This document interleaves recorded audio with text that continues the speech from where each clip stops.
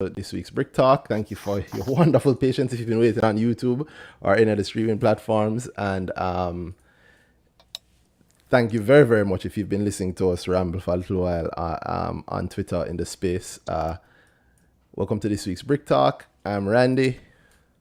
And I'm Danhai. And as usual, we're talking about the stock market and anything market or business, local business, market, investor, stock market, whatever related topic that you might have. And doesn't have to be local, but of course, I always have a bias towards the Jamaican stock market. As usual, I just remind you that nothing that we say on the show should be misconstrued as investment advice. I am definitely not an investment advisor. Danhai is a licensed investment advisor, however. Yet, regardless of all of that, you should not take anything that we talk about on the show as investment advice. If you want to have a session with Danhai, you can book him at dhalladvisory.com. And within an investment session, that's a clear, stated, personalized thing for you, which is completely separate from us just talking here about the market. Things that we mentioned might not be suitable for you, and certainly shouldn't be taken as buy or sell advice. All right. If you're not used to me saying that yet, you're going to get used to saying it because we're going to say it a lot on BrickTalk. If you're watching us on screen, the thing that you see at the side there is My Money JA. It is easily one of the best places that you can get your market information. The stock market, you should sign up, mymoneyja.com. You'll hear me mention that all the time. And you'll also hear me mention Grow, which is my investment course, which will come up too. But the official topic for this week is last call. The last call, because we are at the end of the year pretty much. 2022. I don't know if it's been long or short, but in investment terms, coming from the point of view of the stock market, we are at the end of the year because we're at the start of the final quarter. So it's the last chance. If you wanted to make some money from stocks this year, this is the last chance to actually make it here. Obviously, it doesn't mean that there's any rush. It doesn't mean that the market is spending money. It doesn't mean you have to buy now for whatever that. It will be there the whole year. A lot of things will come. We mean, this segment of the year is the last of the year. So yeah, I saw that being taken exactly the wrong way. yeah, and if you invest, or some people invest, like some people invest along quarters. I mean, I have an annual goal, but I break it down into quarters. It becomes like a time where it's almost like a ritual where you are checking where you are. Like you started this out earlier than I pointed out, last year this time what was I doing? Or last year this time how was I viewing the market?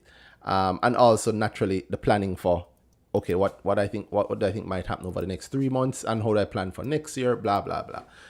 Like a good game of pool, the real skill comes from not just making the shot but setting it up for the other shots after that. So yeah, last quarter bricks. Again, apologies for the little iffy start. If you're watching us on YouTube, if you want to join the conversation, click the link in the description. We are live on Twitter, where you can search for us using the hashtag BrickTalk, or just look for the earnings season account.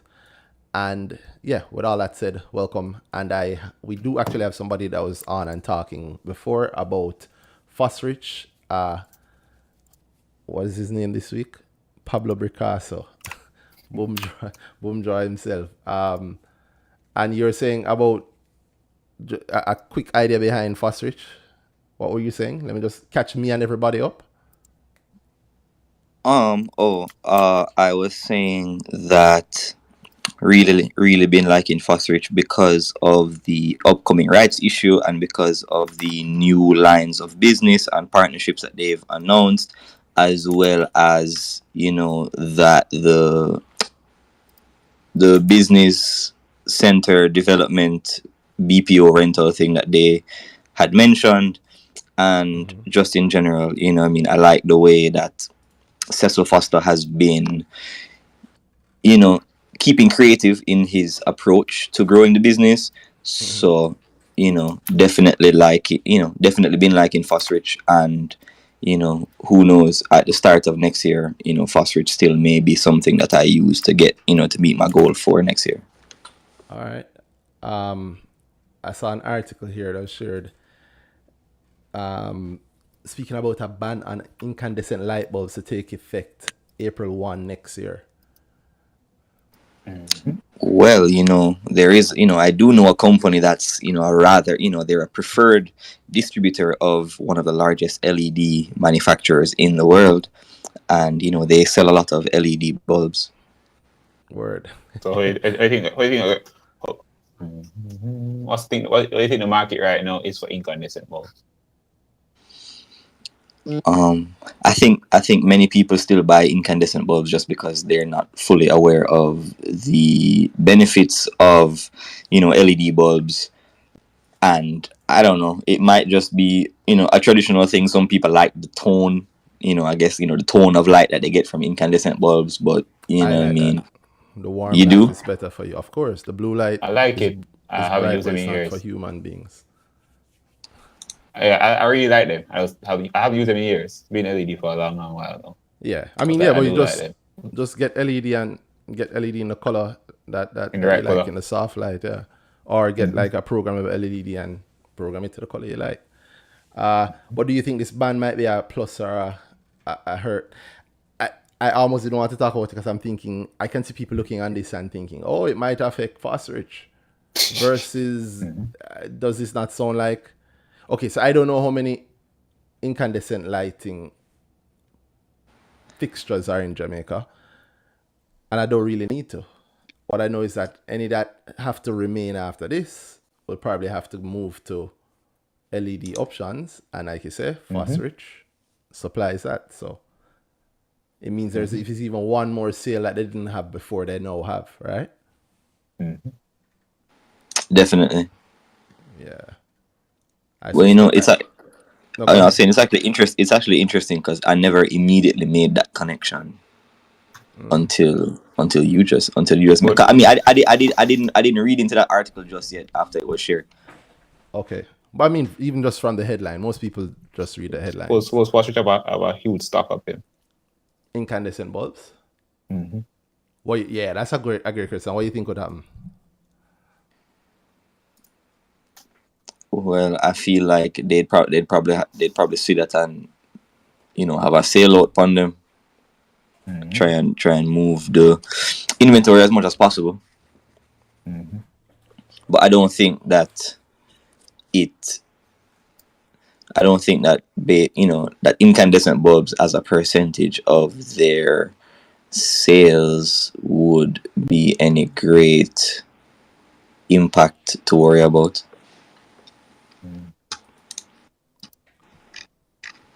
You see, that's one of the things I talk about, like the perspective of fear. You mean like if they have incandescent bulbs, they wouldn't be able to sell them? No, Or no, what you saying that the I'm lack of those sales, the lack of being able, those sales coming from their numbers, don't mean that their numbers dip to any appreciable measure, right? yeah, I'm saying that even if if they had to suddenly offload all of their incandescent bulbs at a discount, I don't think that it would cause any like great reduction in their revenue, especially against the backdrop of their revenue increasing. But then revenue is a magic. Think of it from the other perspective. Somebody who can use an incandescent bulb now has to buy an LED bulb. The ban is not a thing then. But Yeah. but yes, everybody. No, Randy said the right thing. There's nothing wrong. Think of it like if the plastic straw company no longer being able to sell plastic straws isn't necessarily a terrible thing when you consider that that company now their bamboo straw paper. line or the paper straw line immediately flies in value. Exactly, and they know exactly the people that need straws. Now think of it the other way. This might actually be a boom for them. Right. Yeah, because There we go. many people are gonna try and get ahead of the ban and buy up a they're gonna have to switch their whole place, their whole house or their whole business or their whole office building or their whole housing development. The ban is not on usage. It's bringing them in and any selling of them. Yeah. They had already. Right, but I'm saying like in 2020, after 2020, after April 1st, 2023, there's still going to be people making new housing developments or And they'll new have to buy commercial. lights. and lighting Yeah. fixtures. Yeah, but those sales would have come to them anyway. Any sales from that would Anyway. have come to them would have Yeah, come they to already them have that. anyway. Yeah, I'm saying that the actual event of the ban and its implementation could actually be a sales plus for them.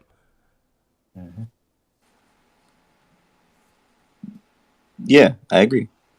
Yeah, but do you understand in what way?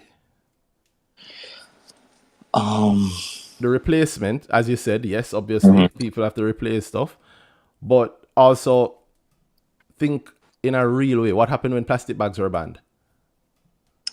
Paper bags started selling like crazy. Yeah, but what really happened?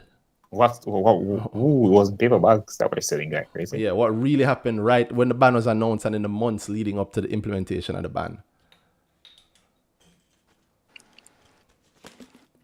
I'm not sure. People were buying plastic bags like crazy. Plastic bags. People are hoarding them. Scandal bags are luxury. Companies bought them. Companies bought out. I know companies that bought a year's supply because they never want. Yeah. I don't want change. That means that I probably wouldn't be able to sell. Under normal circumstances, I would not be able to sell 1 year's supply of plastic bags in 1 month to a customer. But because there's a ban coming, this customer is buying as many as they can. How many lighting fixtures you think are in places where this one it just use incandescent bulb and I can't bother, so I might as well buy like 50 incandescent bulb. You really have incandescent bulb or anything there? Yeah, that's what I was saying. Like it's really more about. There are uses. I actually don't know. It's something I'll check. No, there are. Even the article, it speaks about some sectors that need time to adjust. Chicken farmers. There might be use of it, but I'm just think of human beings as human beings. If people went out and bought a lot of plastic bags before the ban, simply so that they'd have as long as possible before their personal supply, whether it be for business or whatever, ran out. How likely is it that there's gonna be cases where, listen, we can refurbish the office this month since we need to fix the light bill anyway, or we can spend 1/10 of that cost and buy a year's worth or 2 years worth of, but like let's just stock up because I can't bother change out this thing to LED. And I don't mean like a simple bulb. I don't just mean like a simple bulb. I'm thinking of cases where it might be good. It might be cheaper. It might be for whatever reason. You get me? I'm just saying that the element of the ban coming into play, the possibility of the ban, the demand. There is some likely of demand increasing, heavy demand increasing because of a deadline. Right. And on the other side of their business, the ministry said that they're going to embark on a comprehensive public education campaign. All right, so the sentence says, it says it will embark on a comprehensive public education campaign to inform citizens of the benefits of replacing incandescent light bulbs with energy-efficient lighting technologies. Or, and this is not what the sentence says, but another interpretation of it is, it will embark on a comprehensive public education campaign to inform the citizens of the benefits of buying products that this company sells. Right. It's that simple. That's free marketing. Courtesy of another company. And courtesy of some tax dollars too, but yeah. Yeah, and it also gives Fosrich an opportunity to do their own, marketing and advertising. No. If you have some shoes to sell, and you can take $3 million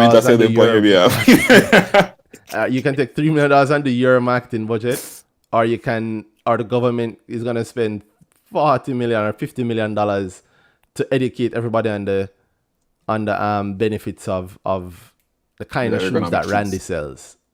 Why not save you $3 million? Or why not cut your $3 million down to $1 million and use it in the most targeted way? True, yeah, because if everybody already know the benefits of the shoes, you would just have to advertise and say, "Hey, me have the shoes." Yeah, your thing is more about presence versus explaining why you need it, because a bigger entity is handling that for me. COVID testing done here. Yeah, and of course the government is doing that, and of course I think naturally I think JPS has always done it and will continue to do it. And if you know anything about Fast Rich, you know some of the stuff they've been saying that they've been like, they obviously partner with those. Well, they definitely partner with JPS in many ways. So it's very likely that there could be, you know how JPS will tell you about places you can get bulbs wherever, and big places have bulbs such as Fast Rich and yada yada yada, right? Like it's not just Fast Rich. It names like a couple of, I'm sure they'll name a couple of places because you have to say where it's possible. I'm sure they'll have drives where they bring in your incandescent bulb and we'll switch out. Yeah, maybe the MPs will be handing them out in the public square. I am not comfortable with those sort of use of the constituency development fund money or any government money like that. You know, I never said when we went into light bulbs and politics, into light bulbs and government. I am not a fan of any light bulb and politics. I don't know if you know. Google that. Yeah, we've made that mistake before. But what I do, Cuban light bulbs. Yeah, I do think that there is an opportunity for. I think of it as a boon for Fast Rich, a possible boon for Fast Rich. No. So hold on. So I have a question then. So if they're about to ban incandescent light bulbs, so is it possible that the government gives a tax break or incentive for for people who are supplying LED bulbs?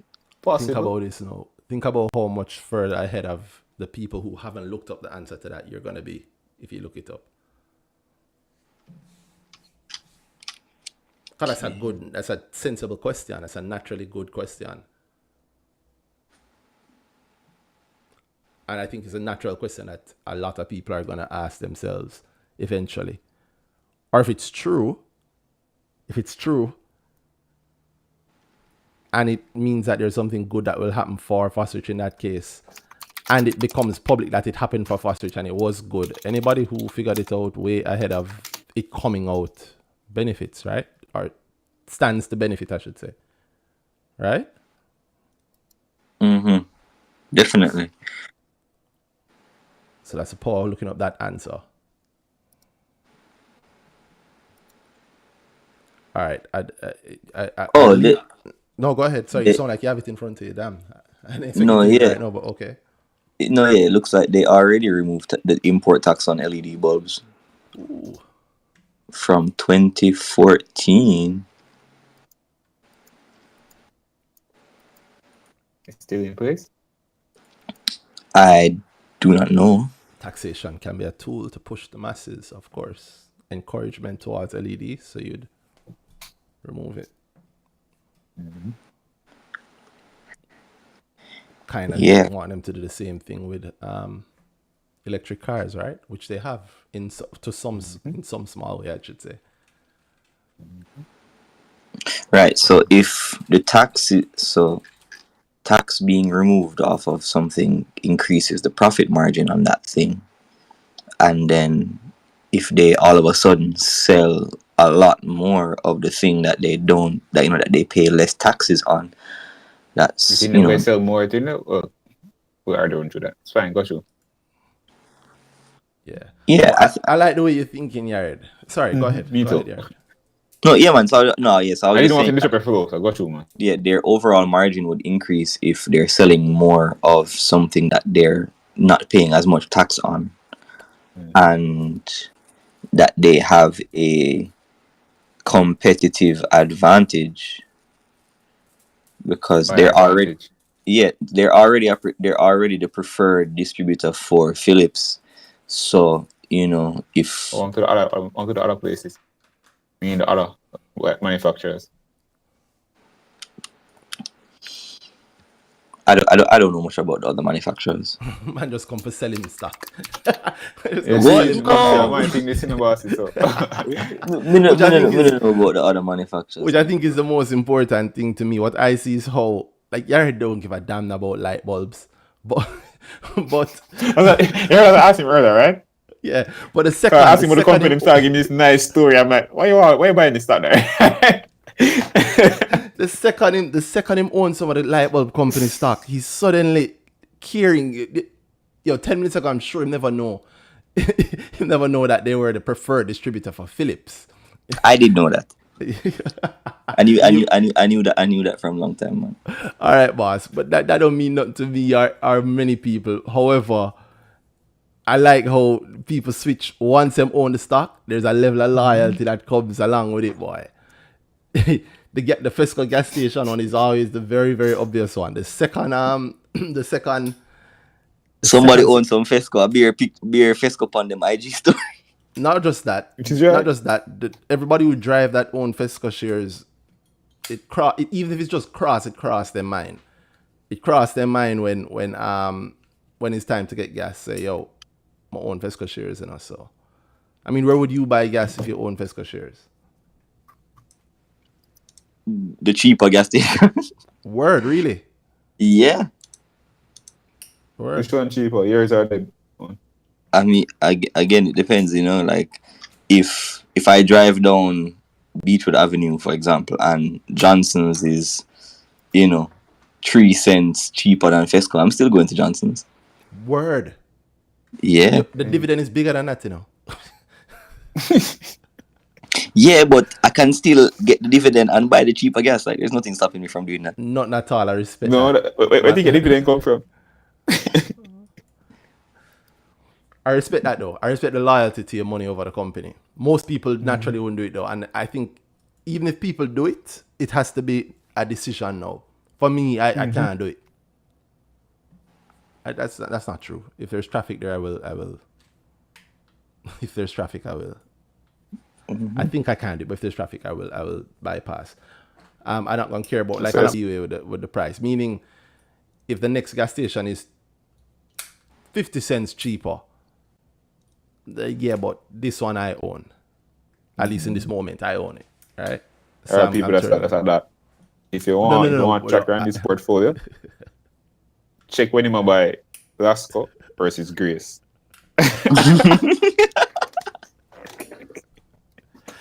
It depends on how we're buying. Yeah, but one month booty beef is Lasco. 2 months straight of Lasco, something up. If you ever see me buying Lasco corned beef, well, no, there's only one brand of corned beef in Jamaica. Come on. Come on. There may be something else, but there's only one brand of corned beef. There's only one type of sardine. There's certain things there's one of in Jamaica. No way. I don't we turn this into ads for these companies. All right, the next person we had, as it 2 people, Dr. G and R Hardar.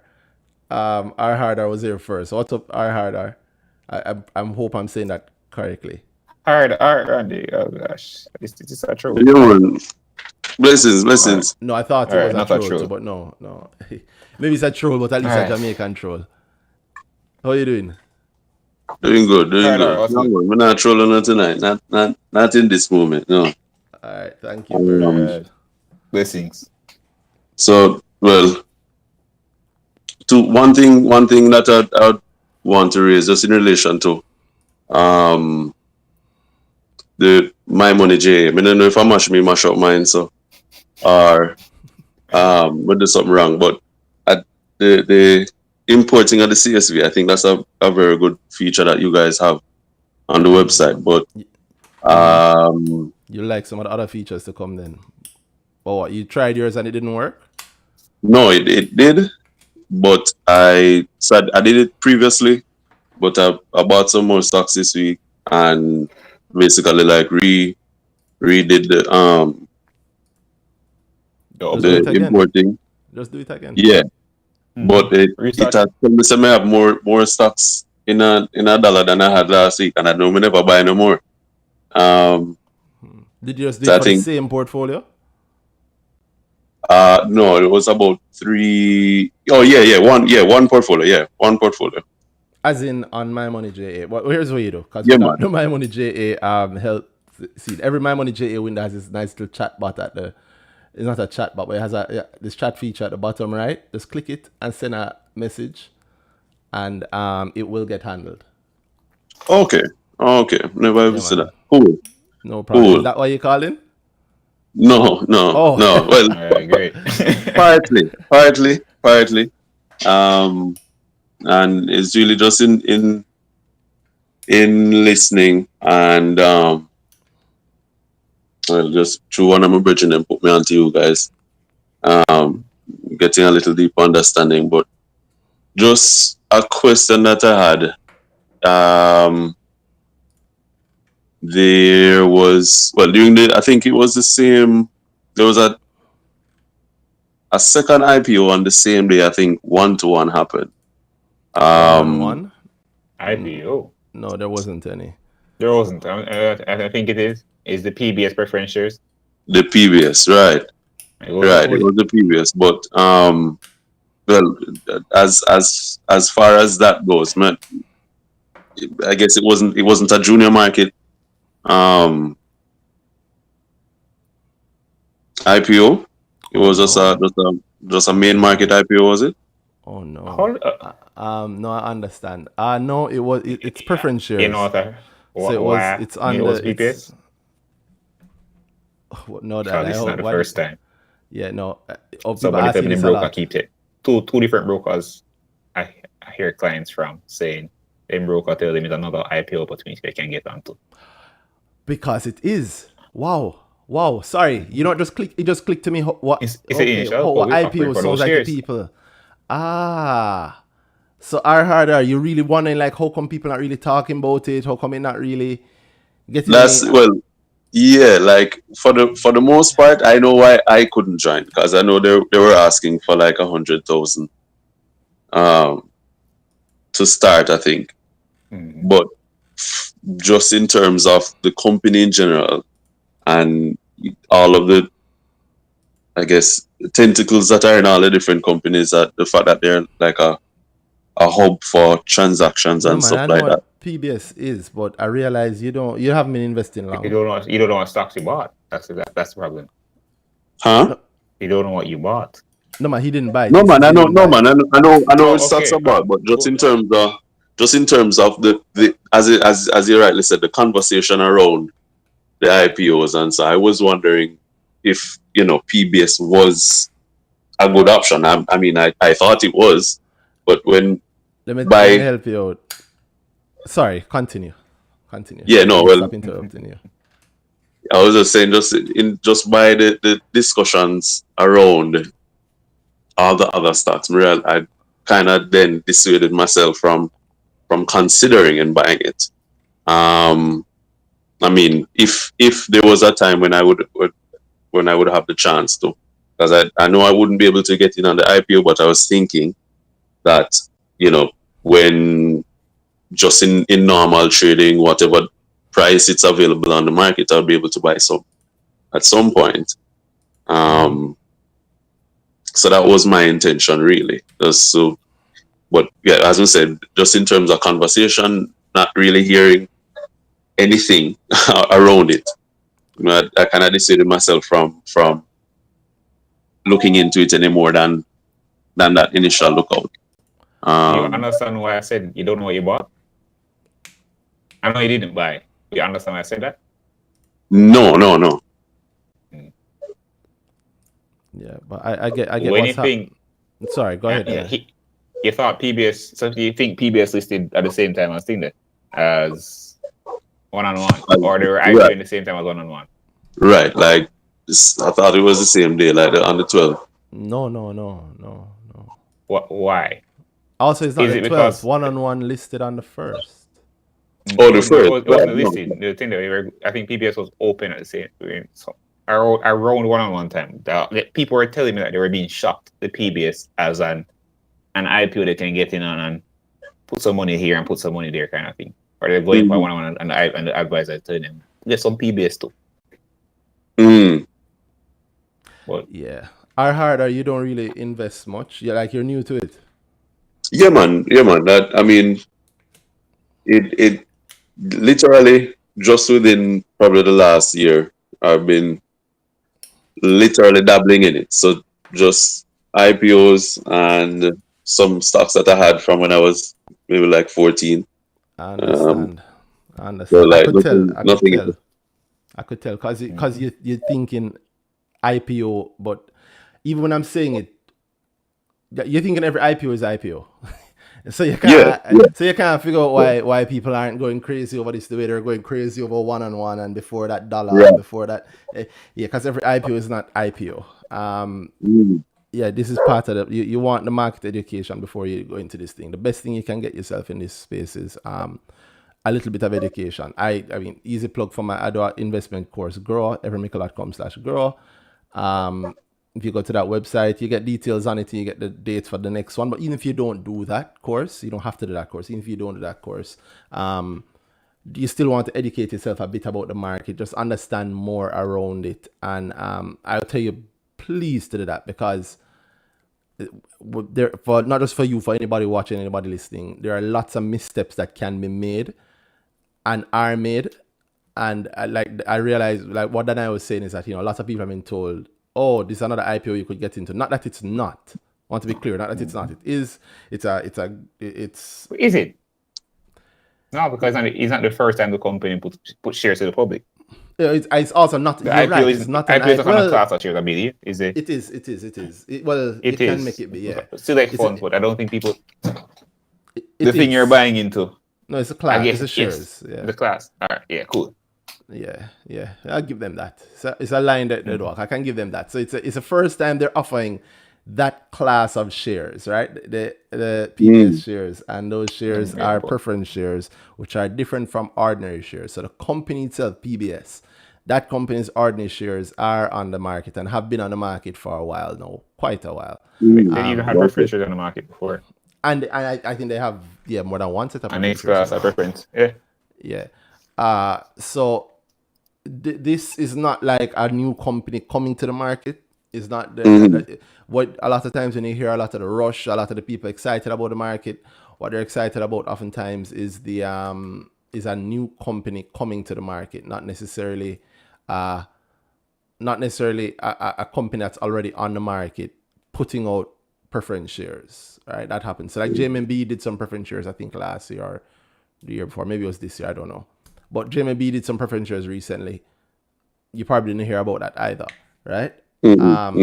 Like I hear you talking about the strength of the company and what they're doing and their regional footprint. All that stuff impacts the main company, the company itself, which has those preference shares, that debt, and it's perpetual preference shares. So it is like I'm trying my best not to use terms like good or bad. I know people want to hear that. It's not good or bad. It is what it is. It's not typically what you're looking for. Yeah. And it is not your goal. Yeah, it's good for a certain type of investor looking for a certain kind of return, looking for a certain thing. It has its uses. Why I'm saying that, if you're just new to the market, you want to, and not just you, anybody listening or watching, want to get that education up, is because of if you just say, yo, may I buy IPO, you probably would buy this just because, yo, it named IPO. Yeah. Which is exceedingly dangerous. That's not how the market works at all. Like, you can lose a lot of money doing that.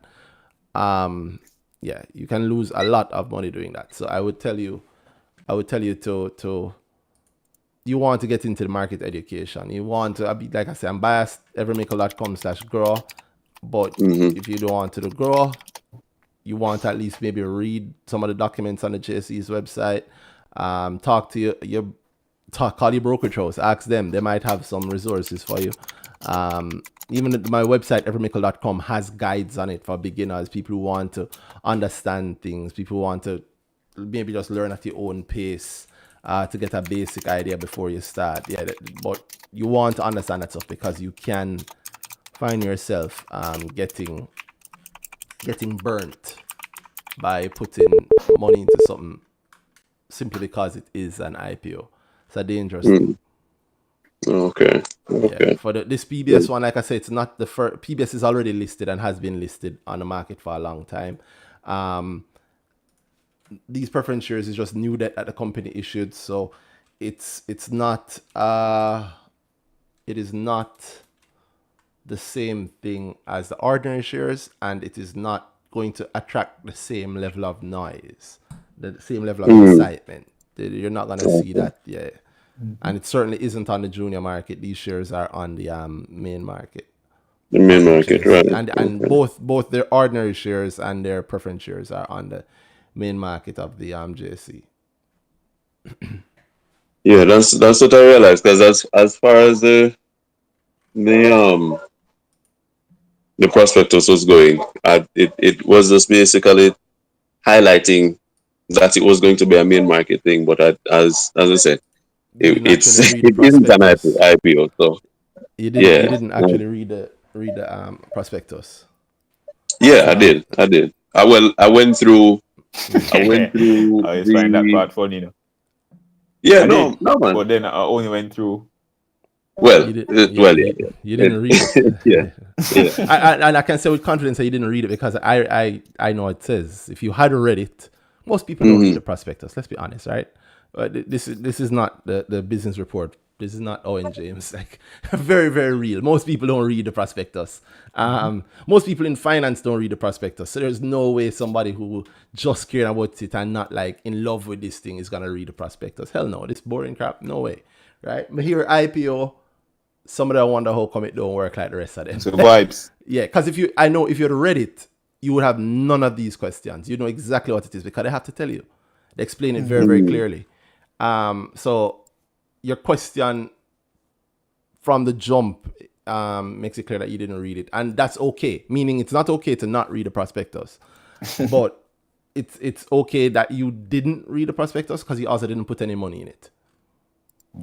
But if you want the knowledge, if you want to understand what it was, or I would tell you and anybody else is thinking of putting their money in any prospectus, in any IPO, read the prospectus first. All right? Read the prospectus first. The prospectus helps you to understand everything that's happening completely. I know it's boring. I know you might think, boy, I mean, I understand that you can read, from you can go shop and come back with the right change. You can understand the prospectus. Yes, but just actually read it. Only if your money matters to you, though. If money don't matter to you, I mean, do what you want. But trust me, like, if you didn't read all of it, there's some sections, if you read even just some parts in full, you'd have a much better idea about what it is that's happening. Yeah, so I encourage you to do that. You and anybody else, just man, just actually read it, man. And please, because I like that you're investing. You say you're dabbling in it. I mean, I don't care about the prestige of the dabbling in it. I want you to understand that dabbling in it means you're placing your Putting money into something. Yeah. If you're putting money in something, you might want more than double. Yeah, man, you're not really dabbling. I don't know your pocket set up. No, but just general information for you and anybody watching or listening. If you're going to put your money in something, give it the level of seriousness that you use whenever you're putting your money in something. That's what I'd encourage you. Yeah, there's no dabbling. Right? Dabbling is akin to gambling. Investing becomes gambling if you don't do the work. Yeah. If you literally do the work, the research, you very quickly understand how accurate what I just said is. Like it stops being, the market stops being surprising. The market doesn't surprise. The surprise is when, not if. And there are ifs on it, but it's a completely different thing. The market changes. Different kind of if. Yeah, completely. But just read it. Just actually read it. And that's for anybody. You don't have to be a finance person. You don't have to be a nerd. You don't have to be just if you're thinking about putting your money in something. Tweet nerd mode, #nerd mode, and take the day and just read it. And it being whatever you think it to put your money in. So if it's a stock, read the last set of financials that come out. My Money JA, every stock is on it. And I mean, you don't have to even pay to use it. We'd love if you paid and use that, got a paid account. But you can also just use the free account. You can go on and see, click on a stock, understand what it actually does, and look at how it has been doing. You can understand those documents. If you think you can understand it, read the prospectus for the company or the annual report for the company, the last annual report. And it will help you understand whatever you think it put your money in. And do this before you put your money in. Don't put your money in and then go read it. I mean, if you put your money in and then go read it, that's as bad as buying your license and then going and learning how to drive. So, I mean, still thank you for doing that, but it would be much better if you learn to drive before you buy it. Well, you would need to buy your license if you learn to drive, right? Right. Supposedly. Wink, wink. What other stocks are you in though? Or no, you know what? Don't tell me what stocks you're in. Tell me what you have been looking at. Because let me touch the theme of the show again. We're talking about the last quarter bricks. So if people care about making money or recovering a portfolio, maybe things never go the way you want. Here Maybe it is. Close here. this is the chance for you to recover anything that you've missed out on in the year. So our harder, since I'm willing to talk about this with anybody. So if you want to talk about this as stock, a specific thing you have planned, you want to know about your plans or something that never went right or whatever, if you want, here we care about, we'll talk about a couple of things, I'm sure. Send a speaking request and we'll get into it. Our harder, since you're on, you can tell me one thing that you had planned for the last quarter of the year or anything you're looking at and considering other than the PBS. Well, for my try look if there's a possibility of getting some revenge with Millpack. Just with I think probably about the second pass or maybe third quarter last year. I entered Millpack at about $3.50, and well, you can see where it is now. So probably about 4 weeks ago, I basically just like sold out that stock completely, and had the money sitting there, and then I decided this week really just to reinvest. So I did some Dermon. Boy, hold on, boy. I feel worried because you're throwing money around the market, and I know you don't really know the market, boy. That's like I feel scared. No. Well, The revenge on Millpack part, that was it. Yeah, the whole thing sounds scary to me because I know you don't like it. You're being like you're doing an investment thing. You try a thing. yeah. That I hearing this the same way I hearing. Yo, me need to pay the rent in December, so I buy a lot of now. Like same feeling I get. Understood. Take the time and stop and understand the whole thing before you do anything like that. Yeah, I'm scared because then here's a position you put me in also, and worse than I. You mention a company, and we talk about the company and we explain if it's good, what we first think it's good or bad, and what we like, what we're saying. But it's like if somebody don't know how to ride a bike and them talking to me about the mechanics of doing a wheelie, and I know say yo, they're not ready for the wheelie thing yet. But them come out talking about it, and then I'm starting to talk to them. Yeah, man. So my eyes are, and I'm doing it to you, knowing that yo, I'm helping you to do something exceedingly dangerous. Yeah. You need to up the knowledge first before you do anything like that. Please, I'm begging you. I'm really begging you. Yeah, because that has to go through the gate because that the money they spent already. It's never too late for education. It's never too late. No. Well, yeah. Well, in terms of just the reinvesting of it, that the part they already have. So it can sell tomorrow. Not tomorrow, but Monday morning, right? More can Monday go on top morning. of it Monday morning. Yeah. So it's not once you have life, you have the chance. So there's no. Well, yeah, that's true. Yeah, that's true. Not quite through the gate. And especially when it comes for education, yeah. I don't know anybody who finally learns about investing, finally understands stocks and the market and get a better grip of it and then go, oh, I wish I'd take more time before I learn this. Like everybody. Yeah. Why would you think that? So that's again. Interesting. No, I don't know if I'm hearing you wrong. No, I was saying pretty much that I've never heard anybody who has learned about the market and understands it. And when them learn it and them finally get it, them go, oh, I wish I had taken longer before I learned this. No, everybody wants it shorter. Yeah, was it said? I think I didn't get what he said. No, he never said anything. But no, man, he's pretty much saying, the horse gone through the gate, and I'm saying that, yo. Oh no, yes, yeah, okay. You can always learn more. I mean, literally, if you can load up the JC website now, you can load up everymickle.com and read the starter articles now, right now, and you'll understand much more, right? what's an IPO and how do I get into one? I wrote this a long time ago, and I keep it up because it's not like it's still applicable, right? It still explains so much about just the basics of the process, right?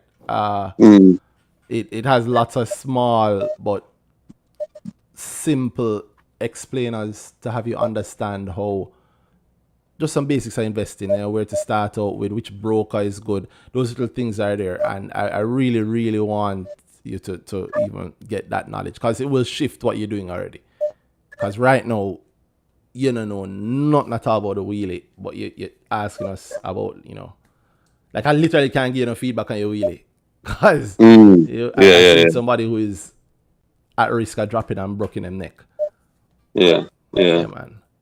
Yeah. Usually I do. I mean, don't get me wrong. I'm not discouraging you.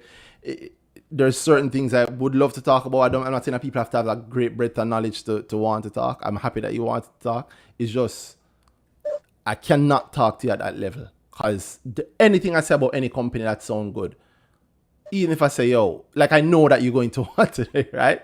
Or if you tell me something you put your money in and I feel like I confirm it, you might feel like I have confirmed a decision that you made on nothing. The wrong basis. Yeah. And I know that will happen. And while like there's just a line I can't cross in terms of just safety. Safety. And it's not even like it's a legal line. It's really just a moral line. Like I know. Yeah. You be the one setting them up, basically. Yeah, man. Because you know better and still go. Yeah. I begin you. everymickle.com/grow or everymickle.com/blog. I will share a link to it, to the earnings season space, and you can check it out, or you can just go everymickle.com right now and click in the blog section. Just bringing it up now. So yeah, man. Please. I really want you to I really want you and anybody listening to just get this kind of knowledge. You can either come to Grow and I can teach you, or you can read the articles and learn, or you can do both, or you can link Danhai if you can't bother with none of that and make him do it for you. You follow what him say, but yeah, can't teach you the wheelie here, so cause you broke your neck. And I feel it. I feel like I have some responsibility there. I get this. Hey, it's funny. I get. You know I get this a lot. It's you come to me with something that I know requires more input than I say, because if it stop going the right way, then think that. But you want 100% in 1 month. Yeah. It's possible. But if you're starting from scratch, it's probably not for you. Yeah, you want to take your time and get there, because, like I said, you want to understand what's going on. You want to know what can go wrong, at least. Because suppose Randy confirmed something, because Randy know why he's supposed to. You and Randy agree on stuff for all the completely different reasons. Randy knows what he's looking for exactly.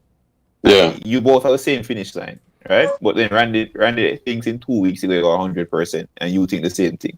You just depend on the vibes, Randy, and boy, this event is going to happen, that's going to cause that. But he knows that next week something will happen before that thing. And if that thing don't happen, Randy not going to bother with the thing. Not going to bother stay in the stock. So him agree now, and then Monday morning the thing never come and Randy go about in business. But then you're waiting for 100% you and Randy agreed on. Yeah. What's more, it's not like I can find you, come to you and say, oh, yo, that thing there was. It's like I can't do that either. Yeah. So my boss link up. The train derail. So please, I beg you, and anybody, everymickle.com, just click on the blog part up top, or you can go to /grow or click on store if you want to come to a class, but I don't want. Yeah, man, it makes so much more sense. It's so powerful. It's so powerful when you actually have the knowledge, please.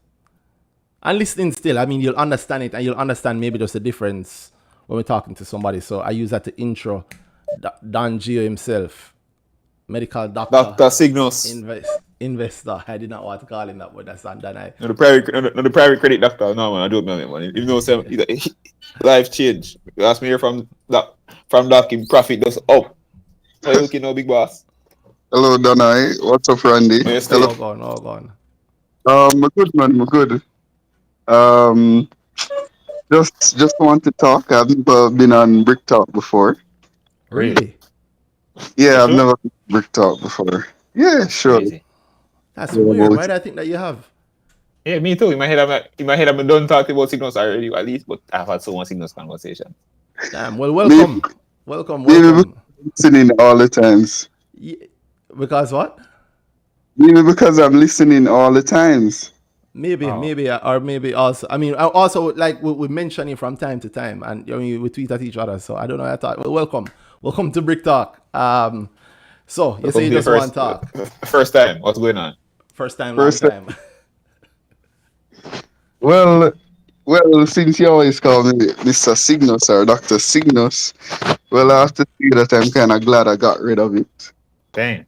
Warning me from long time still, and it's one of the saddest stocks on the market right now. Damn. What's that? Cygnus is It's one of the saddest stocks on the market. Yeah, let's keep on selling it. And I learned a lot still over last year. I learned a lot about investing through CPJ, FESCO, especially FESCO. And I was determined that this year was going to be different. So this year has been different. So things been good. Things are that. Yeah. I love that. Yeah. I love that. You make an active decision to change how you invest. Yeah, man. I love that. That's a hard thing. It's a very hard thing. Well, for a lot of people, I know me. The moment I see the problem, they have to sort out. Yeah, man. True. It's funny because you go in there with something that a lot of people need in the market, but then applied in the wrong place, then you have an actual problem. The conviction. I will buy this thing. I will hear everybody else disagree with me, but I'm gonna stick it out because the things I think are happening for this thing are X, Y, Z. Winners are there, but losers. I think more people do that and lose. Would you think that, Randy? The whole heavy conviction and lose money versus heavy conviction and make money. Yeah, more people that because immediately what happens is that you transmit your heavy conviction about buying the stock into loyalty for the stock, right? That's like betting on somebody in a race and seeing that them falling behind and then saying, no, that's the person I bet on. I would do that all the time in sports. You don't want to do that for your money. There's no reason to sit in a loser. You're not asking no things. Yeah, go eat top of the league, brother. Calm down. I realize you're a fan again. What's going on? No, I'm back on the wagon, boy. I hate how much that side make me want almost believe in them. It's painful. Anyway, please don't do that now. Yeah, Gio. But Gio, you say you recover. You sound like you actually recover everything that you might have missed out on last year. Like you recover. I know you'd have been down on Cygnus. You recover all your losses. No, I never lost money from Cygnus, you know. Oh, I just never made any money. John Star. So that's a good story, to be honest. I mean, better than boy I lose. When you first came, I was going to say, that lesson often comes from a loss, and it's a hard lesson. But coming from break even, that's nice. Oh no. It's terrible when you have a discussion with somebody about a stock, saying that hey, this stock not going to move past a certain level, and why should this stock move past this level and your signal's not moving? and then you see the stock go up like 200%, 300% from that point. That is hard. That's, Yo, that's pride beat it in the beginning. You say, yo, me not go wrong, so I'm gonna stick with it. Wow. No, so yeah, man. what incident was that, sir? No, it's okay. We don't have to go back there. Yeah, but the lesson learned still is that, as what he said, you shouldn't love and wife any stock too much still. Yeah. You must Never just yet. Yeah. for the Even profit. too much. Yeah, and But no. You cannot wife it up. But divorce is a nice solution. Divorce doesn't ruin any happy marriages. It just ruins it ends the bad ones. Right? Yeah, that's true. That's true. yeah, but come on to talk about dollar still. That's Want what to you talk came about on to fast? talk about? Yeah, but I dollar. thought you test for a tree. Well, Spurtree kind of slow down still, you know, and I move Really? my money something else. Yeah, it kind of slowed down a little bit. Around the time of dollar, so I just move my money. But I watching I it. know that things you're saying right now. At all. No, no. Okay, so before earlier in the year, I was rinsing Spurtree, right? Rinsing it, and I realized after that 10 million guy came, 10 million units guy came at 4, it kind of made it become stagnant a little while. So I just moved my money and put it elsewhere. So I still watching it. I'm gonna tell you a secret. You Mhm. never change this. The thing you said just now did not. The recovery did not change anything. It's still saying the same thing. They slow down X Y. Rinse it. You're Oh, in and out of separately, or what mean rinse? no, early in the year I was buying it, buying it and selling it, buying it and selling it. So every time I get a 20, 30%, I would sell it. Really? And yeah, I would buy it back. 20-30%. It's a spread. How Yeah. often did you do that? I did that around probably 3 times or 4. As in, you bought it and sold it at 30% up. Oh. Sold everything Yeah. 30% up? No, like half and half. Like, Oh, so you hit 30 and you're selling into it, and you watch the rest drop, then you go back. Is that Wait really there. there? No, hold on. Wait, then you buy You back buy at all. it, you sell it, Mhm. you sell some of it 30% up, then what? Not 30. Yeah, what you do? so like okay. So I would buy it. Okay, so let's explain the play. So at IPO, sold it at the peak. I think that was 266, right? And I bought it back at 203. I put a lot of my money in it. Most I've ever invested in a stock at that time. Then it went up to 3. I never sold it. I sold it at 330. When it fell back down to about 3, I bought it again. It went up to about 380, sold it. Then it come back down to about 340, bought it back again. Then it go up to 320, 440, Jesus. 420, sold it. Go back down to 360, bought it back again, and then do the same thing. Which broker you use? What's the broker fees? You can't say which broker. It don't really matter which broker you use. Oh, you're using JMB. Yeah, and the fees, I think, 0.5% on trader Yeah. fee, so Yeah. 9% basically. Yeah. 0.9 something percent, 0.91 or something like that. Yeah. 0.91 after everything added together. Something Mhm. like that. Yeah, I but know the it's stock, 0.9 something. I was carrying with the full. the stock I made the most money from doing that though is tropical, because we never really have that connection with tropical. So as soon as it got 15-20%, sell it. I did it around like 6 times with tropical or 5. I made the most money. I made like 80% overall What from what tropical. what do you use to know that you should sell? Mm-hmm. Boy, Right. I usually have this thing where every time I get Spider senses. 20% or 15%, 20 to 15, 25, I sell. And then That's a terrible range. 20 to 15, 25. No, hold Yeah. on. How you Hold on. decide? Yeah. Oh, sorry. Go continue. Mhm. Our this side, Yeah, that's No, you just decide, like where that 15 to 20% thing come from. It's never mattered to me. I just whenever I get 15%, when you get 20%. 20 sometime. When you get 20, you get what I said? If you say 15 and you don't sell, what makes you not sell at 15?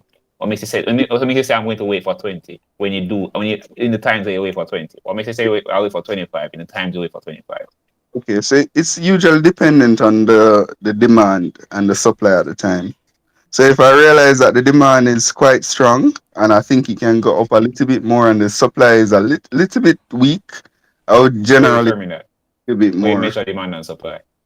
Oh, I measure it? Okay, so I look in the sell queue, right, and I look at the demand, the volumes wanting to buy, and how much persons want to buy a lot. So, like, if you look in the QAC, like somebody want to buy 1 million units, and they want to buy close to the sell price, like things like that, and then the What you mean sell up. like pre-open? You watching in pre-open or something? Or that's Even throughout the during day? trading, even during active trading. Oh my God. Q watching. How did you Yeah, know? How do you know that a stock is going to go up though? When you're buying it, how do you know it's going to go back up? Need to go up. Yeah, like what's the last stock that you bought? I don't want to use pretend stuff. Let's use the real stuff. What's the last stock you bought? dollar. Dollar. Yeah. When? When you bought How it? much? I think it was last time I got paid. Was it the 26th or something like that? You mean okay? So September. September. Yeah. Okay. Price you bought that.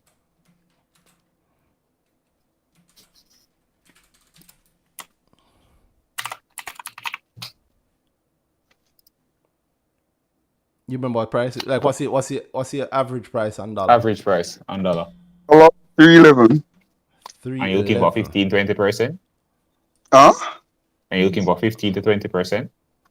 No, I haven't sold that one. Yeah, but you're So looking for that. But What if you you wait? look, You bought wait. if you When say you 15 bought tomorrow, it, you'll be selling. Are when you you selling? bought it, what did you buy it to make? Or maybe it's not 15 this time, Danhai. So I want him to say it. What were you? What Are do you you talk? think you're Go through making the whole off play with it? it.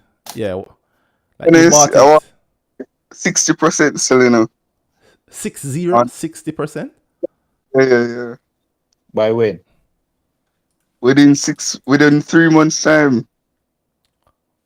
Wow. How do you decide to not do that day trading thing you were doing earlier? Right. So, What makes? Are you going to do it in this case? If it goes 15% tomorrow, are you selling? all right. So that they reached me earlier. I think probably 3 weeks ago when dollar went up to about 380.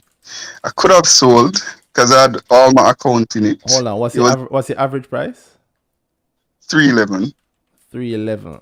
Okay. Yeah, it was 22% at that time. But the same thing that happened to me with Cygnus happened again with dollar. What's that? The thing where you love the stock too much. So Okay. when did you start buying dollar? Because you had it before 26 then. That's in the 380 time. That's a start of September. September 8, 9. 78. September 7. September 8. Yes, September 8 was the only day was at 380. 383 was a high. So I had it you were from buying before that. So I had it from IPO and I sold it when it peaked at about 355. And I bought it back a little bit too early. When it fell to about 320 and I kept on buying it when it fell down. But I put more time. That's fine. What you're using to determine that What it's are you too using? early? So wait, the moment you're buying, you don't decide what you want out of it. You don't decide the timelines and again you want to get. What makes it too early? What made it too early? It went down to about, okay, so I have this thing where I can that I work based on all the previous IPOs. I worked out this thing to say where this stock going to reach the lowest and then you can go back up, right? And Really? And does that work?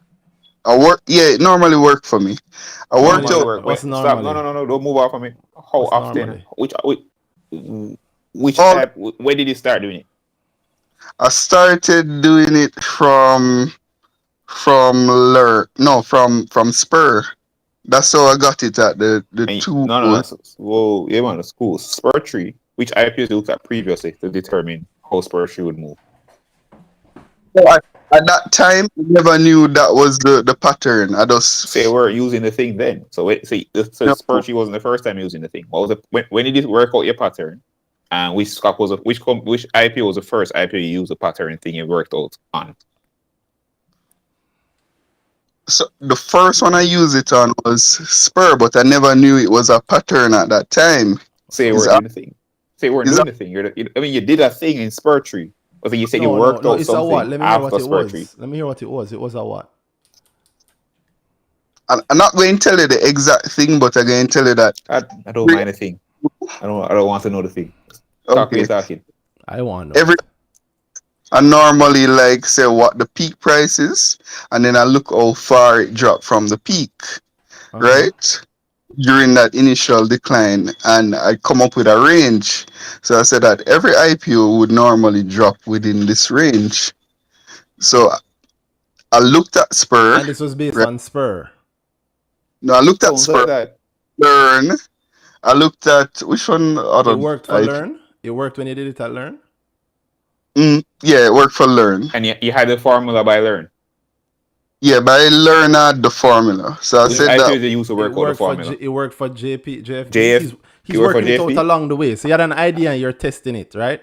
So you had an idea and yeah. you had an idea and you're testing it. You tested it first with Spurtree, so that's the first week of January. Mm-hmm. And then you tested it again with JFP. No, I never tested with JFP. Okay. You say it normally works. You tested it with Learn? Tested it with Learn. And it worked? And it worked. Yeah, it worked. And so why did it not work for dollar? You hold on, you tested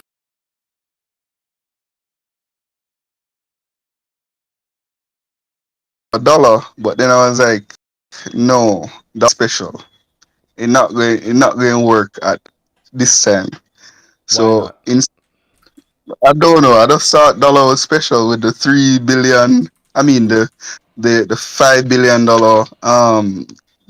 with the 5 billion that they got from the IPO, and they only wanted 500 mil. I was saying there's going fall to this level. Meaning, so I don't. Okay. Right. So yeah. So I never use that formula. For one-on-one? I use it for one-on-one, and I got one-on-one at 176. I worked it out that it would fall at 175, and it touched 175, then went up back. So and why does this thing exist? What's the basis for your model? What's the basis? Real life. Don't give me a percentage you calculate. Why does the thing happen in this way?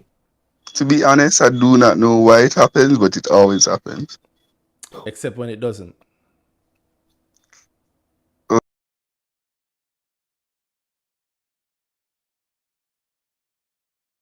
Dollar was special. No, it did work for dollar. I did not believe, and I started buying dollar too early.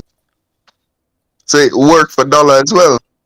Okay, so this was used for IPOs, but no, we're not talking IPOs. Now we're moving to the IPOs of the market. FESCO, where the thing been trading over a year now. So you know, you bought FESCO, you're down to an average of 311. Dollar you're talking about, not FESCO.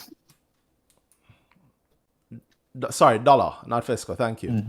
So dollar, and you're at an average of 311. And you bought it expecting, isn't that what you said?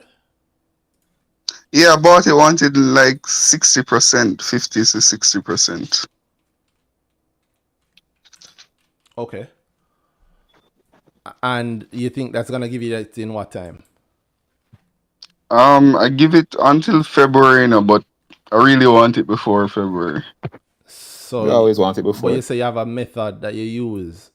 And you say usually when things get to 20%, you feel like selling them. Right. Oh, that's the thing. Or 15 or 25 or 30. So that's the thing. When I don't feel connected to any stock, I'll sell it at 20%. But the same thing that happened to Cygnus is happening to me now with How do you know the problem or not? and not work around it. What is the thing that's happening to you? You're falling in love with the stock too much.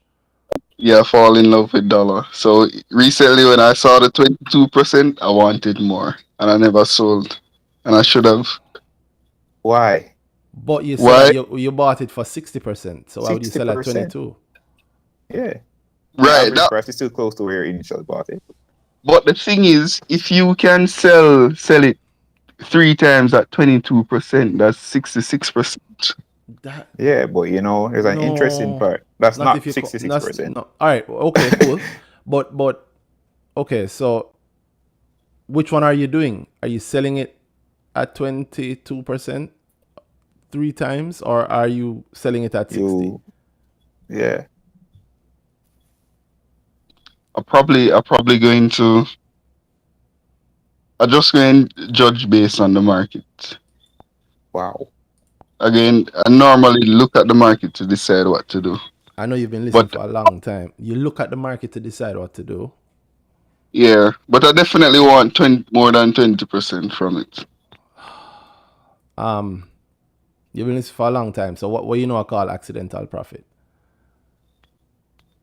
When you don't know the reason why you make the profit. And I say it's the most dangerous thing in investing, all right? Mhm. Cause Gio, you know why it's dangerous? You are on a road, bro. Yeah. You're along the road of that danger. Yeah, you're along that road of that danger. You're wheeling like hell.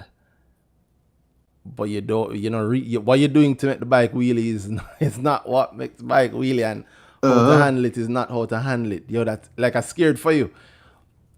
No, the thing is, I am dumbfounded, Gio. the thing is, if you could see me on YouTube right now, you'd see. I forgot the that thing we is, were on YouTube. the thing is, I've made my target for the year from Q1. That's how accidental profit go. Profit works. No, it's not accidental. Well, that's sure. Well, I can't say it's not. Sorry, it sounds a lot like accidental profit. I even asked you. You said you started your model in Spurtree. We didn't start the model in Spurtree. You did a thing in Spurtree and you said it worked there, so it must work for the other IPOs. At Spurtree, you didn't look at at Spurtree, you didn't look at. Did it for? What? It's not IPOs alone I did it for. So it works outside of IPOs also. So you know the peak comes and drops thing there. Remember, I did it. I made my most of my money from Tropical. So when you look at other companies on the market, like everything follows this model. No, I never told you my model. I know, but you say it doesn't work for IPOs. There's a reason. I said I don't want to hear the model. I'm not going to tell you the model is right or wrong on the basis of the model. You kind of hearing the things you're saying. You kind of told us. No. Yes, you kind of did, to be honest. And you're also saying no. Hold on, man. It does not work at IPOs only. It works generally. So the thing you predict the peak, the trough after any peak, works. For IPO works all the time. No, that's not my model. I was just saying to tell you that I made a mistake in buying dollar early because I went against my model in buying a stock that's falling. Yeah, but you have to understand that if you have a little sense, you can pick up a whole heap about the model from that. Then I have a little sense. I have a couple myself too. So like when you said that, you mentioned that you look at the highest price that it can trade for the day and what people are offering in the queue and what the lowest is, and you use that to make a decision. And a lot of feeling in there. No, I haven't mentioned my model at all, or I use to trade stocks. Or what I just said, did you say anything like that around looking at the high and the low for the day, and the lowest it can trade or the highest it can trade for the day, but also what's in the sell queue and what people are, not the sell queue, sorry, what people are offering to buy the thing for? No, I mentioned that but that's not my model. But that's part of the decision that you use to make the buys or sells. If you're telling me to look at these things to make your decision, then that must be in the model, since you use your model to make decisions. No. That you want me to tell you what with dollar now? Bro, Tell you there are now. a lot of people on this call. We No, all go ahead. Go ahead. I want to understand his model because you know what? I have Okay, might be some professional might be there. skepticism, but I'm let me, always open to listen. I could be you wrong. can, So let me hear. Yeah, go right. ahead. Let me tell you my model. Okay. All right. So I have a little document on dollar. Right. Mm-hmm. So basically, I kind of set out my goal. So Mm-hmm. my average price is about 311, right? And my target price is really 630. That's closer to 100%. I have my financial projections for dollar with Mm-hmm. getting the bond, the $1.5 billion bond Mm-hmm. raise by end of next year. Their their profitability should increase significantly. So the loan book is around $1 billion, and they're getting another 1.5. Mm-hmm. So my projection for them in terms of profit by the end of Q4 next year would be about 500 mil. That's the Okay. lowest, Okay. right? Mhm. So in terms of finance wise, they look nice. Mhm. Also, I like stocks with Look a lot of. nice. Also, I like stocks with a lot of news coming out about them, right? So you have the news of the boundaries coming out. That people going like that. You have the news of them acquiring a microcredit license coming out soon because they Mm-hmm. applied in January. And recently, Kadeen Mir said that the BOJ had no issues with the paperwork, so they should get it, Yeah, right? it's Also, almost inevitable that they'll get it. Also, even if they don't get it, there's a 1 year moratorium. So that's within their financial year. Correct? right. So, and also you have acquisition news, especially the thing with access. That going bring a lot of that going bring the company in the news a lot, right? So you have outstanding reports, and they're very efficient. So I expect the report should come out by October the 15th. It's stated. So after 8 days after the quarter close, they're going to present it to the board of directors, and by the 15th day, the market should get it. So Or October, not November 15th, Not not November, November October. 14th. October, they say Why 15. October? So fifth. They say 15 days after the close of the quarter, they're going to Mm-hmm. release the report. That's When what did they they say say. this? They said this from the first report came out, and Kadeen Mears was on Stocks on the Rocks. On Stocks on the Rocks, he said that they're gonna release their second quarter results, their third quarter results, 15 15 days after the end of the results, Yeah, quarter. at end of the they all quarter. yeah they said that they're very efficient because they basically do everything on a week by week basis. So Mm-hmm. by the time they have everything ready already. So by the 8th day, they have it presented to the board of directors, and by 15th day, they have it out on the market. And they say it's going to always be like this. It's not just because it's the first report since listing. Why is it like that? Right? So I expect outstanding results from them. Results from them. Yeah. Also, they're going to open up 3 more branches in Jamaica, and they're going to open one in Ghana. And there are possibility of a future raise, probably rights issue sometime. So that's basically my model in No, but terms of. all you've told me is just things that the company has How told come everybody. What about that means makes a you your model is 20% what make a rise is trade, man? coming?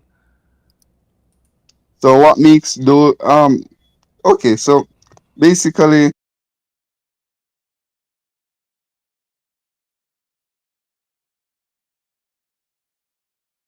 Model. If that's your model. So mhm. this model doesn't apply to So there are IPOs and No. There are additional things to the modeling. I also We look haven't at said anything about a model yet. city of shares. Like where we're going now. So dollar has a scarcity of shares on. Right. So I normally tend to buy stocks with the top 10 shareholders owning over 80% of the company. Dollar top 10 shareholders own about 84%, and I love that I see Gary Peart and Mayberry in it. 'Cause that says a lot to me. What does it And say? it says that these people expect returns and they expect to get crazy money from it. When?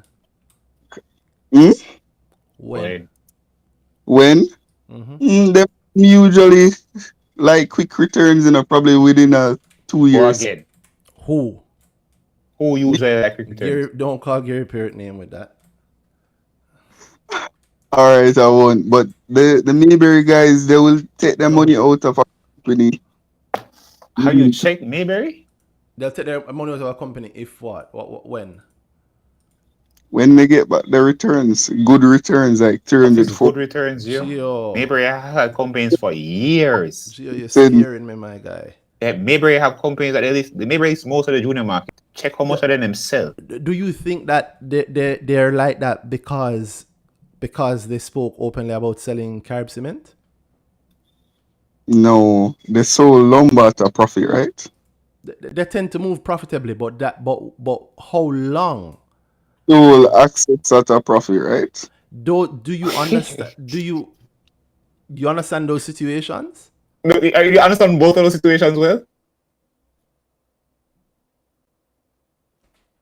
It's not about them selling at a profit. They're going to move at a profit. They Profit. tend to be Of course profitable. they They will have sell a at a profit. fund. They have to manage a fund But profitably. they And they might do a not good sell. job. Oh, tell me something else they've sold.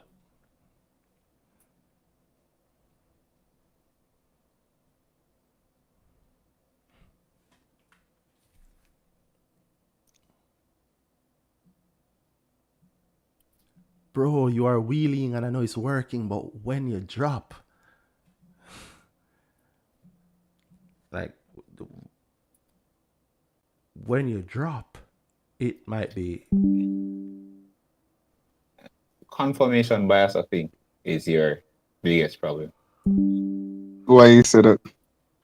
You're looking for places that agree with you and then say things about those places where they align with you. And in a lot of cases, that's just not the case. Okay. So you disagree that Mayberry doesn't do the thing you said they do? You identify two scenarios of over wildly different timelines. And then you ignore everything in between for Mayberry. Mayberry had CPJ when it almost dead. And it was sold, but the profit went at that point. Blue Paw taking a beating, but they sold lumber. Yeah, Gio, here's the thing. The reason why accidental profit is dangerous is because it work and it work and it work and it work and it work and every time it works, you make more money. So now you are playing with bigger and bigger and bigger money, and then one day it don't work. And no man is going to work. I don't think I make accidental profits, I know what I'm doing. I know for a fact that okay. So if you know what you're doing, and you have hold on. If you know what you're doing, and you have all these reasons, why do you sell every time it comes close to 20? 20. Mm-hmm. Well, okay. So earlier in the year, right? No. Why do you generally sell when it comes close to 20? You say you sell 15 to 30%, that gap, 15, 20, 25, 30, and you sell in that range. Why? Okay, so earlier in the year, right, when I was working out a format, I used to have like those 3 stocks at the time. And 30% was a good amount of money. 30% would give me 30% would give me my target for the quarter. And I worked out that if I make 30% on my entire portfolio each quarter, by the end of the year, I would have I would have close I would have meet my target. So if you made Give me, but 30% give me every that. Give me the quarter for the actual number. year, Huh? So what you if said? that you make 30% in portfolio each quarter. Let me tell you how much my portfolio is up since year. Not the question. That's not the question. That's not the question. What do you mean? Okay, You ask said again. if you worked out that if you make 30% per quarter, you will Mhm. hit your target. So what's the target? Okay, so the target would be 100% increase on my portfolio. And you But need to no, hit 33 4 times? if you make Mm, 30, Three make times. You're there. Right, and Wait, you no, said wait, you said 4. but yeah, right. So in Q1, No, you're I'm saying you're agreeing and disagreeing. Right hand say right what 4, and the left hand then I said 3, and the left hand said 3, and you somewhere meeting in the middle. Is it 3 times or 4 times? Why would you say no. 4 then? All right, listen to what I'm saying. I'm saying that initially when I set out this little model, right? Mhm. I said if I hit 30% for each quarter, I would make my 100%, right? Well, you'd make 185%, Right. which is not However, 100%. The percent total. That's far different. right. So I would say I would make over 100%, over 100%. Okay. However, um, in Q1, I realized that I was hitting 30% more than once. And I realized that sometimes if you take a smaller percentage gain, by the end of the quarter, you can make more money than if you waited out for the full 50% or even more. So Just that's why I just started 50, taking 50, percent. 50 come from. just Huh? generally. But that's not that's maths. Right, right. So But that's that's not telling me the thing you're that's not telling me the thing we asked. So when you go into a stock, what do you generate? When you look at a stock, start of the quarter, and you want to hit 30% by the end of the quarter. That's what you're looking for, right? like for example, let me just give you a good Why you can't explanation. answer questions? Like tropical one.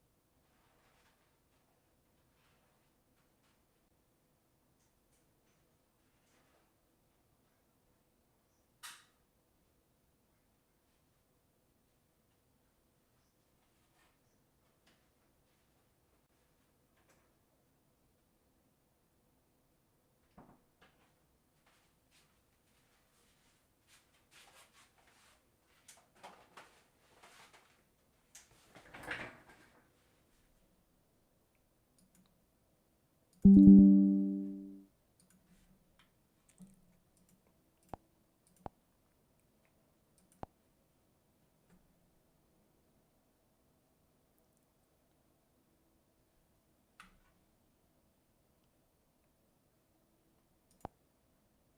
each time I buy it, I sell it. Each time I buy it, I sell it 25% more, and then I buy it cheaper, like 10% cheaper. And I continue doing that until it reaches the $3. When it reaches $3, I come out of it and find something else. I see. Yeah. So basically, I stay in the stock until it reaches ultimate target price. It's a normally sell You by sell, and you sell and then buy it back. You don't stay until you reach. Why don't stay until you reach? If your target is 70, you're not. Are you really targeting 70 then? I don't normally sell everything, you know. I sell like half of it. So I never leave. So if you know it dropping, if you know say the way drop, why don't do it? Go all the way. Oh. Hmm? Well, it could go up more, and I don't want to miss out. So imagine jumping off with half. If you jump off with half and then it start going up, what makes you decide if something will go up? If the fall won't come now? So you keep half in. Suppose that doesn't happen. What would be your signal to say, okay, that's not actually happening this time? Or what will be my signal? So basically, I'll look on the demand. I'll look on the demand and You're see calling if. the buy queue demand, right? I'll The look buy on. queue is demand. I'll look on how much demand is in the buy queue. You realize the buy queue is not. All right, sure. Okay, how much? Stop saying demand. You're looking at the orders in the buy queue. Yeah, but demand is not. Demand is every stock that everybody are looking to buy. That's not only on the buy queue. In fact, quite a lot of things. If you were to go by the buy queue, nothing would happen because those are the trades that never went through or haven't gone through yet, right? Anything on the queue? Agreed? Yeah, man. But all right. So tell me, go through it. You jump off with half at 20% up, but you see something. What would make you say it can no longer fall that much?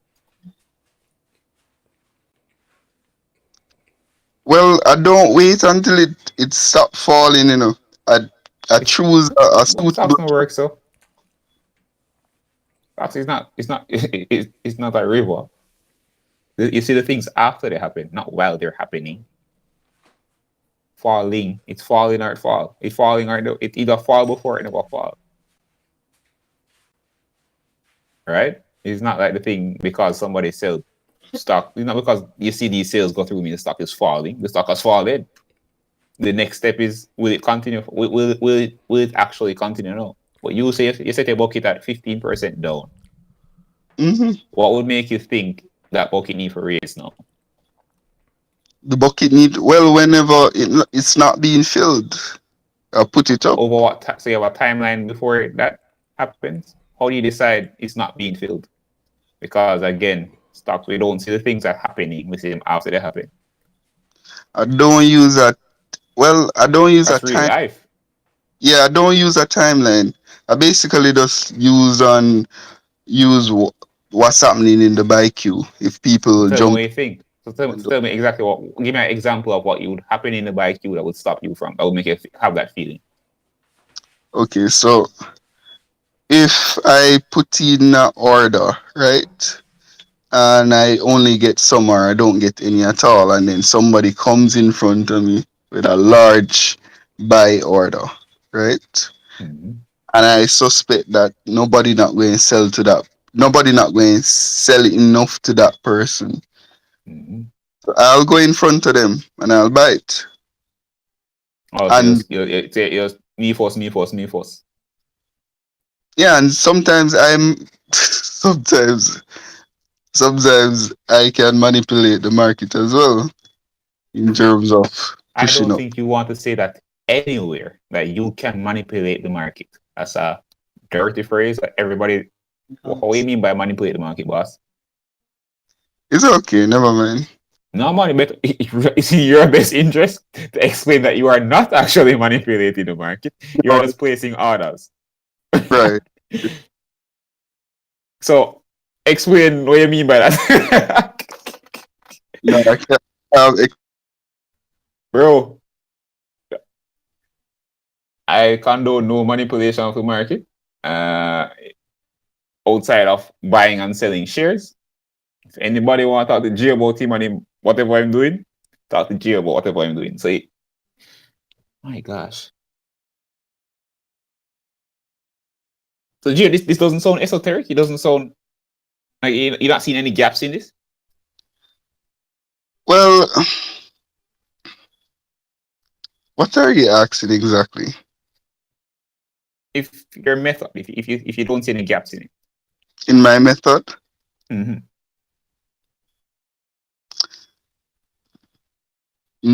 No, I don't have any gaps in my method. Jesus. I don't think anything is wrong with my method. Damn. But Strike. we want Yo. you don't want to talk about dollar. Muta Baruka just coming in here. I don't know what's going What on. about that? What's going What you on? want to talk about that? What's going Boy, on? just some crazy things, bro. Just No, I some heard crazy him. things. I heard him. Just coming in. I didn't hear him, officers. I've no. Oh my God, Gio, you realize that you are. I need to say it in the right way. I don't want it to sound offensive. Accidental profit, like you are. If 1 to 10 is a scale of accidental profit, what you have described is maybe a strong 8.3.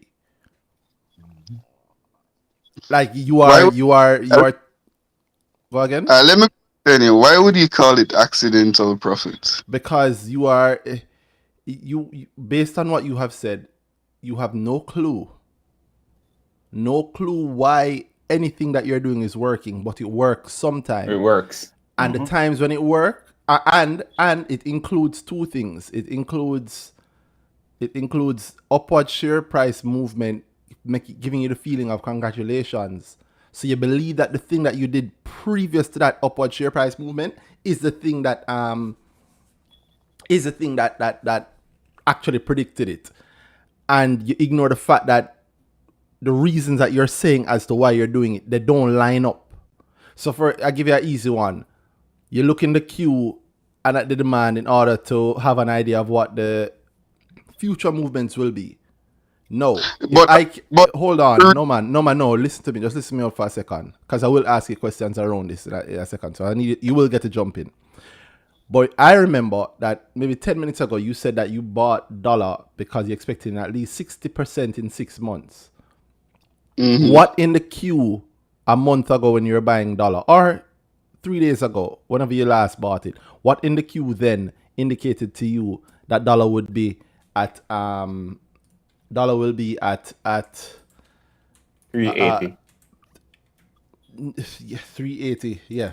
Dollar would be at not 380. He says he wants 60% and his average is 311. I thought you meant 380. I was talking about 380 he missed. No. What about the so 60% from 3 days ago 311 indicated that dollar would be at $4.98 in 6 months.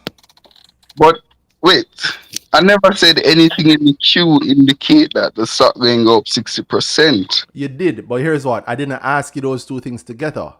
So there was a time in your explanation when you were telling what you used to know that it's gonna go up, and that's what you said. No, but okay. So I do not buy stocks because of the queue. Right? That's number one. What do you buy stocks for? I just explained. Okay, so what makes you sell? What makes you sell then? The queue? No, that's not what makes me sell stocks. But earlier you said so when you sell at 20 is not the queue. No. You literally just said. No, well hold on. We're not getting it. So allow him again. Tell me something. What makes you buy? What's the thing that you look for that makes you buy? So I tell you that a little format, right? Yeah. I look the profit thing. The financial of a company, right? Mm-hmm. scarcity of shares, Mm-hmm. right? I look for the plans that they have, right? I look for what's going on in the news, right? And what I look at, and the management, basically, how aggressive the management team is, right? Those are things that I look at to decide if I So you want. mentioned aggressiveness No, of no, no. management. Let he looks. Those are the things you look at to decide. To decide what. What? Sorry. If I like this company and I want to buy the stocks.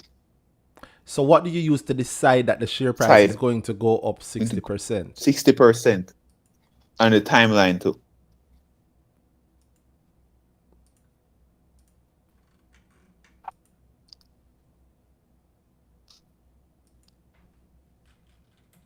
Okay, so let me ask you a question. Hold on, no, pause. You see that pause? Gio, you keep That's not the, answering the question. You see that pause? That pause is the answer to why do you think that I'm making accidental profit? That pause is the answer. You have no clue No. why. I don't mean that. No, I'm not asking you. I don't mean a bad way. Okay. But, like, it's dangerous, Gio. And you know how I know it's dangerous? You yourself know it's dangerous. You know why? Because even when you are telling yourself on the one hand that I am buying, for in this case, dollar because I expect it to go up 60% in at least 6 months. Yet when it get to 15%, oh, I'm gonna sell it. If you never sold dollar. I'm not saying that you sold it. You said it was a blunder that you didn't. Exactly. You said it was a blunder that you didn't. I'm not saying that you sold it. I'm saying when it gets to that height, you know why it was a blunder? Why? Because it fell a little after? Because it fell afterwards. No. The reason why I said it was a blunder was because early in the year I had a method. And the method was I'm going to track this stock from point A to B, but because stocks don't move up in a linear pattern, whenever I get 30%, the pressure of the stocks always come on great. So I'm going to except when it doesn't. Except when it doesn't. Yeah, but it will make it doesn't allow it not to happen. But I'm going to take it. So Gio, but you said your model has no gaps. So I said that was the method before, right? I would take profit before it reach the target point. Oh, so it's no longer wrong that you didn't take profit, right? Right. So during that time, you started by saying it's a blunder. You started with that. Wait, no.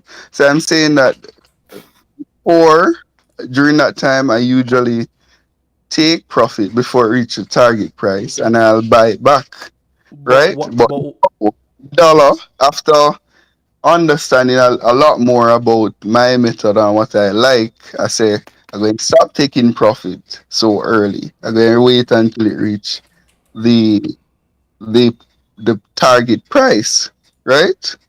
And now I'm thinking to myself and say, should I have taken the profit and do the same route that I used to do before, or should I stick to this more confident me investing?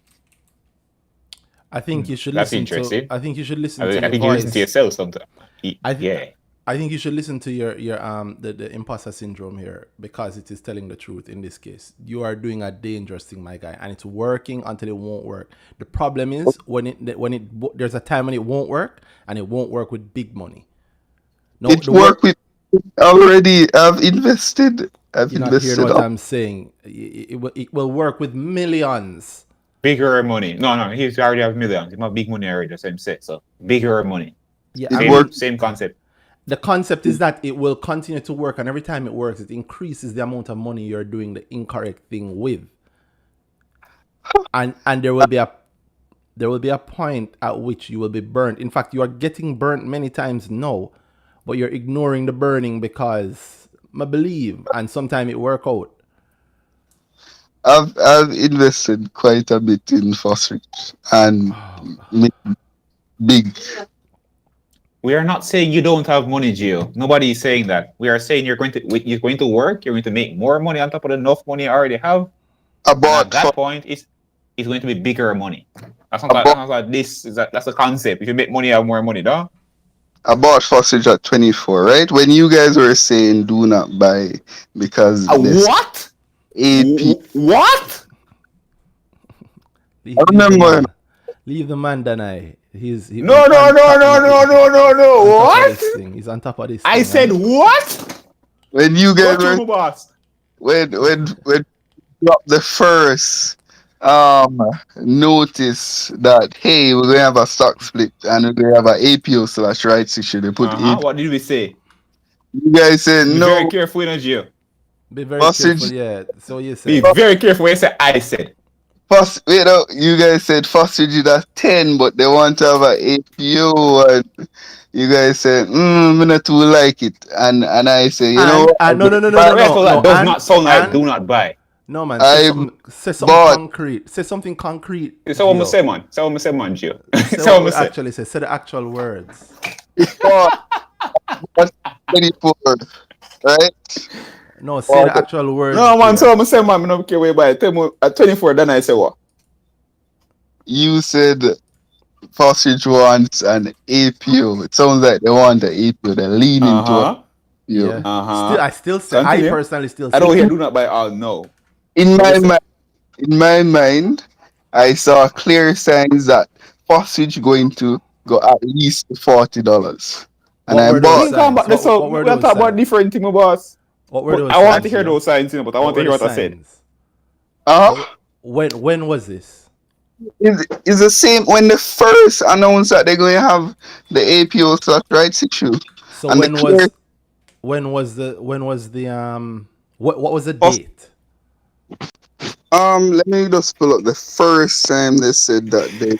No, Gio. You say you bought it at 24. You say you bought it at 24. Let me pull it. So when did you buy it? That's what I want to know. The first. Let me pull it up. You guys are saying that hey, it's more sound like an APO. Yes. Continue. So Today, to talk, no, man. Today, right You now, say we I'm say something saying that. whenever you go to KOC, you don't say where we actually, you don't say where you start and say we say. Wait, now let me find the Yes, date. I do not like APOs. What was Right. I've said that said? many times, What almost was every week said? at this point. Gio, what was Mhm. said? What was APOs are terrible for retail investors. I still think Right. Fosrich plans to have one. You still think they've right? So you guys were saying that. And Randy, I'm saying that, not you guys. I am saying I believe they're planning to have an APO. What does Then that I have have to said do? that as well. What Then I does said that that have to many do times. with the what does that have to do with the movement that we're discussing now? Right. So I'm saying that. No, what about that You're saying- indicated? Okay. So you're saying that is buck up profit, and I'm saying that it can be buck ups if If it happens, If it happen, and so buck up You sure, get- it have to happen first. no It's not no buck up till it happen. no. Let me tell you. Gio, All right, that's tell me. crazy to me. Go through it. No, 24, you buy a fast reach with clear signs it's going to 40. What are the clear signs? All right. So but basically, Fosrich fit all the model that fit into the model that I had, right? So a stock that is tightly held, around 92.5% of the company is owned by the top 10 shareholders. 80% is Cecil and his wife. The free float is quite low or small, right? What's That the free in float? itself can move anything. Also, they have What's the massive. free float? What's the free float? What's the free float? The free float would be the remainder of the shares from the 92.5. So everything outside the top 10 is free float? Well, that's it to me. That's it in my mind. Gio, If you are my guy. Accidental double buck ups profit constantly. No. Why, we've been down this road before. Okay, Gio. I just want you to remember that I said that. Yeah, that's what me can say. Just That's remember what we right can have to now. quote us on. Yeah. And the truth is, we have all these are public. So if we say something, you did it, no? So Yeah. That's why I asked him. easy way to prove that Danhai said, do not buy Swasrich. Don't ask October him science, 7th. do it. Just say Danhai say. All right, October 7, 2022. I clearly told you that what you think is your method is dangerous and rubbish. Not rubbish, but it is akin to having a method to figuring out what number going to play in cash pot. Me sit the duppy and then duppy play. Is your method? What is my method? Mm-hmm.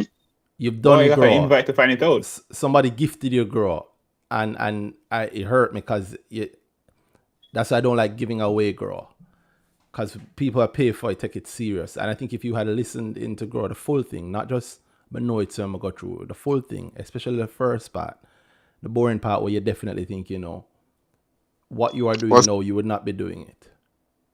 Randy, what's if your you're method? about to ask, have you done grow? Gio, you literally went have to you the done class grow, where he Gio? teaches his method. Well, you know what? He was in the class, and everybody that does grow is actually in grow. Have you done grow, Gio? Of course, I went to the first one. You did go to the first grow, but you've done grower. Yeah.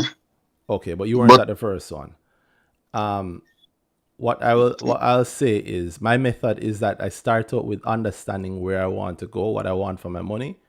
I'm very clear on that. And then I look at what's out there available to me, and I pick from those options. I analyze each of them to find the best one that I think will do what I want when I want it. And then I buy it. And then when I get that thing, when I get what I say I wanted, I sell. Okay. But there are many ways to skin a cat, right? Gio, you don't know what you're talking about, and I do. Well, sometimes your hands slip. There are many ways to skin a cat, and if you actually know how to skin a cat, you will also know methods that do not skin a cat but seem to. So if me get up to skin a cat, and you see me go into the kitchen, I'm take out my knife, I'm look for my rope, I'm find a little board, and so I start lay down newspaper on the ground, and you go, yo, me skin a cat. I'm gonna see you pick up. But you know that process too well, sir. You pick up an egg. I watch a lot of these Netflix shows. I'm gonna see you pick up an egg and a fork, and you take some money out of your wallet and say, what are you doing? And say, yo, I have a little method. I put this egg in my pocket. I put the fork in my top pocket. I take this bus around the road and it carry me 15 miles down by Rio Cobre. And every time I go there, there's a cat there skinned already. And I realize, every time I finish skinning a cat and I fling it away, it float down the Rio Cobre. This guy has been thinking that whenever he's there at that point and picks up the skin cat, it's because he had the fork in his pocket and the egg in his other pocket. That's what caused it. Holy crap. But that guy's going, no, but it worked. It worked. It worked last week. And I think, damn, I skinned a cat last week, didn't I? I worked the week before, and I go, I did skin a cat the week. In fact, I've been skinning a lot of cats. Gio, you're doing a dangerous thing. The market, you see when people say things like, everybody is a great investor in a bull market. Bull market. What you are doing is the reason why they think people like Danhai and I do that, because it is crazy what you're saying to me. If you listen to me, Gio, and you've done grow, you've heard me get very precise with things. You've listened to this for a long time, so you've heard me call stocks precisely, like down to the day sometimes. Signals in November. Yeah. Okay. Hold on, Gio. It's not a play around thing, brother. Remember, say people listening and watching. So there's a part of my heart that's hoping you're maybe I'm trolling, but I know you're not. I know you're serious. But it's crazy to me, Gio. What you're saying is crazy to me. What's wrong with my method? Because it is literally the same thing to keep saying. You are spinning the radio, put the AC on second, cover one ear and cover one eye, and the car will turn right. And I'm like, no, that's not how you turn a car right. But every time I do it, the car turn right, no?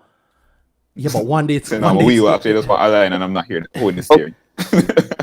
We know. So I came on to speak about dollar, right? And you said let's have the dollar conversation then. That's what you want to do? The dollar conversation. Sure. It's accident. So why you think dollar won't go to the price? Nobody said that. Nobody said that.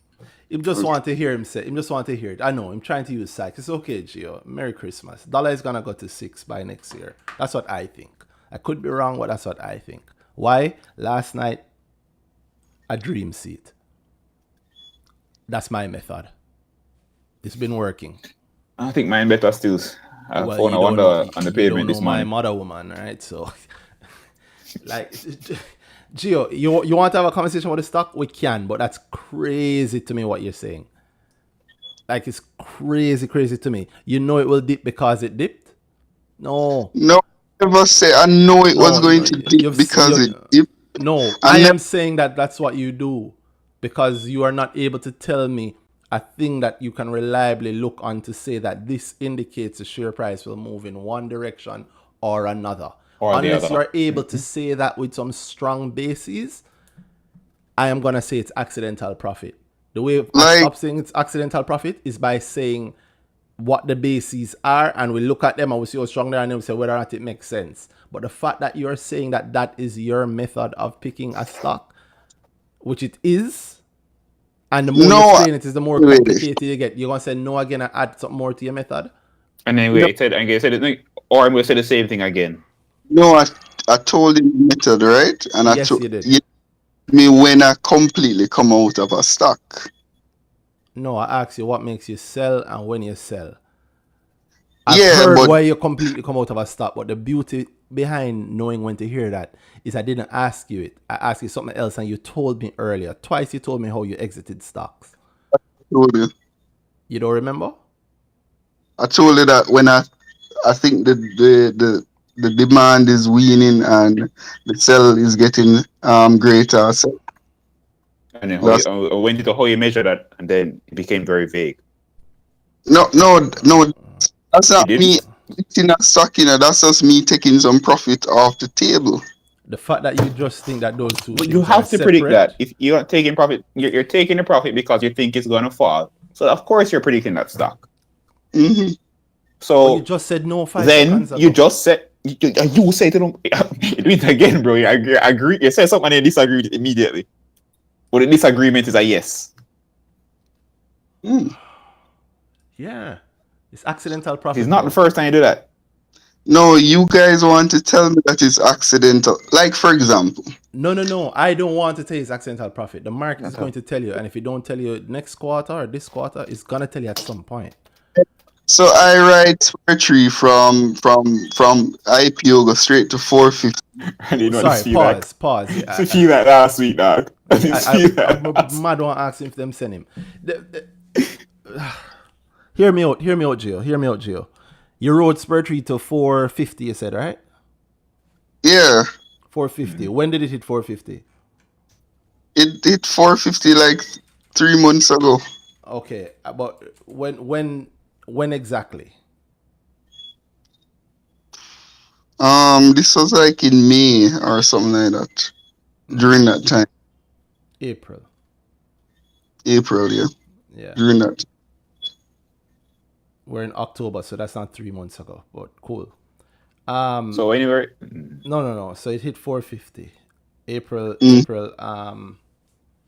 And that's when you sold, by the way. completely. No, not completely. I never sell completely. Okay, so I help me always out. Mm. Why You just- don't you sell? Why don't you sell completely? Because I always think that there is more to come, and then I keep on watching it, and then when I realize it, profit kind of slowing in this stock, and I see something else that will give me more money, I go into that. So Stop. All right, pause. You see when you Yeah, but say you just said. no, No, he no, doesn't no. realize that he's explaining how and when he sells a stock because And he didn't doesn't answer that realize he question just directly. missed. Yeah. Because if profit never slow down XYZ, then you'd still be in it, right?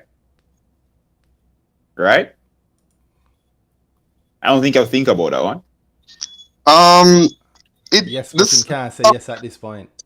the stock was moving between like Answer Danhai's 350. question. Christian, you keep doing this, bossy. The What? thing, the reason you sold is that thing. So if that thing never happened, you'd either keep it. Be more specific. Yo, Generate me. Gio, Gio.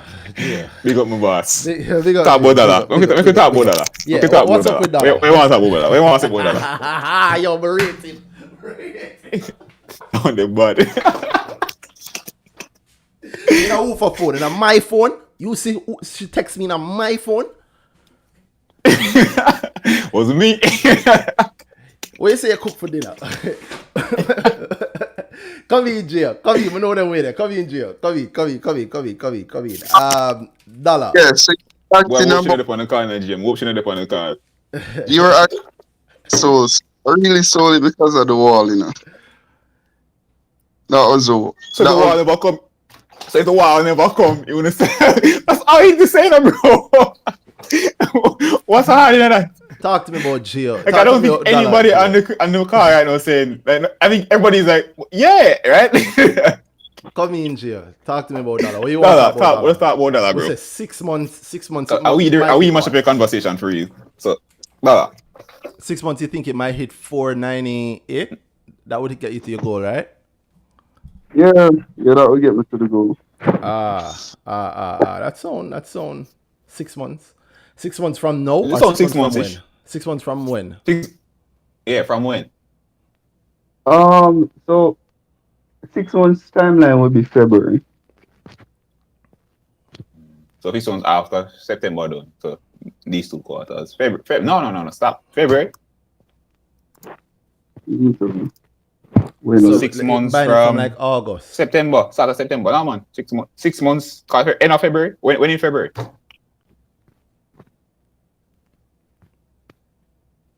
Come in, Gio. When in February? When in February? We're actually having a conversation you want to have now, so let's do it.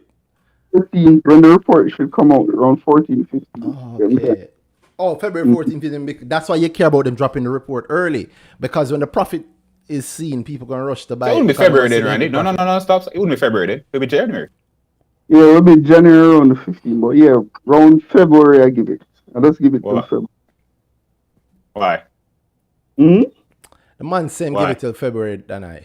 You know what? Him About add a buffer. thing there? Him And add a reports buffer. being exciting and dollar drop. Repeat? Got them report before everybody else. Yeah. So You know, you're not worried about that? That February come and boy, everything else look exciting except dollar. no, the big thing about dollar is that they report before everybody. So I'll take my Yeah, profit. man. What's supposed to don't move to the 4 whatever. Huh? And but February, so end is by February mean February don't start yet or sometime in February. I don't give it until the end of the period to sell now. Once the profit So the reach, period is February, so end of February. right? So until the end of February. And I'm saying February when everybody else is reporting, because dollar report early. Suppose dollar don't get the win they want to get. You're not worried that dollar reach 430 and everybody will stop caring, or 450 and they'll start selling because you want to get into CPJ, whatever them doing over there. Well, once I see that people stop caring, as I say, I can judge what's happening on the queue. I'll sell and collect my profit. So what on the queue would look like people stop caring? It's not working out. Yeah. You're going back. What makes you say, boy, I'm looking today and you're not Yeah. really good at so. You're going back to the same conversation again. You're right, you know. Asking You're about the thing, No, you're right. You're right. You're right. Well, I like that. I like what you said. I like what you son. You like some more dollar things. They're probably going to do some regional expansion too, right? You know, they're doing well in Guyana. Yeah, they're doing well in Ghana. As well as Ghana. I saw that Ghana GDP expected to grow Yeah, man. Keyword. this year. Yeah. So we It'd be really cool if they got into government lending. Yeah. We call it a GDP. Imagine that, right? Just Well, lend to the also- government, and the GDP is flying that much, then that will be the guys will be the guys in the middle. Yeah. And they're the only microcredit lending facility in Ghana. what? So, Oh, they're They're the the only only- microcredit. yeah. Okay. So they That's true. benefit a lot from the boom in Ghana. From the oil. Yeah, from the oil. And they I'll give you one too. Oh, sorry, that's kind of loud. I'll give you one to that. I know. What that one? I threw the mic. Sorry. Yeah. I forgot what the other dollar point was I was gonna throw in there. There's some I have a little list of keywords in my head. I was trolling, by the way. That government anything. For the lower cost of debt because it means higher margins for them. Yeah, That's what- yeah.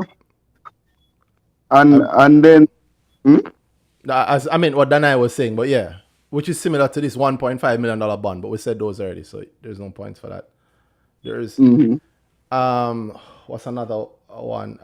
There's stuff that Kadeen seemed to be mentioning with I saw some stuff on IG with some medical people. That's probably interesting too.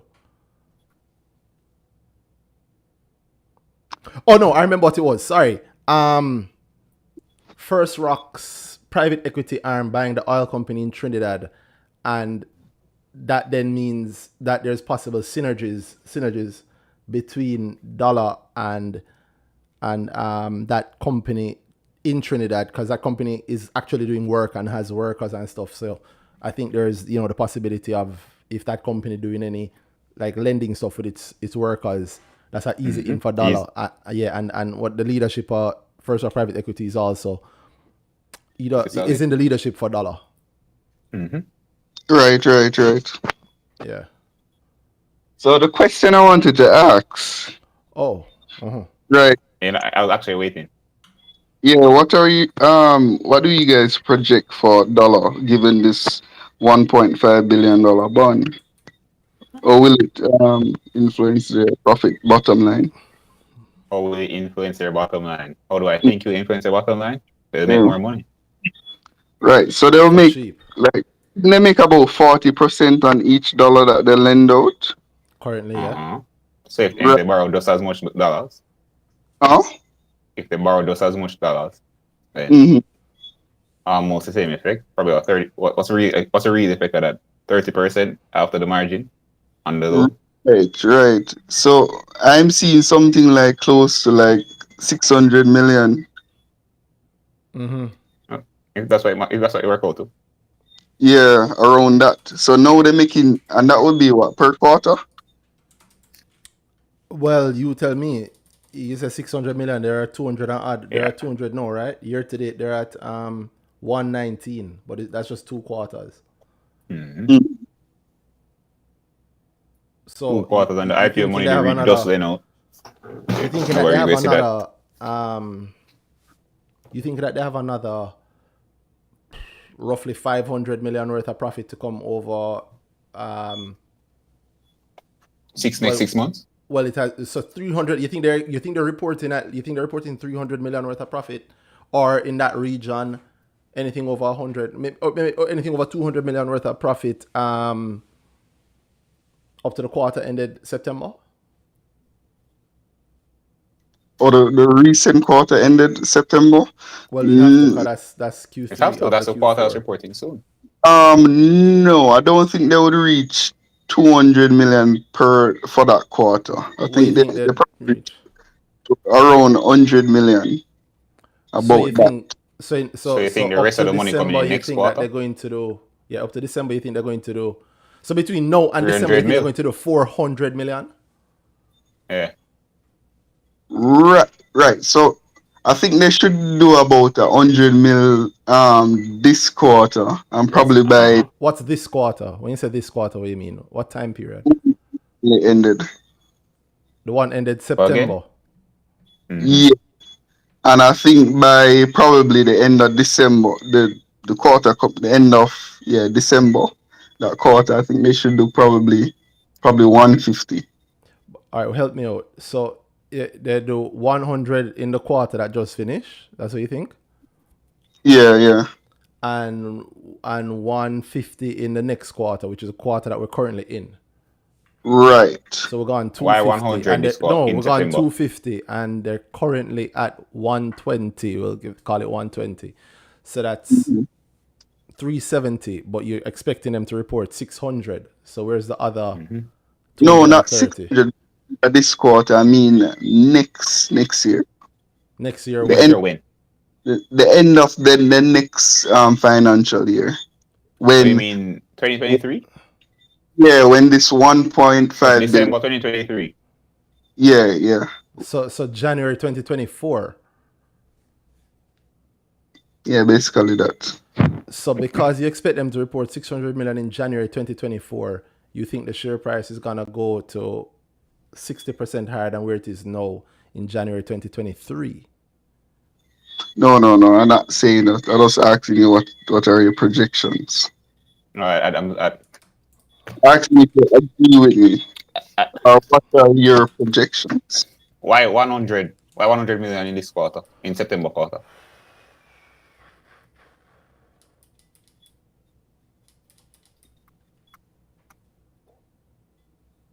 So with the money that they got from IPO, right? Let me put up my map.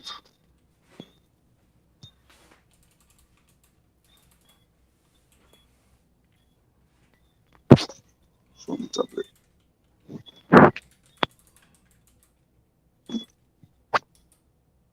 Remember, guys, I just take a moment while he's looking it up to remind you, everymickel.com/grow.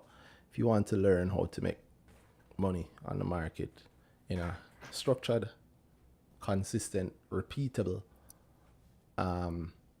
empirically repeatable way, I encourage my own workshop. It is designed to allow anybody to understand how to do it. And Gio? Mm-hmm. Oh, go on. Yeah, so saying that they have like about $1 billion on their loan book now, right? Uh, Right, general telling or you're asking. are telling, Mm-hmm. and I take 40% of that. as what? As revenue? It would be 30% of that as revenue.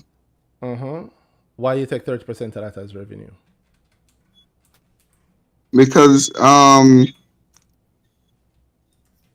they, they make around 40%. They make around 40% from it, but 10% of that should be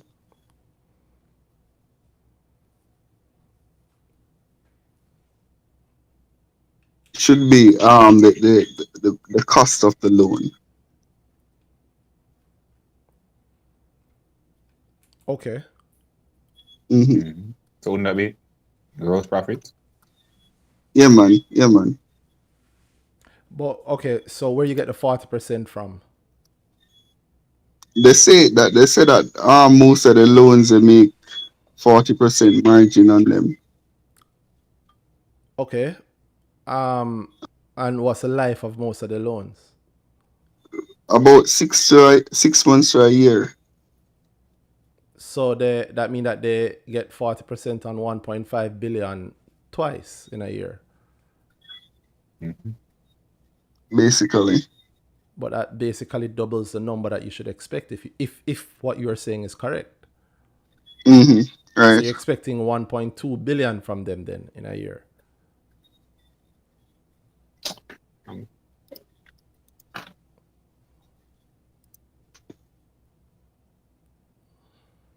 That's what you're expecting from them?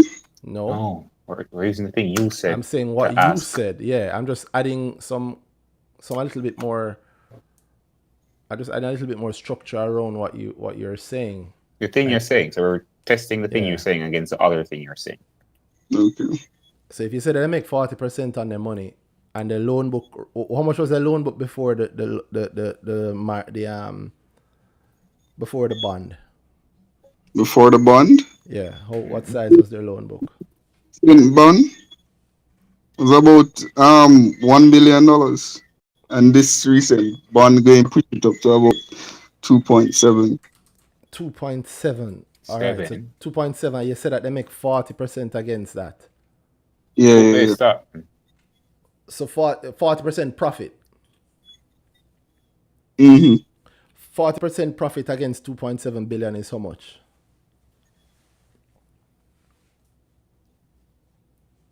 One 1.08 billion is the answer. I know that might be a little tricky. I had to work it out myself. 1.08 billion is the answer there, right? But you also said most of the loan book is 6 months, right? So they get to do that twice in a year. Mm-hmm. So based on what you've said, you're actually expecting 2.16 billion in profit from them.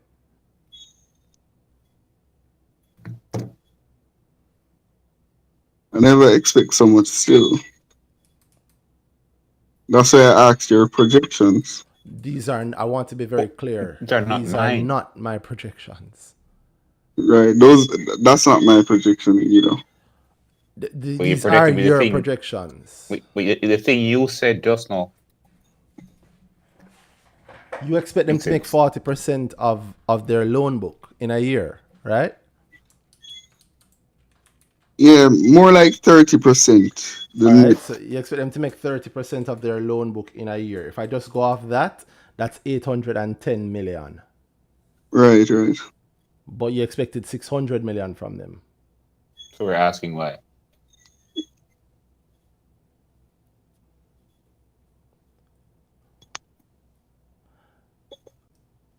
Just please, Gio, just come grow up. Please, come back. And just humor me and come back. Please, I beg you. You're doing some dangerous things out there, my guy. Dangerous things with your money. And I know it's fun and I know it look like it's working, but just trust me. You're also working hard. I don't know if you're working harder than you need to, but you're doing some weird stuff, bro. The AC button is not what turns the car right. I know it looked like it does, and every time you do it, the car turn right.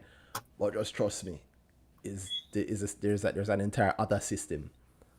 It's because every time you lean to the AC button, that little round thing in the middle, you keep pushing it to the right. That's what's causing you to turn right. And I know it don't seem that way, but one day you're going to maybe try it from the back seat of the car.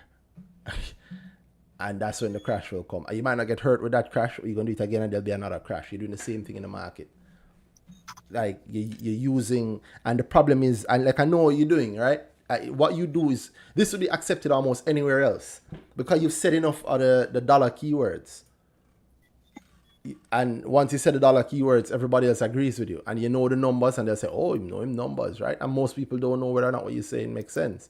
And the people, and even the people within dollar wouldn't disagree with you because you're not saying bad things, you're not saying wrong things. They are expanding, right? They're just trust me, Gio, please. Some dangerous things you're doing. Or Wait, what?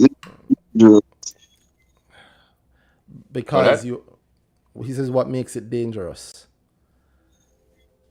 Because you are looking at the wrong thing, thinking that it indicates something that it does not.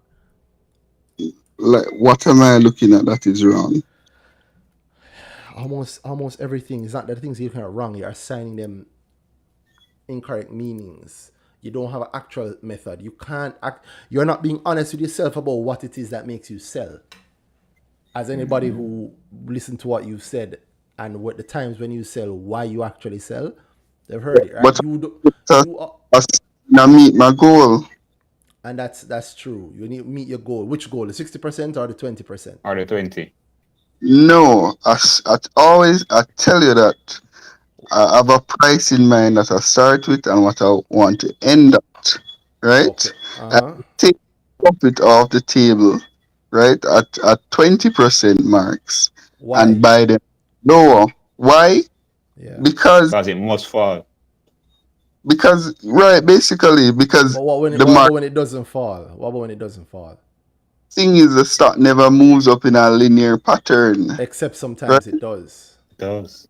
Well, it has never happened to me in that way, right? And you see the problem there, right? You see the problem. You hear what you just said. Okay, bro. Right. So when it reaches my target price, that's when I sell. But I'll take profit off the table. Profit means sell, you know. That's what it means. Not more than that. It does mean sell. Right? Gio? Okay. Yeah, agree or disagree that take profit means sell. It's okay. I sell targets, right? I know you don't mean all the profits. Yes, but it still means you sell some. It's okay. I've done All it right, with Gio. Cool. Spurt Tropical. I create Yeah, man. A real thing. Jesus. Rock Rich, Mm-hmm.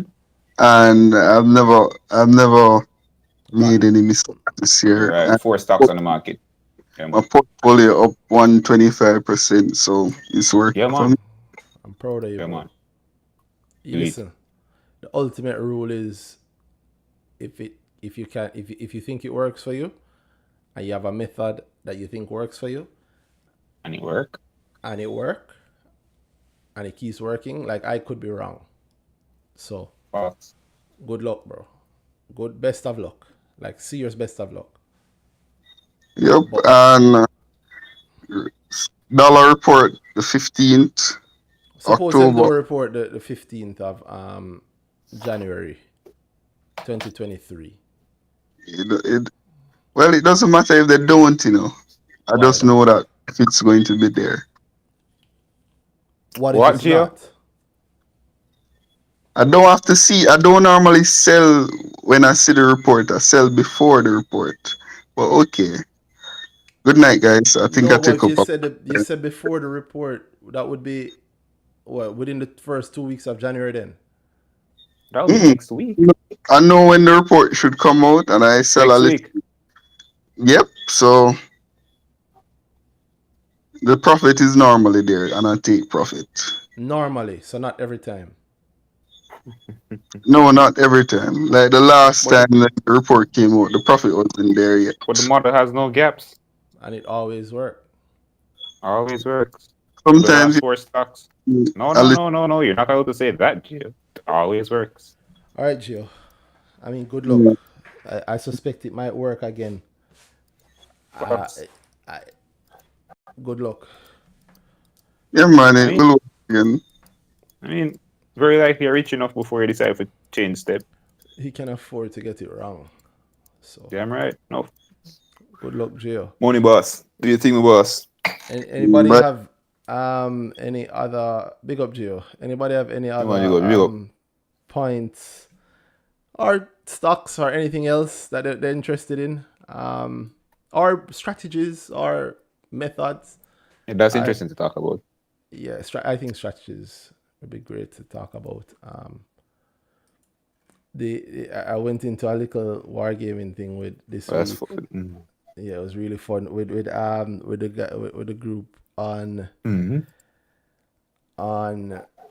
I'm forgetting the stock. No, wow, what stock was Really? it? That's surprising. Spurtree. Spurtree. No, it's not surprising to me at all. It didn't sit in my head at all. Yeah, it was on the back of the Spurtree news. That was an exciting thing that happened this week. Anybody want to talk about that? It was Spurtree. Feel free to send a speaking request. But it was an exciting thing hearing Spurtree coming with this another acquisition. Yes, sir. Yeah, they started off with one with Exotic. I saw in an article about it. There was a couple of interesting things. So them buying now at this point, I think they're a powerhouse in the Aki export market. I don't know if I've said it on here. I feel like I've said it on here though. I feel like I've made a throwaway comment about white labeling, and now that I've said that, that's a new Spurtree keyword, by the way. Boy, I seem to say me not stop here, bro. Yeah, man. Anybody playing a drinking game, every time somebody says white labeling in a stocks conversation about Spurtree, take a shot. Boy, you even think that Don't do that. might need some earning season Drink this time, bro. responsibly. Yeah, that'd be nice. So we think, you know? What I would say is that we might want to be sorry. Yeah, let me start this whole thing. I was still thinking about what Gio just said. I think about what I told the guy before Gio and then what Gio said. And I was saying to the guy that, yo, here's somebody who might know a little bit more and have a little more of a structure. And then I introduced Gio, who does have a method. So Spurtree, with their acquisition of Canco, which happened this week, October 3rd. So Spurtree paid out some of the old shareholders and bought into an Aki manufacturing company, and I was trying to remember how I got on that tangent of white labeling. Or I mentioned about GK white labeling, and I said, when thinking, I know I definitely said it at a grower. No, you definitely said a lot here, bro. I don't know if I spoke about questions around spiritury. I don't know if I I'm spoke. gonna tell you. Okay, about the them possibly having GK as a customer. What? I mean, GK handles the distribution in some markets. Yep, you said it. Them possibly white labeling for GK. Of course, they need larger facilities. I feel like I said exactly that. Here we are months later, and they have bought larger facilities via an acqui. An acqui, you know how they call an acqui hire when you want like a key employee, so you buy them company so that you have that person. What would you call it if you buy a company for the process and the factory? An acqui conveyor. Acqui conveyance. I was trying to make it sound pretty. I'm not really not knocking anything right now. Yeah, whatever it is. But the point is they bought Canco, which is the largest acqui factory in Jamaica reportedly.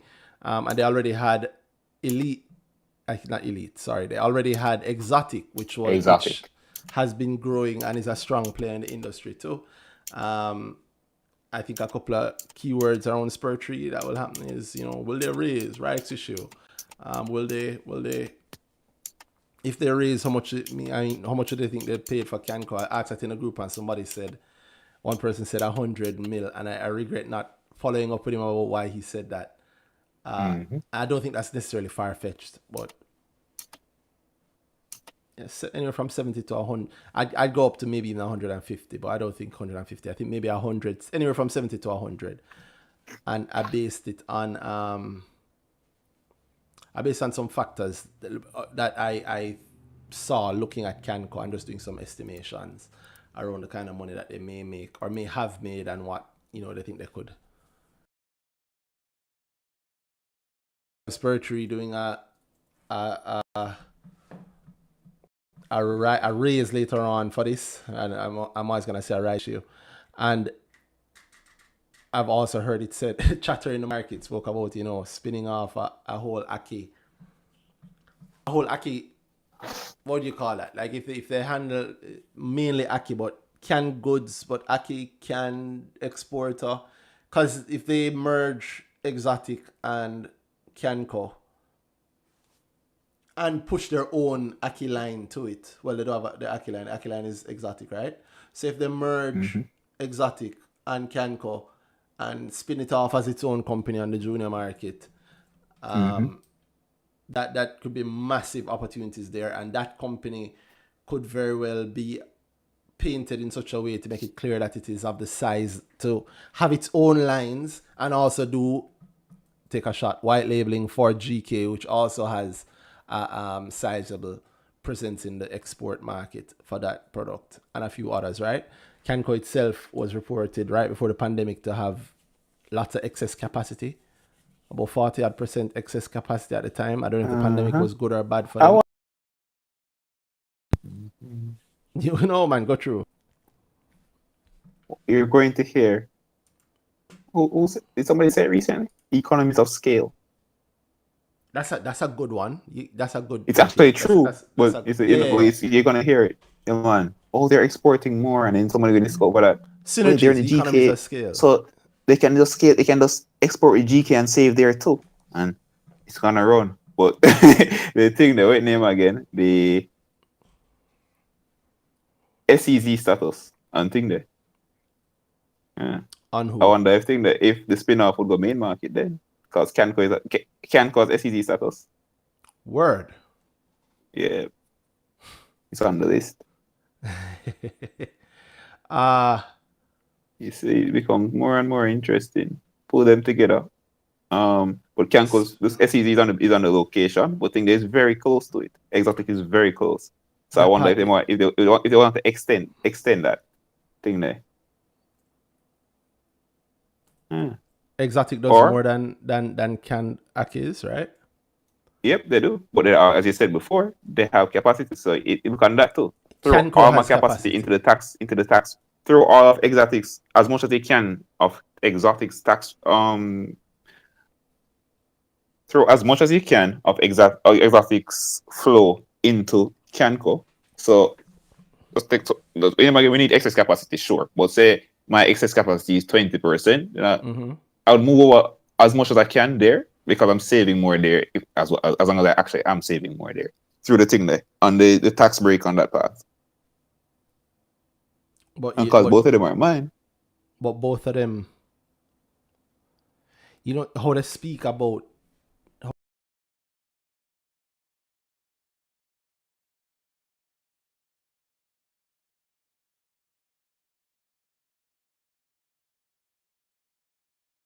and we buy it from them. That sort of thing I think is Oh, you mean spur tree and thing there? Yes, man. Yes, man.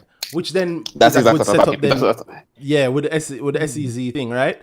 But then you have to actually, you're going to have to main market them then, like you said. But just main market that side. If main market. So you go back to spices. We don't really go back to spices. You have to have a clear line between the two. But then you put your Aki things on the main market, and then there's no shortage of raising that you can do that side.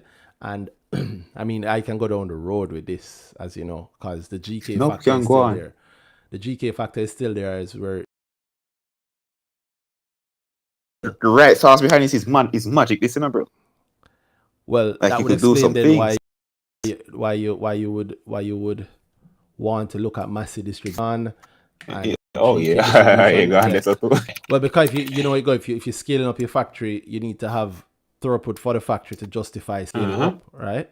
And GK being the massive thing that it is, it would justify them doing that also, which would also justify them taking a greater stake in. I did not plan to say all of this. I did not plan to say all of this in this way.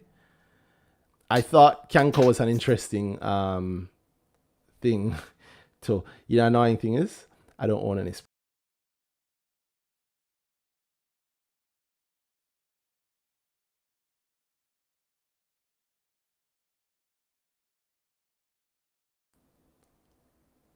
It annoys me that I don't have any because I know people are excited. So I have any before that?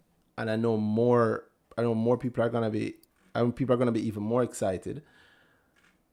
And I'm also going to have to face the things like, I'm talking to people and hype it up, and few things are as annoying. You can't fix dunce, brother. No, you can't fix dunce, but it also hurts if you really never do it. Like it'd be bad enough so bad. Like sometimes we talk about things that we're in. I say, assume that we own thing we talk about. But it's even worse if you're not in it. And I'm not in it. Maybe I'll change that Monday, but also maybe not. Also maybe not. Yep.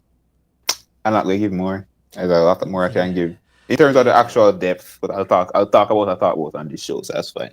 But especially also interesting things going on there. I do like that. It's funny. We've had a lot of. Anybody care about send us request? Maybe you'll have a different view on it that we'll be able to talk about. My spur tree, I'm thinking of spur tree. I don't think we've had much spur tree conversation between us. Also said certain things, but we've had it in the same spaces. I know we both agree thing. And in my head, I was looking at the last results, and I was saying, I was saying thing there. I'm sure people are questioning it now. Questioning what? Because that's generally how it works. The results come out, and then, boy, spur tree no good again. Even the results were good. What that's? Why would it not be good? Because it's the same kind. It's a flat result last time, man. So you know how that goes. Yes. They weren't flying how they should. They're not as exciting with profit. But now they have the acquisition. Okay. It's always an interesting thing how short-term thinking people are. It's the thing goes in front of them, and then everything is ruined. Yeah, I was joking about that in the group.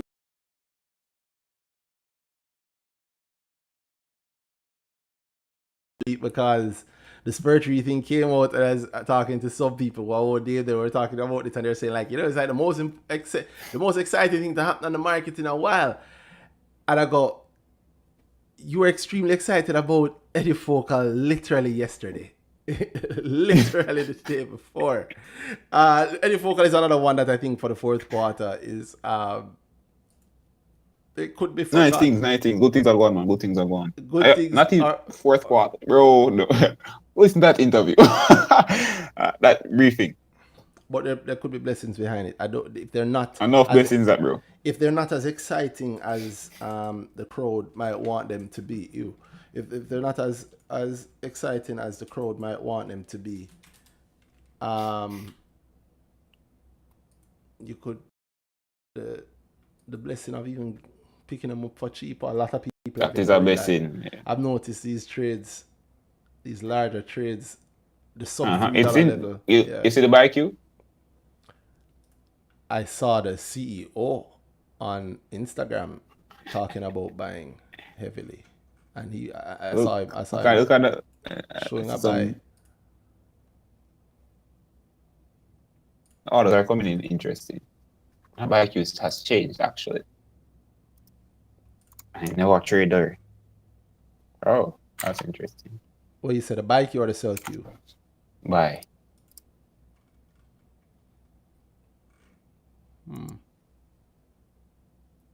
I don't know if it's showing the same queue I saw earlier. No, it's not. So some orders pull. That's interesting. Or them trade. Nope, they did not. Them trade. Never mind. Why? It's always funny. Recency bias. In the next way. 500,000 units. It's the exact same way you mentioned. The person saying how great this thing is in a while, and then the thing they were excited about the thing just the other day. I suspect a lot of that has happened recently. More tangibly, what's thing Eddie Focal than just a talk, and that's interesting. But I think a lot of the talk has not necessarily been around Eddie Focal, so you don't get the same thing. Yeah, and you can think that you've developed a great method around talk. Like in my view, you notice everything Gio has for.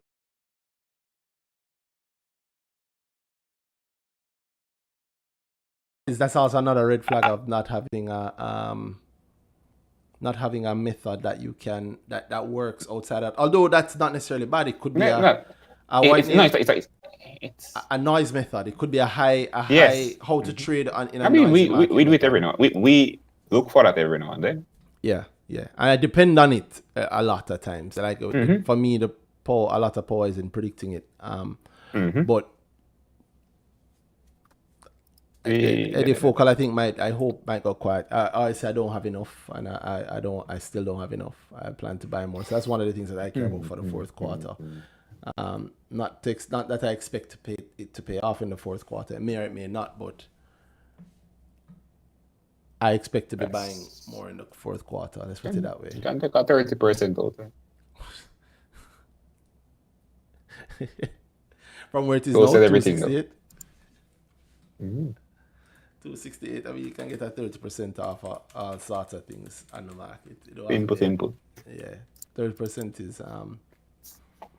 is a difficult thing to make if you don't know how to make it deliberately, but it becomes a little easier if you have a method. Let me say it that way. But lots of things move more than 30% within a quarter. Oftentimes in both directions within the quarter. Sometimes they end flat. Yeah. Wow. Sorry, it's like the things from earlier still boxing me. I'm shocked. No, trust me. I don't know. You'll see my face on YouTube, and I was man. Wow. Yeah. Wow. Anybody have any other stock, any other company, any other play, any other method, any other thing you want to talk about? It's after 12. I didn't realize that. Yeah, it is after 12. The last also, we might get wild now, or we might get early on. I am fine with either one. So if you have any question around this or anything else, send a speaking request on Twitter. Hit the speaking request, and we will approve and talk about your company or your play or whatever it is, or what you find most interesting, or what you have found interesting. Another interesting thing has been that separate thing than I. Yes, AS Brady. Yeah, AS Brady. I tweeted about how funny it was that how funny it was that there was a question asked during the Q&A, where the questions was, do you think it's the separate think that they'll pay for raise money to pay for the thing via rights With a issue? rights issue. And the And management they explained answer. why rights issue not really. So that's why we won't do an APO. That's why we don't need to do an APO. Yeah. And that is funny. The thing about it is, APO is a conversation for us. Meaning, we talk about it often because we're talking about the stock market and XYZ. You think it's on the front of the chairman's mind because he listened to BrickTalk. I don't think the chairman give a damn. Oh, so why would it be on his mind? I think the chairman give a damn. I think maybe he thinks about the initial it might be mentioned. The broker probably mentioned it there seems to be some retail pushback against APO. I think those guys give a damn about that. As I say, I won't be surprised if I see APO. I mean, bro, I expected one from last year. We've been saying separate school demo from last year. And how casual we're throwing it out. Just what? The answer was almost no, go ahead, Danhai. If them change course and come with something that can make money, then sure. Then I it's a boy. I hope Danhai doesn't say do not buy. Whew. I mean,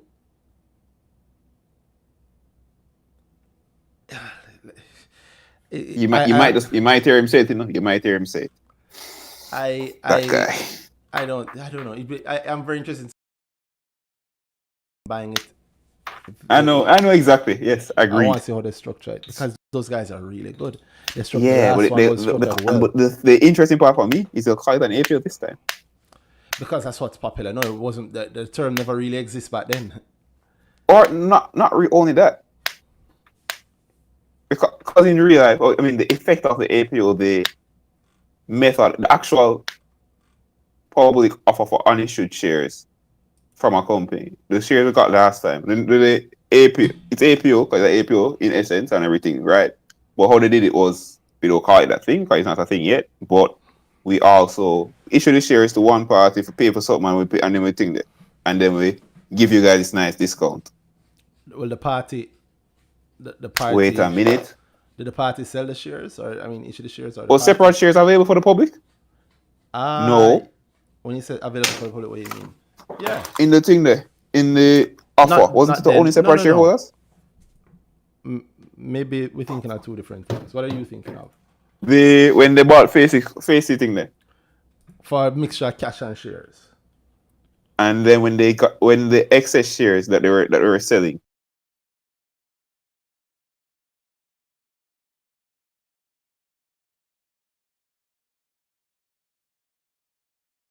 Sale of shares to the market. Sure, I think it was sale of shares to separate shareholders. I'm not going to say that makes it even more. Yo, them on this, something in there and them. That's a nice structure. Yeah. Wait, why I say what? Go. But they did it. It wasn't called that then, but from my memory, the effect there. I know, man. Yes, agreed. The thing that why I call it not an, why I say it's an APO. I agree that we honestly we have this conversation already. It's an APO, but the APO, what we know as APO is dilutive share offer. We actually get new shares. We get some new shares. We're gonna sell them to raise the money instead of we use the shares to pay for the thing. We sell you some and tell you and you pay for them and we get the money back. Well, for me, what I consider it to be is any large amount of shares issued to the public to encourage new shareholders at a lower price than the general previous shareholding. Yeah, man, agreed. So that's I'm asking if so that's outside of that, and I never brought that point yet. The public, I don't know if it's separate thing there. I'm checking, but well, if say I'm assuming it was a public, whatever, we check soon. Then why I say, so it's that.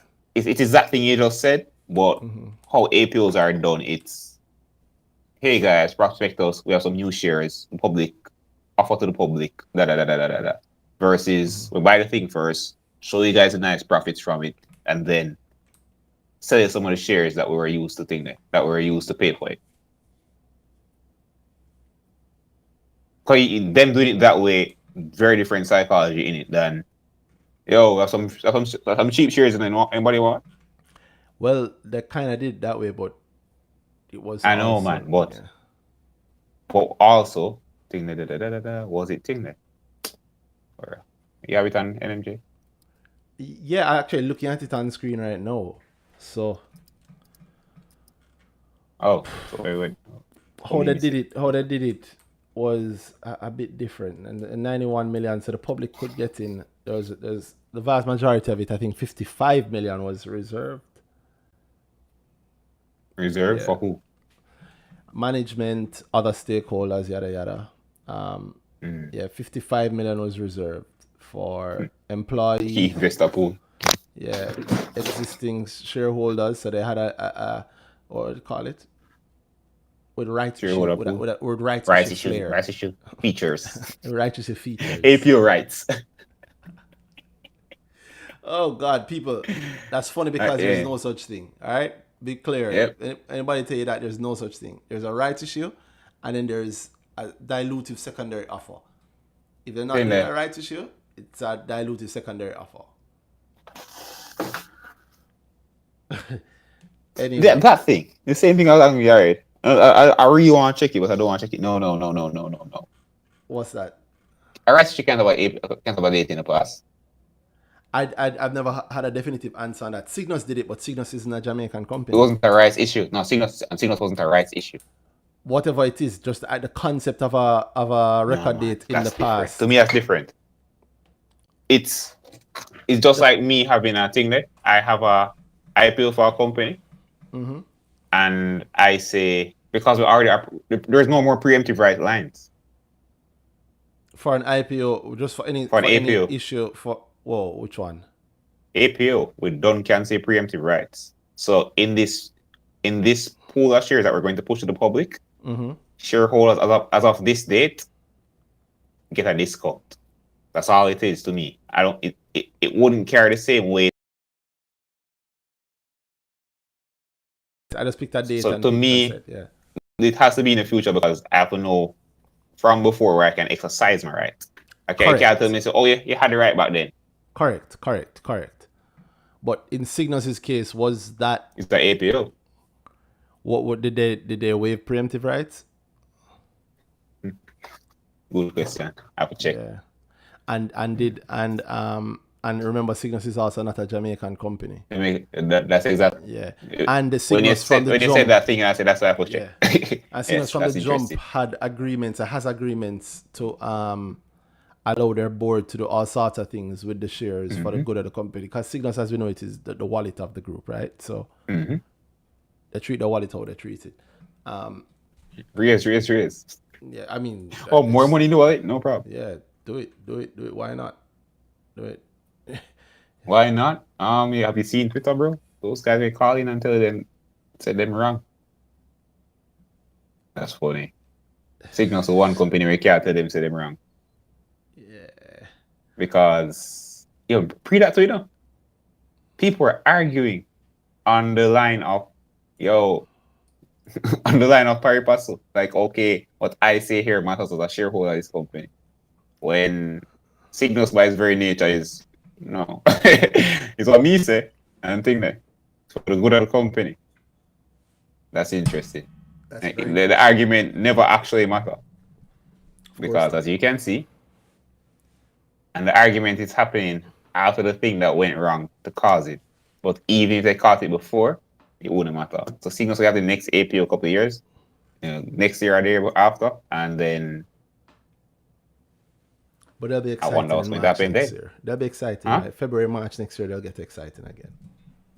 Especially in March. And raise right into it. Yeah, right. Raise right outside.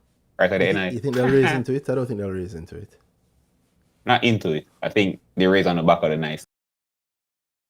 thing because the piece of land that they use with Cygnus real estate, part of it around the Bernard Lodge side was from long time very obviously meant to do that idea that it was not called food security back then. It was, but that wasn't the selling point of it back then. But that's a major point now. And they had that that space where that could go light industrial food plan with the whole mega mart thing and and the whole mother farm method, blah blah blah. I don't know if that's still up or still happening, but they have the land there and that city is going near there one way or another. So like even if them do nothing, that real estate is just naturally going to be worth a crap load more in a couple of years. And there's ways to push that back through the Cygnus group, make it seem exciting again. They listed SRF. They listed SRF this year. Cygnus ate off that, I'm sure. Of course. Do it, you do it. I respect them. I Not about that. Yeah, I respect. It's always the same thing. That's funny.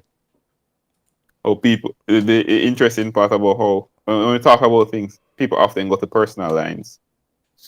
It really isn't that. So you'd think we don't rate the Cygnus guys based on how we talk about Cygnus. People tell us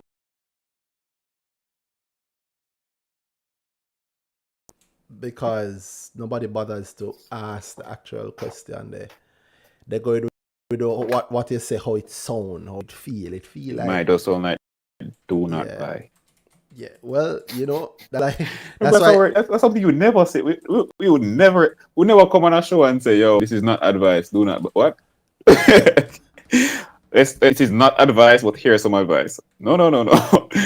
Yeah. Boy.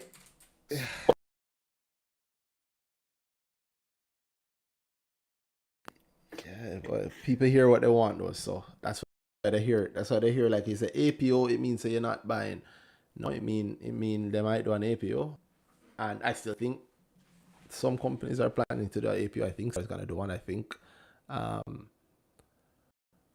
Separate is do one, and I see one, and I think Wisinko. Yeah, I think Wisinko is probably very obviously going to do an APO, and I hope I'm wrong for both. Rich has made it very, very clear and has gotten permission to do an APO and rights issue. And I think they're doing their rights issue first, and then they'll do their APO after that. And I'm wrong in all those cases. And but wherever I see the I don't think you're wrong. I don't think exactly. And the truth is, with what they're doing now, there is a good amount of profit with the right and whatever. I would not break that down. But the idea is, it'll be very clear when the APO is on the table because some things have to happen. So, yeah. And I think if you're running from the APO, well, I don't want to say it because then it sounds like I'm talking. And I know what I'm saying. I relate to it, and I know what at the end of the day, it's going to sound like, oh, Danhai say. But principle, if you see profit in front of you and you see some point on the line where, boy, it might not be so profitable, then why do you not take the profit in front of you? I don't know. Because, boy, in 1 year, I can make 100%. But after, like, the year after that, it's gonna fall. I'm going to ignore that 100% because the fall is going to come afterwards. That don't make no sense. Ah, gosh. Wow. It's thing that we've never actually spoken Fosterich to any depth on BrickTalk. Meaning we never go into anything on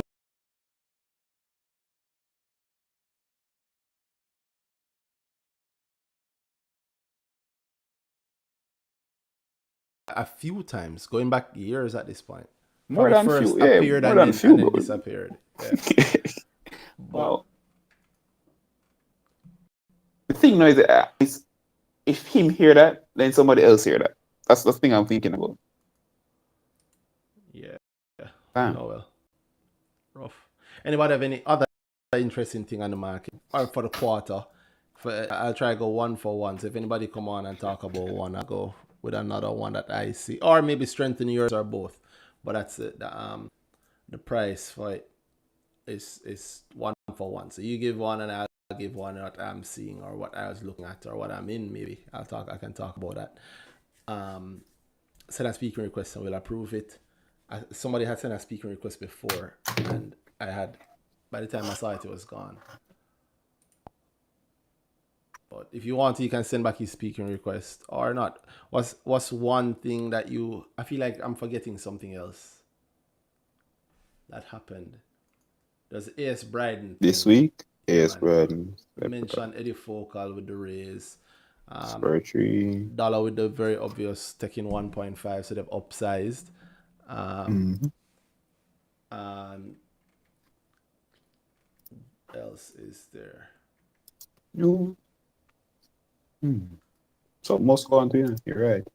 There's something like I know I told myself to write it down, but apparently I didn't. Schedule it next. Actually, I have something to click off. Wow, I have nothing to click off.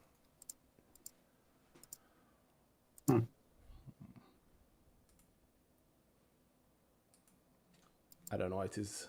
I'm getting old. But there are a couple of things. Well, on the same A.S. Bryden point, I mean, they've been very clear that they intend to IPO it before the end of the year. So, I don't want to say what I want to say next, but yes, it will be listed end of year. They want to list it by end of year. Is that what they said? What was the exact line?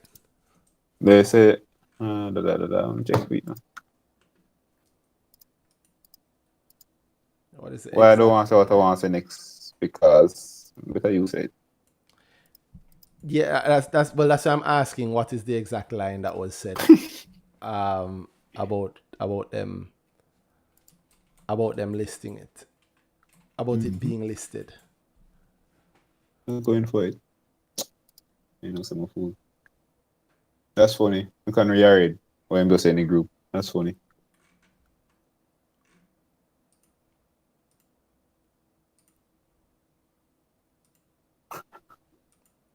But oh, wait, that's what he said. Okay, he's saying that. Or is he surprised by it? Jamaica Broilers exiting Haiti. Exiting Haiti. That's not this week. We've spoken about before. Was it this week? I think the news came out. Well, the news. I can't call it news because we said before how much time now. So I don't know if I think that. I don't know if it's the first time it's said here or if. Okay.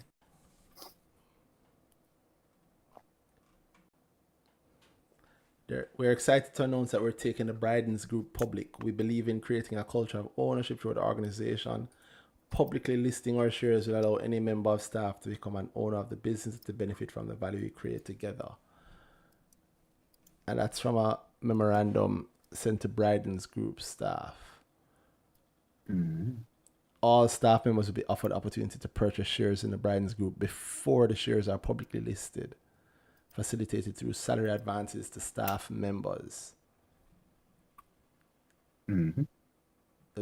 Initially listed on the JSC before the end of the year. Listing on the TTSC will be followed at a later date.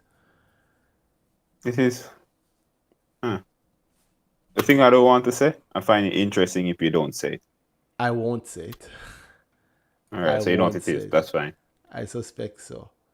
Right, it was always expected that ASB would be listed as it is a part of a separate group. Lots of companies in a separate group that aren't listed. It's funny, right?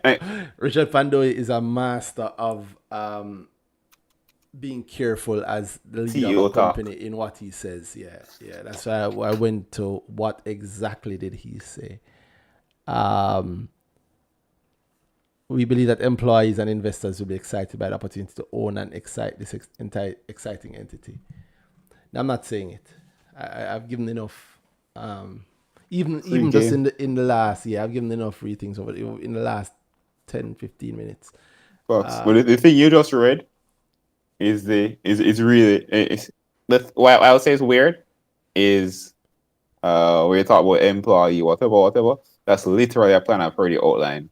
for another company, and the end game that you decided on was what happened.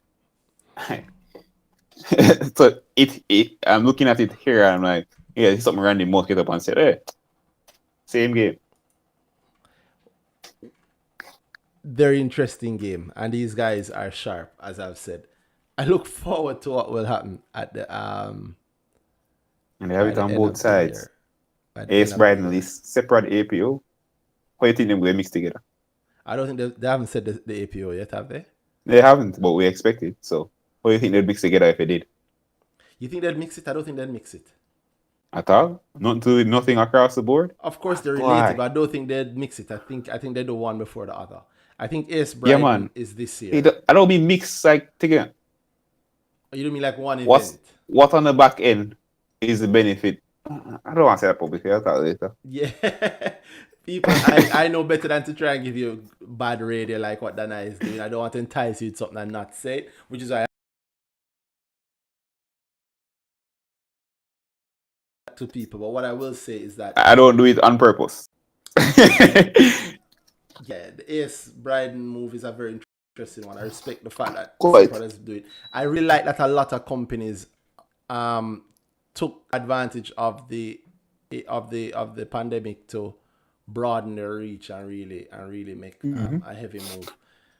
They're bringing a lot of things back to the market. Them seeing the value of the market. That's a strong thing coming out over and over and over. People actually using the market. I mean, these guys been doing the market, been using the market, but they're not the only guys. People doing things that might not necessarily like that, but yes, like that because I didn't expect that from you. Yeah. Here's my thing. You think the Canco people feel bad about not going to the market on their own? I wonder. Article they put up. You know what's on this listish? 2019. So many. No, You know what's on IPO still? No, Really? because you're saying you're looking for the 40%, and you for in case It's a anybody's different lost, article we'll talking. jump back to the. No, man, I think we'll jump. Well, maybe find one and share it, and I'll say it is. But in case anybody's I'll check confused, it, we're jumping back to the Spur Tree point and the Ace, not Ace Bryden, sorry, Spur Tree and Canco point. Like, I just wonder for these businesses in general. Oh, yeah, I was saying though. Small and medium sized You could have businesses. listed. I don't understand why they're not listing. Like, the market is there. It is a lifeline. It's a protection. But I know, having dealt with a lot of it one-on-one, I know I don't. It's a good name because now I can't say what I was going to say because it's going to sound bad because I said one-on-one. Having dealt directly with a lot of it, nothing to do with one-on-one. Having dealt directly with a lot of it and having spoken to a lot of small business owners, a lot of them don't understand the market and they're scared. Yeah. And almost every single time a company goes to a broker thinking about listing, in my view, 9.5 times out of 10, the broker is going to offer that customer a loan instead. Yeah, man. Yeah, I why loaned go them to out the- for a good yeah. while before. Why go to the market to get 200 million? We'll lend you 200 million. And then you don't have to tell nobody your business. You don't have to be people.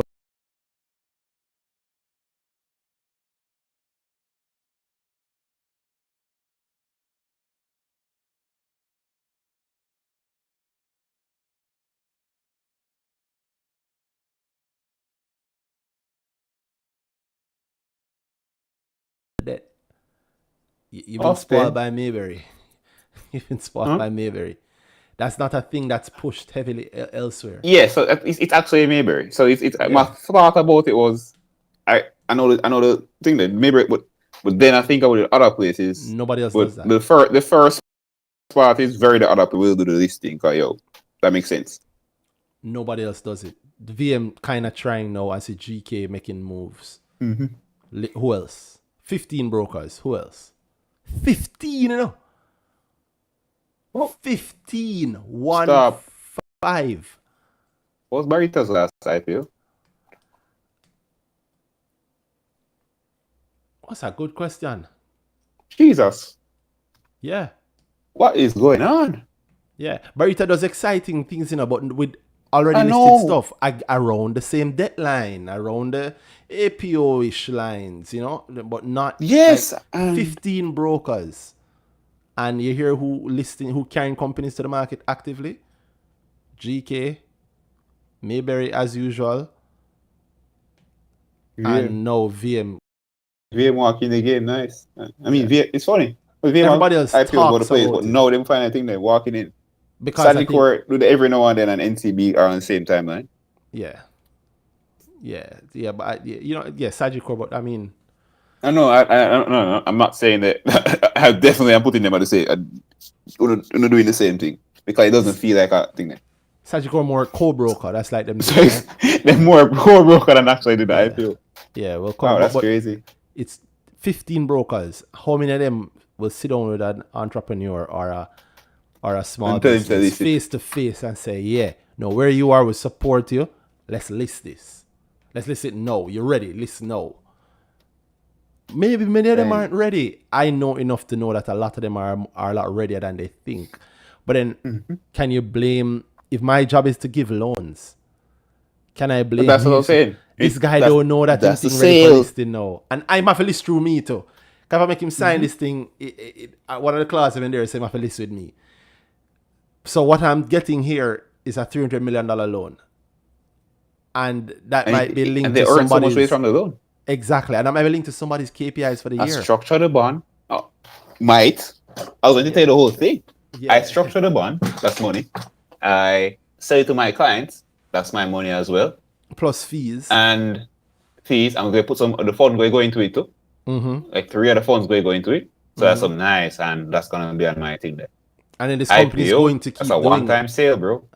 Yeah, this company is no. You see, you keep going IPO. You're right. IPO at the end is a one-time sale, but you eat. No, I'm saying at the end. I'm saying I'm never going to give you an IPO. I have interest in not giving you an IPO. Let me keep you as a debt-ridden customer. Yeah, let me just keep lending you that money. You finish this, or things don't work out, I'll refinance it for you. Don't worry. You often find the IPO coming at a point where we do the whole debt thing.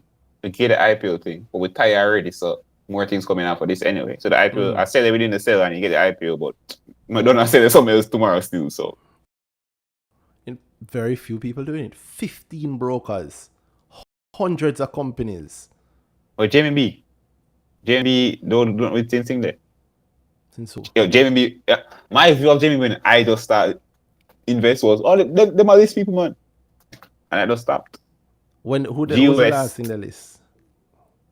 GUS, and then they went to Alliance, and then they were going forward, I think. Yeah, Sagicor might list Alliance now. Yeah, they could. We put it on that thing there, X Fund. They got rid of X Fund. Got rid of X Fund. Interesting. Yeah, that's an interesting thing on the market that I still need to dig deeper into understanding how. I don't think you got to do this now. But let me tell you something. Ignorance is bliss has many meanings. So what I learned to do is to not always react. Sometimes what you say.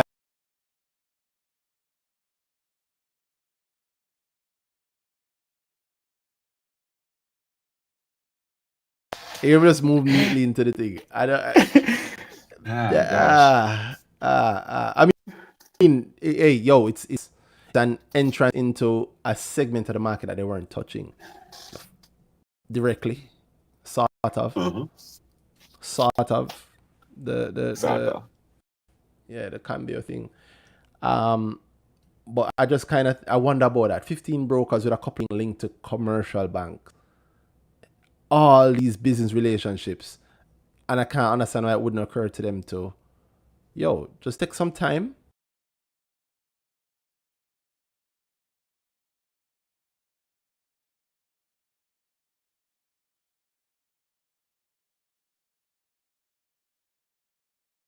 Company I convert that upon them in an IPO. They met GK. They met the Bully Beef company. I can't believe it. So you should be ashamed of yourself. Right? A Bully Beef in a bank. Oh my God, man. I mean, just this opportunity that's out there, the true opportunity. I think about it, and I think when because I've heard some of the convents behind the scenes, and sometimes you hear like from business owners what they're said and what they're shown, and the most common thing is that they're going to push them to death. They're going to tell them they're not really ready, and some to be fair, some businesses are just not ready. But there are a strong set of businesses out there that are more than ready, already doing listed company work too. So it's not like them books not in order. Them books in order, them are run quarterly books. Them get audited every year. But them think that, oh, why do I have to be in front of people? I wonder, like, if nobody ever said a conversation to me, like what would it take to put you in front of people?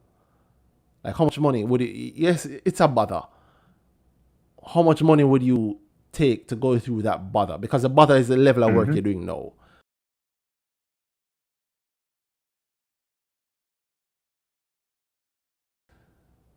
You're probably It's a small billionaire because already. money. No, you're probably a billion. If your Yes. business was exactly what it was now, but on the stock market, you would be a billionaire. Or as a billionaire friend of mine likes to say, a billionaire on paper. And I just have to remind them that that's where people are billionaires. That's where they're billionaires. No, but no billionaires looking in their bank account and seeing $1 billion. That's not how it works. But In fact, yeah. you wake up and see him, he's calling and cussing somebody. Yeah, it's a mistake if you see it there, right? So yeah, but- that ended up.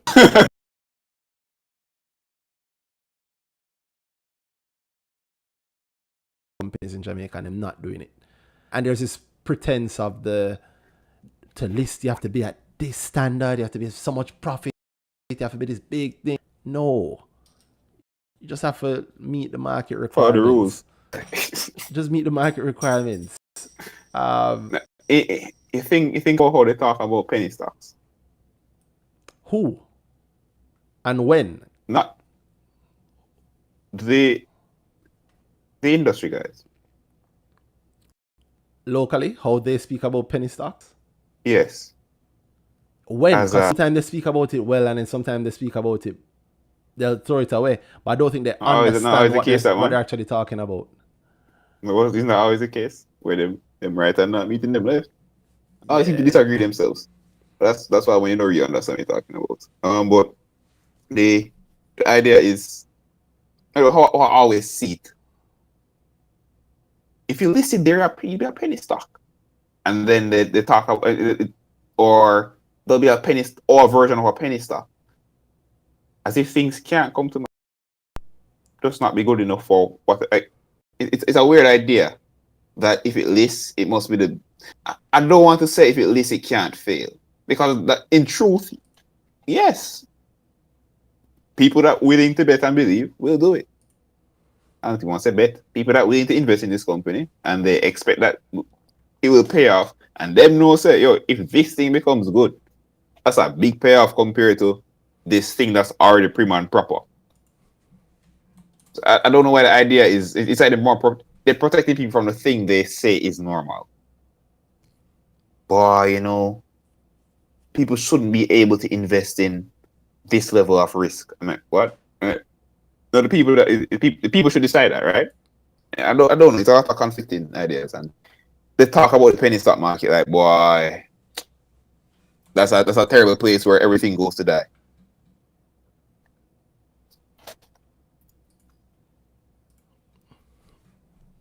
Why? I don't worry about them anymore. I don't worry about that anymore. But I do. Oh think no, about it's the funny. Opportunity. They come from a conversation. The market can double in size next way, year. way more than you think it would. it doesn't happen really. Think about that, Danhai. Sorry, think about that. Going back to the same point. The market can double in size next year, meaning listings. I can think through 100 companies in Jamaica, and not just in Jamaica, in the region, that can, and in my view, should list. So,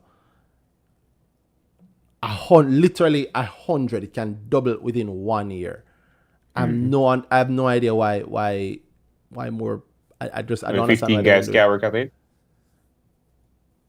Yeah, 15 independent. Every man takes 6. Every man takes 6. Yo, 15 independent.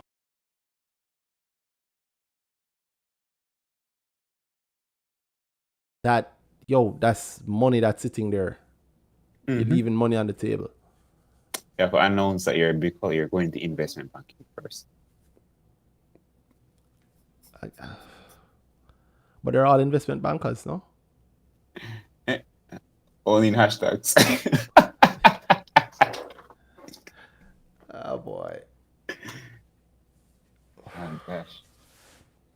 Yeah, it's weird to me. It's weird to me that there aren't more listings, and they don't have to be huge listings, smaller listings. Bring people to the market and build them up. More industries that there's so many industries that don't touch the market yet. Like literal full industry. Oh well. I'd say send a speaking request, but I think people in a listing And mode. it's funny. Wow, yo, it's just so much on the back, and it's always the same thing. Don't bring it to the market because the market is not mature. Well, let's not list these guys and make the market more quote unquote mature. That is interesting. It's weird. It's weird, but I think it's happening naturally because it's being spread just through competition. VM has gotten a hard hit, and you know that it kind of turned them up. So next year they might have 1, 2, 3 listings maybe. GK continuing to eat from the spin-offs and the M&A activity that they have coming. I think it makes sense for GKFG to set themselves up to be able to eat off food at the different levels of food plus food itself. Worse when they list that, then they're going to list that, and then they'll list the food part separately, and it and later on too. I think it's very clear that because of how some of them are acting, the fact that it's not just Mayberry doing it anymore, how some of them are acting is gonna cause others to have to act in the same way, right? So GK doing what it's doing, VM doing what it's doing, Mayberry. How many Mayberry did this year? Just one so far. Eddie Focal. Yeah. But then co-broker. Co-broker was all right, or something like that. Yeah, but I'm not counting co-brokers. Sagicor does a lot of co-brokering. It's not the same. Just saying the same. Yeah, and then a lot of other listed companies have opportunities within them that they're not necessarily spinning off, and I don't understand why. I know maybe it's lack of inventiveness, but there's so much there. It's like, it's either you have a extreme lack of inventiveness, or then you have like yeah.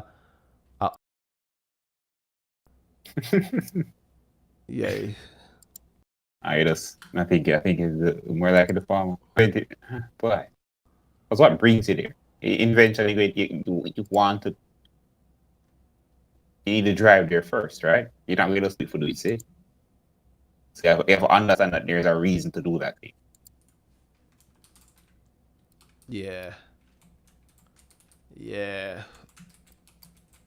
Wow. I don't know. It's funny. It's really funny. Think about. You have only ever had that conversation with you. I've only heard that conversation from you. What business looks like without the stock market, or the stock and equity market. It does not make sense. Yeah, it and they don't not win. Like, they are banks. That's crazy, bro. Yeah. It's the kind of thing there. Oh boy, you know what? Expand regionally because Trinidad look nice with the toilet paper thing. But we just can't afford it. Well, right? There's always money over here, and there's so much repeat examples of that. One would think. No, maybe not. Well, it's happening little by little. Industry's getting broken into. You just need one inventive person in one space to make it really inventive and then broaden, and it force more and more of the competition to act the same way, right? Although, funny enough, You might pop in again. Oh, I don't know what's causing it. I was saying, funny enough, I don't know what has caused. I'm surprised I've not seen more competitors listing. Like 3 of us or 5 of us in this industry on one list, and it immediately forced the other 2 to list soon. Bro, but that's the thing. I don't know if that's I don't know if the people that because one, if I don't know the IPO thing or this listing thing, and that guy lists, I don't. What level you think you'd have to be at to know that that's going to kill you? Well, maybe it don't kill you because maybe a banker approach you and give you a stronger loan. Maybe the loan that you'd have said no to all along. When the competition get the IPO, you accepted the $200 million loan. But now that the IPO like them, let people in my business. But then them take a loan on top of the IPO money and you get joke. Yeah, but you still have a niche. You get in.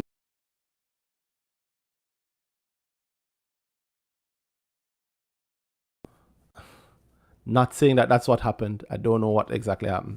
I did see the owner quoted as saying,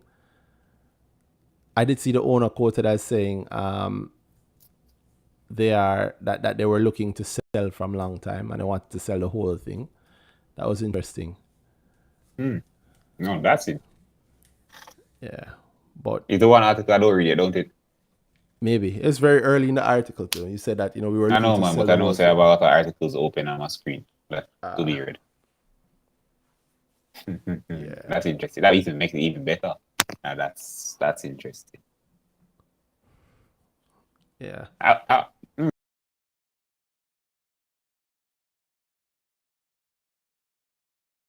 IPO, but there's something, and then you said something earlier about company doing all the IPO work, the listed company work, but not listed. And I know this week I saw someone talk of it, and I was caring about what the hell it is. Maybe it was the if Canco is SEC compliant, then they've done listed company work. Then they must, right? I've done one And of those then before. themselves XYZ. So the rest. Well, something there. And they're one More of there. 20 companies in the space, right? I thought that there were one of 20 companies in the space. And if one of 20 companies in the space, and so one is them, one is Exotic, and one is obviously GK. We only have 17 left. I don't think it's 20 massive ones. I think maybe the massive one is GK. JBDC, what are you talking about? In the Aki space, Aki export space. Oh, okay. They're only It's funny you 20. said They're 20 only and somebody 20. else. I know, but you said you're breaking up, and I'm hardly hearing you. Oh, But you I'm said sorry. JBDC said they have 20. So somebody in the comments said JBDC said they have 20 companies to list on the junior market, and you said 20, and I said, oh yeah, man, reading the thing there, and then you said GK. I'm like, what? Oh, sorry. No. I was talking about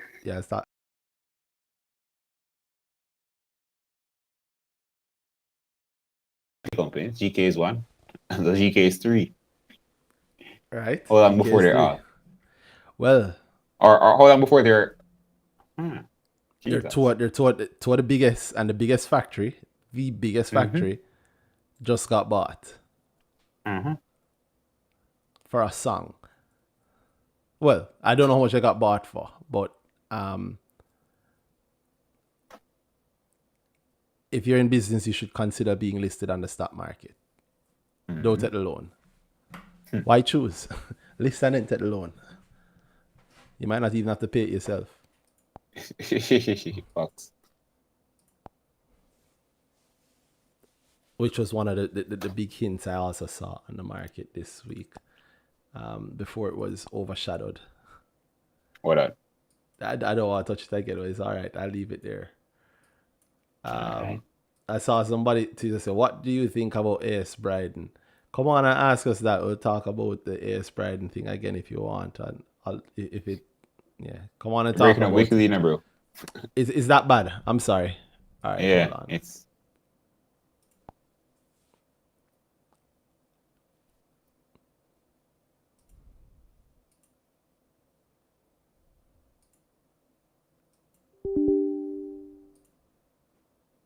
Sorry, people on YouTube. I know you can still hear me. I'm just trying to sort out whatever this sound issue is.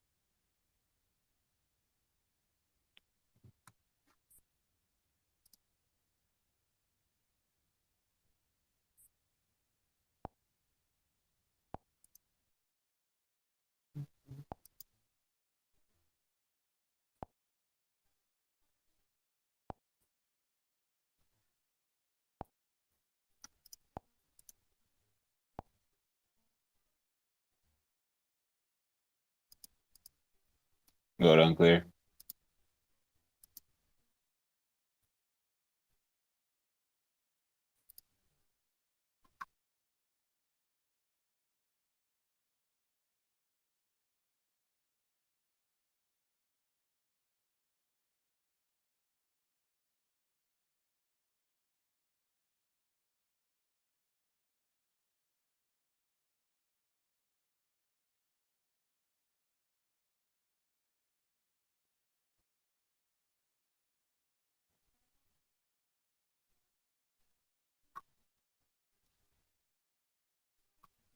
What that?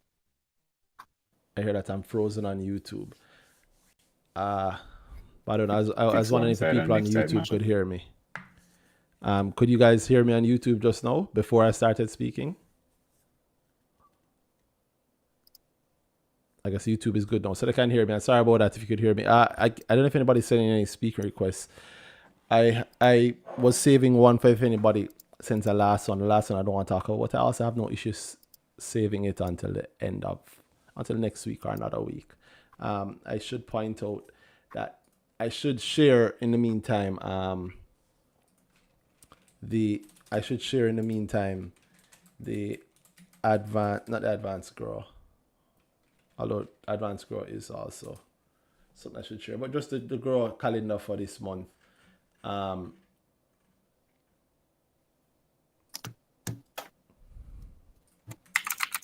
Yeah, I'll just share the dates, although they'll be tweeted out. And if you wanted to come to grow before, you see a chance to do it in October. We have a chill session with the subscribers. It's like a session like this, but us for the grow subscribers. That's on the 22nd. The beginner investor workshop will be on the 29th, and the split grow is going to be the evenings of the 25th and the 26th.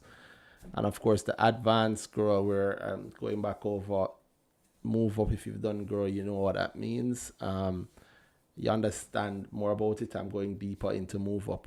I call it move up revisited. October 31st, Halloween. Anybody who does these the first time you want to sit Danhai, you get a discount. So that's a great thing. If you want to sit Danhai as a subscriber, you get an even bigger discount. And I will also point out that you also get discounts to mymoneyja.com, which is the website you see us using here, and the one that has a wonderful app that some of you have been testing, and everybody will get a chance to test very, very soon. And I have some more exciting, very exciting. I'm excited. If you're someone tired, it's because I've had a very exciting week, but very busy week, and I'm excited about some of the things that you guys will see soon. This is the last chance, like I said, to send a speaking request. It's kind of late. Otherwise, I'll call time soon. Unless then I have anything that you liked. Or are you looking forward to for the fourth quarter? It's always hazy asking you, but anything that you like? Enough things. One thing. There's one thing that you're willing to One talk thing. about. Willing to talk about. I haven't said yet. Mm-hmm. No, that's okay. I usually say the things I want to say.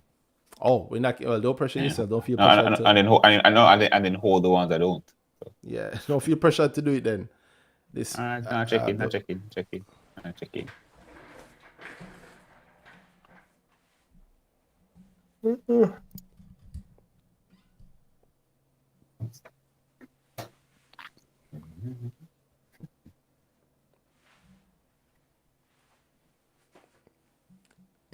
I said to somebody the other day too, that I know a lot of people are scared or don't want to send a speaker request, but then they'll DM me or they're talking to me or something, And I say, it's funny because people that block your own blessings thing is a real thing that a lot of people do.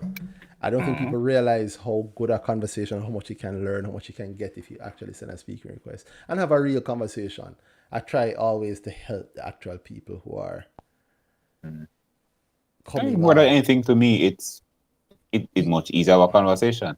Like, Yeah, I don't think people realize. People just typing all this, no, it's not happening. Yeah. Say something about Berger. Say something about Berger, or say something about this or that. Yeah, and also this allows us to know where you're coming from, which is a major thing, as you've heard, maybe heard or not heard tonight. Yeah.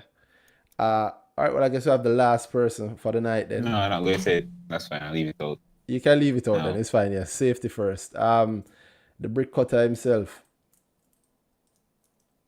Sir Phil, what's up? Big up on yourself. Big up. What's up? Catch the last lick. How's your week been on the market? Well, it was very good. It's very interesting that you mentioned the overshadowing because seeing the recency bias play out was very interesting. I mean, when Eddie Focal did their big announcement at the beginning of the week. There was an initial market reaction, looking good. I mean, I'm full disclosure. I have a fair amount of Eddie Focal shares. In fact, I believe Eddie Focal is my largest holding. Really? What are you counting by? Units or value? Value. What you say? Is it mine? If Phil ever say it's been approved. You see it? No. Yeah, try to trick me around it. No, I'm just testing. That's the only way I know. That's the only way I know. I always testing. Is it my biggest holding? It's not, See? Bricks. Yeah, it's not. Bricks. It's not my Big biggest bricks. holding. Yeah. Yeah. But thank the But gods, it is amongst my top holdings, and it is definitely. And I still don't have enough. worse. I don't have enough either. I'm hoping for a nice little fall a little later on. So yeah, man. I'm hoping for some fear to be introduced into the market so people sell me more for cheaper. I mean, I don't wait for cheaper to buy, but I don't play to buy more if cheaper presents itself. If it Now the presents deal when itself, them commented them. Yeah, man. you won't complain. Not at all. And not this. The recency bias is another real. I realize there's some lessons that I take for granted that other people. There are people who only learn by doing, only learn by seeing, and so like when them come into the market, they only learn along the stage of what has happened while they were looking. They don't look backwards. Them can't read about nothing and learn from it. They can only go through what happened. So the first rights issue, that's how rights issue work. The first APO, that's how APO work. The first IPO, that's how IPO work. The first dividend, it is a vast amount of people. And I'm saying that to say there are things that I know, like just generally about a company in year 3, a company in year 5, that when you look back at year 1, so I don't own enough either. I mean, it's funny because nobody does that. Some people do. Nobody just get up and say, no, I think just read it. How people know actually go back and check? For year 1 and year, what was this like when it listed? Very, very few people. And so it doesn't like a long time sometimes, like 3 years after, and you check back and you say, John no start. Sometimes it's last year. Sometimes it's just big up Fesco. Again, the Fesco conversation is not a $1. It's just a $1, 80 cents conversation. It's a $4. It's a $6, $5 conversation I find now. It's a $1.80. What you mean? You mean an 80 cents conversation? 80 cents. No, I say $1 because we usually talk about people talk about Fesco as being a $1 IPO. So that's why I say $1. But even then, I'm not hearing about the IPO last year. I'm hearing about $6. Yeah. People can buy it at $6 and things like that. Multi-billion-dollar company. Yeah, if it dropped to 4, People excited if it Body. dropped to 4. Mm-hmm. If it Right. dropped, Yeah. if it dropped below 4, people excited and buying it. And nothing wrong with that. It must go back up. And you consider Jesus, wow. what were the people who bought it at 80 cents? Yeah, $4 is no longer a normal Scary. price for it. Mm-hmm. Well, that was a scare point last year. Yeah. Remember? It hit 5 and got to 4 or something like that, and people were wondering what's going on with Fesco. I actually hate that phrase now, you know. What's going What's on? happening with thing there? I'm like, yo, bro, stop fall. You know, nothing terrible is going on. You know, just the fear. What's going on with GK? Yeah, it's GK crazy is to me, down bro. all the way to 80 something cents All the way. this week, you know. I think I got an alert at $83 or $84, not cents. Mm-hmm. $88. Look at that. And you hear the. And they act like it's a disaster. It's an opportunity, man. What's going on with GK? I mean, No if results you to show bought it's GK at disaster. 100, I'm not into the short term like you guys, you know. I'm more in the long term. But I'm just looking at Oh, GK and sure. wondering why is it down to this? well, now? what's happening with it? You should be the least worried person right here. Like, we should be crying, right? It's because I've With learned our like short-term sales. I'm not into the short term thing. I'm more a long term investor. But Just means I'm a short-term that's- investor. yeah, that sentence means I don't want you to judge me badly for investing. I'm not really sure of this thing. So please think that I'm more Sophisticated. than I am. But what the hell is going on with this thing? Because I'm It's funny, worried that's like just- hell. that And is I a don't want to hallmark seem of like it. thing, you know. You're not a very sophisticated investor. If why short-term, long-term is the conversation you have, then you might need to take a step back, look in the mirror. Yeah. Yeah. Or GK being this low, no. For me, I'm looking at it, I'm thinking, well, I won't be surprised if I see some large volume moves soon also.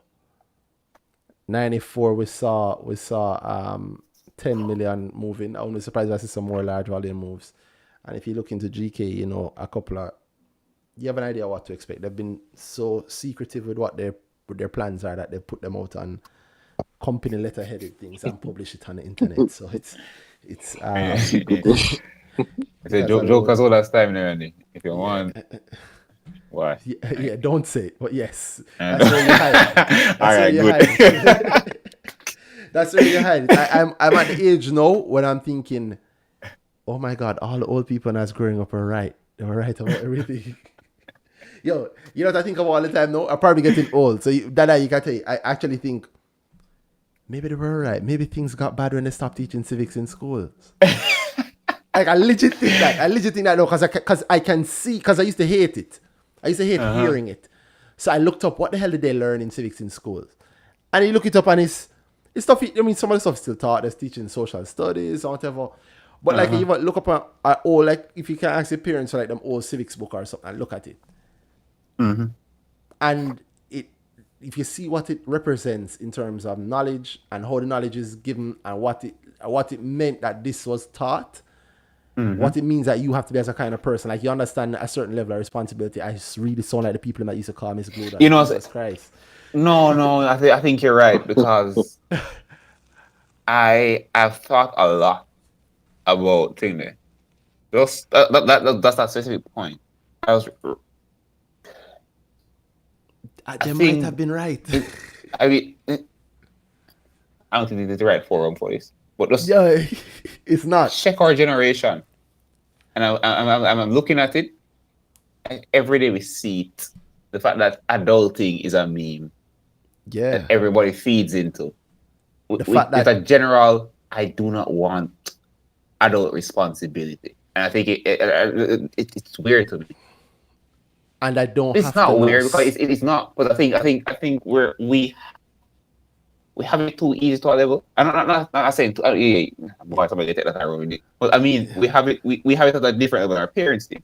Like my mother, my mother's a country girl, so she had to come to town for social and school. I mean, so university and whatever. So when she hit a certain age, it was I'm out. So you have to grow up fast, bro. Like as much as that puts you back, it then forces you into a certain level of how I think about my life. Yeah. And you don't have anybody to blame for Responsibility. certain things. Yeah. Exactly. You kind of you jump into it and you have to do certain things and it have to work. And I mean, you have to good and learn. bad in that. But end Yeah. of the day, Sorry to cut you, but you had to learn by, like, sometimes learning by experience might mean that you die or somebody else would die.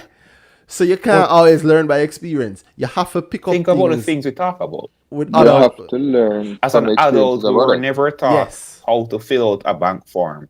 That's what I'm really saying more while. You know? They need How to to teach take about a light loan. bill in Or school. you need to teach this, and you look at it and you're like, They do. not necessarily. They do. Not in They the just way don't you call think it light it, bill. eh? They call it maths.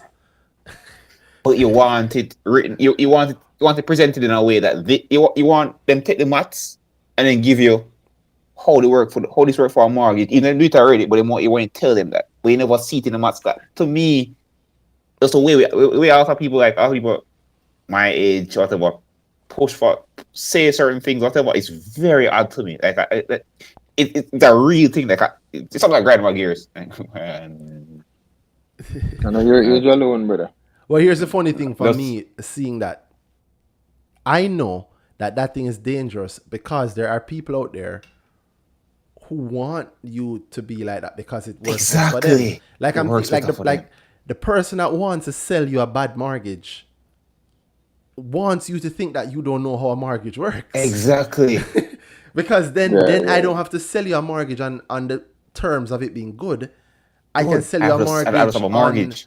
on being friendly with you, on Uh-huh. helping you to understand it more. I can sell you on I make it easy for you. Don't worry about it. Just sign here. And what if I here, told you here, how and often here. I see that? I know how often you see because I know how often it's done because I see it done. And I And think there's also a conversation maybe like they were Ronnie, right like about civics. insurance conversation. We're looking at sideways, like what? Yeah. Oh, Plus, before you say that, no, I know I'm going to sound crazy, but I know it's going to bother me if I don't clear it up because I won't remember to say it again. I want to tie the civics point in. Why I keep saying it, the civics thing. And because I care heavily about civics, even though I do. But civics, the thinking behind saying it was often that you have to learn it and understand it yourself.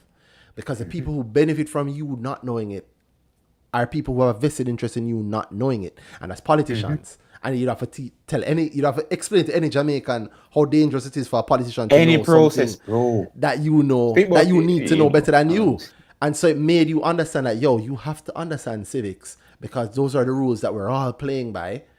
And these guys and girls benefit if you don't know it. So if you get that concept from civics, I think it's natural that you're going to think, where else in my life is there a process that I need to know, or the people who know the process might exploit me? But if them start Bro. teaching civics in school, them remove the element of personal responsibility. And so you think, no, the person selling me a mortgage should tell me the best things about mortgages. And the person They're- who they're learned the about, expert. trust the expertise. And what that really means is do what I say, sign here, here, and here. Right? So I think, my God, I might be getting old, but they might be right about the civics thing. No. I got there earlier. It was the conversation was my father talking about civics, and then I started realizing what he's saying just lines up with a lot of what I was thinking of. It really that whole line, a common line. I hate hearing people say it, adulting, because I know what's really behind it. It's just these are the responsibilities of Not wanting being a personal human responsibility. on your own. Exactly that. I am not my parents' responsibility anymore. Right. I'm not. My dad, my mother, yard. Cool. I'm not saying you shouldn't think that, but if there isn't certain things behind that, then you start getting certain mindsets and certain myths around how certain things work. Boy, you are getting screwed with that mindset. Yeah, that's the kind of mindset that leads to they don't know this, so we can trick them with it. We can do it. Call it something else. Tell them it's best for the long term. That's the thing that trick people out of their money. Anyway, Sir Phil, so we take up your time, we turn it into a Miss Glued and talk about civics. Nobody wants to hear Miss that. Glued. you came on to talk about something else. What was it? Yeah. I mean, what I decided to come on for was when you mentioned companies with, you know, subsidiaries or divisions that they could list. And I mean, as well as tying in the whole fourth quarter thing. And one of the interesting things I'm looking forward to for the fourth quarter. Summer. That's not what I was going to say. Summer in October. What is Summer it in going to be October. now? This month is November. supposed to be So summer. sometimes the rain comes down in June. Yeah, and sometimes the spin-offs happen in October. Wow. Sorry, Phil. Sorry. What are the companies you're thinking of But we're not hearing from nobody. that did? Phil, About that. I say the tea gone cool again. Tea gone freezing. Oh boy, that's not what you came Oh, on man, talk about. It was something else. No, main event. Ooh. Not, yeah. So, main event been doing a lot of little quiet things. That's one of the companies I never want to talk about, you know, what you want, boss. Yeah, I figured that too. You know, I took a long time. I figured Yo, the last time him do this, you know, the last time come talk about things I Brother. don't want to talk about, you know. beer problems. Oh my God. How is that doing, by the way? We shouldn't let you off the hook for that, you know. How is that? My colleague them a message me and thing and kind of something Jesus. pressure. Ooh, how long ago was that? 2-3 weeks? 3 weeks. It was You bought it? no, sir. Why? I sold. Why? No. I'm actually asking why. I'm not saying you should have. I went into something else. That was always my plan. I expected it to drop after the. Well, then did it. But then if it's to rise again. So that's not my real answer. But no, I expect it to rise again, but I don't expect it to rise to the extent. I think it's right back up to It 107. went up to 108, 108, Why? 109. Yeah. Why if it rise again? I am anticipating that the interest will be maintained until the X date for the dividend. It's a big dividend. And who buying? Interest from who? Who's buying? Well, it's time. We're still not up to the limit of the ESOP buying. I don't know if the ESOP is who is buying currently, but I think whoever it is interested in getting that dividend is buying. It could include the ESOP. ESOP, I don't think ESOP gets paid dividend. Say again? I don't ESOPs get dividend?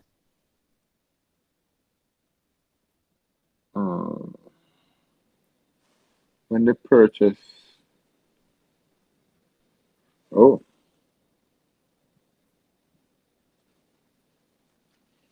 I don't know, you know.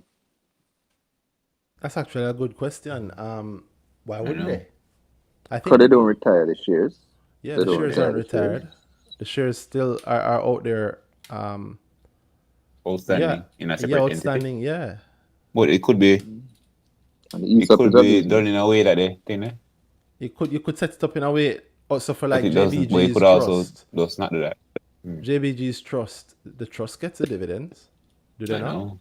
Is that it? Or is that immediate? That was the immediate one, but then I think of it. But that might be set it makes up sense to do it too. That's a shareholder trust versus the ESOP. That's actually a good question. I need to confirm that if the ESOP gets a dividend. I feel like they do though. I feel like the ESOP does. But feeling don't matter. It helps. It makes sense too. How ESOPs work. Yeah. And how you can make them work. They don't have to just be. They have lots of forms that they can take. Yeah, they have lots of forms. I mean like the layout. I mean the layout that they can take. They have lots of forms they can take. But Phil, this is me pushing you into talking about Barita again, and that's not what you wanted to talk about. You say you got out and went into something else. By the way, I mean I wanted to know the date because that was the 23rd of September. It was $92.64 then.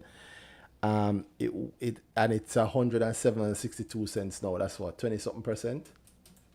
Yeah. 16%, with a little dip in the middle. From the time that I spoke about it. Correct. From the how many people have asked you about it from then till now? Brother. Countless. You're a genius now, Phil. You're on the Name all change. yeah, man. What your name changed to? Sir Bill. Sir The man them says not Sir Dr. Phil, Bill. Sir Bill. Dr. Bill. Dr. Bill. Ah, and you're out of it already. The man's him actually doing the short term thing, you know. Man say him out of it already. Jesus. Well, I'm at 5 dangerous in Randy. Yeah. Dr. Bill, the dangerous Dr. Bill. You want to say what you're in? Take a 22%. Take a like a 22%. Whew. Yeah, man. Boy, You no, know- that's gold right there. You know? Why do you guys do this to me? 22% in what, 2 weeks? 2 weeks. Yeah, about it. Why you're not good Nice. then, Phil?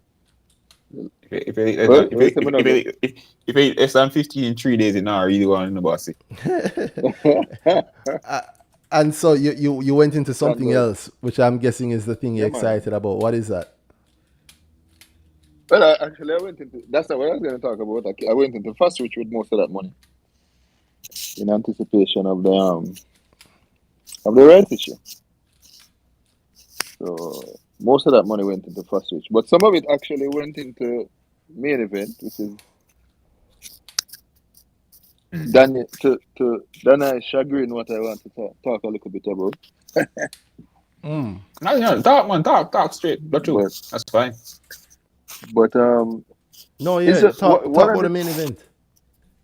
I went looking at you're actually Funny. brought to the point about people looking back at what shares, what companies were like in the past, particularly at IPO and so forth. And main event, I mean, just looking at the progress of main event over the period of time. Mm-hmm. Come on, interesting.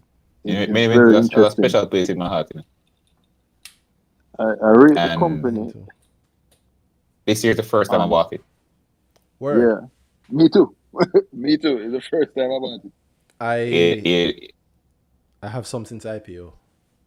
You know my main event stories? I've told you before.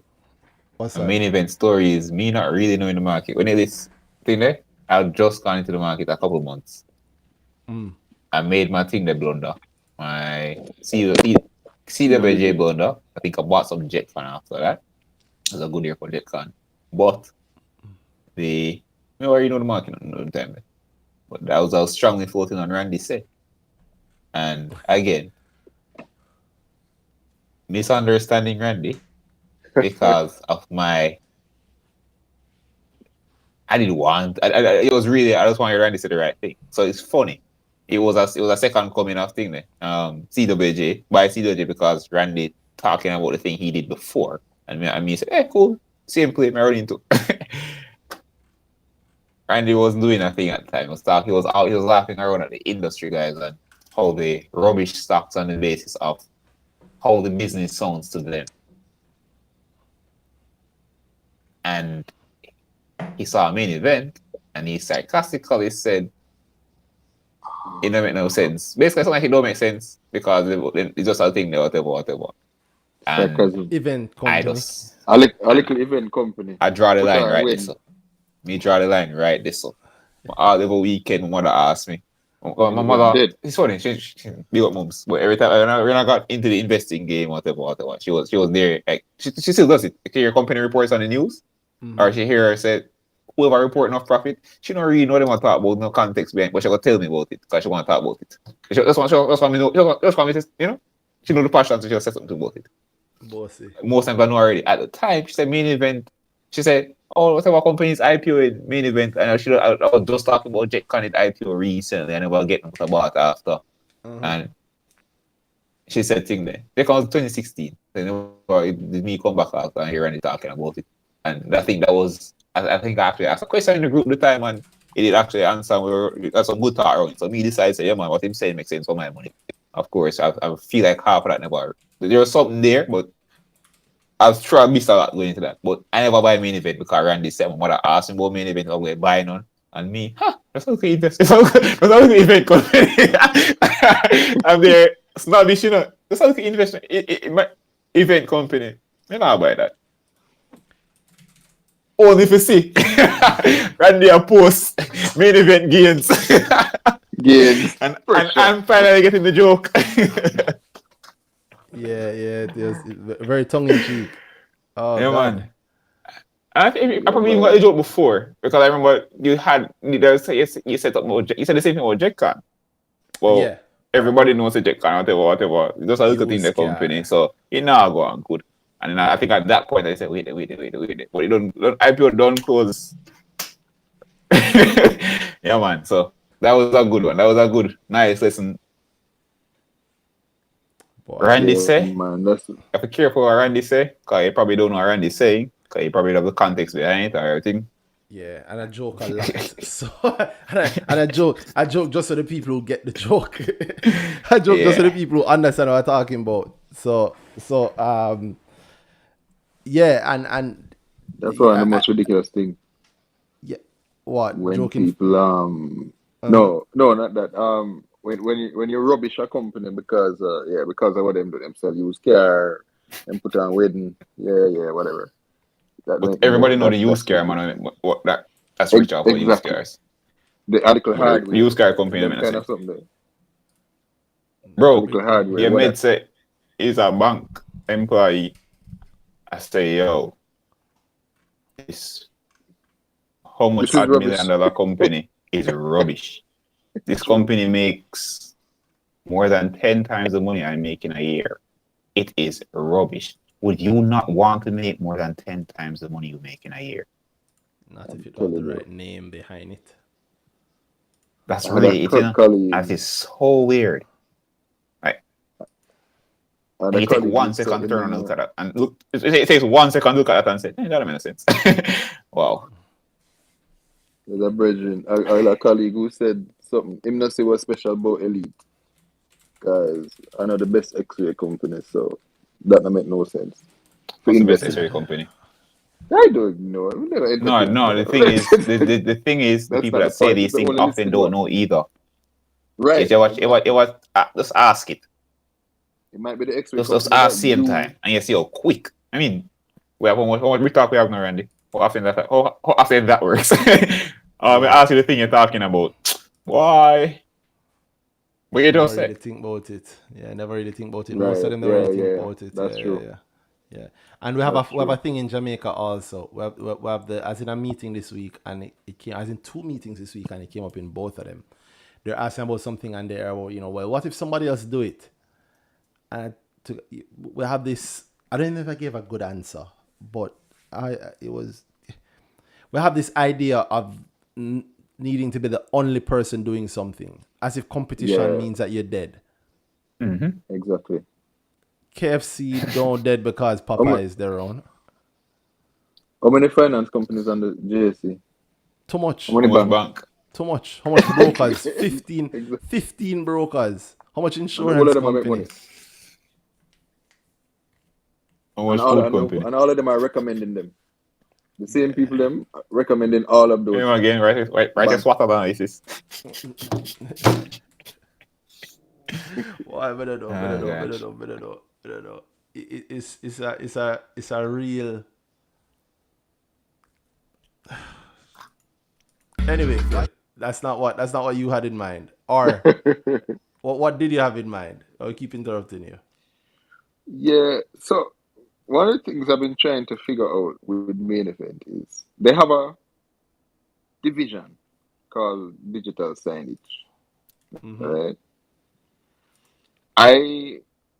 For some time I was taking for granted that I guess I knew the relationship between iPrint and Main Event. If you look in the audited reports, iPrint is listed as or it is a related company, but there's no clear evidence of what exactly the relationship is. I know digital signage is a division of Main Event. I looked and seen that they have an employee who is employee of Main Event Group, whose expertise is digital signage, whatever. But iPrint seems to be. So I just, in my mind, took it for granted that iPrint was either a subsidiary or an associate of theirs, but it's not listed as such. Where decide that one? That's Well, interesting. no, it just Because you were saying decided. it can't was see the weird because relationship, but then decide I saw a very strong right. relationship. So I was wondering to myself if there's, I mean,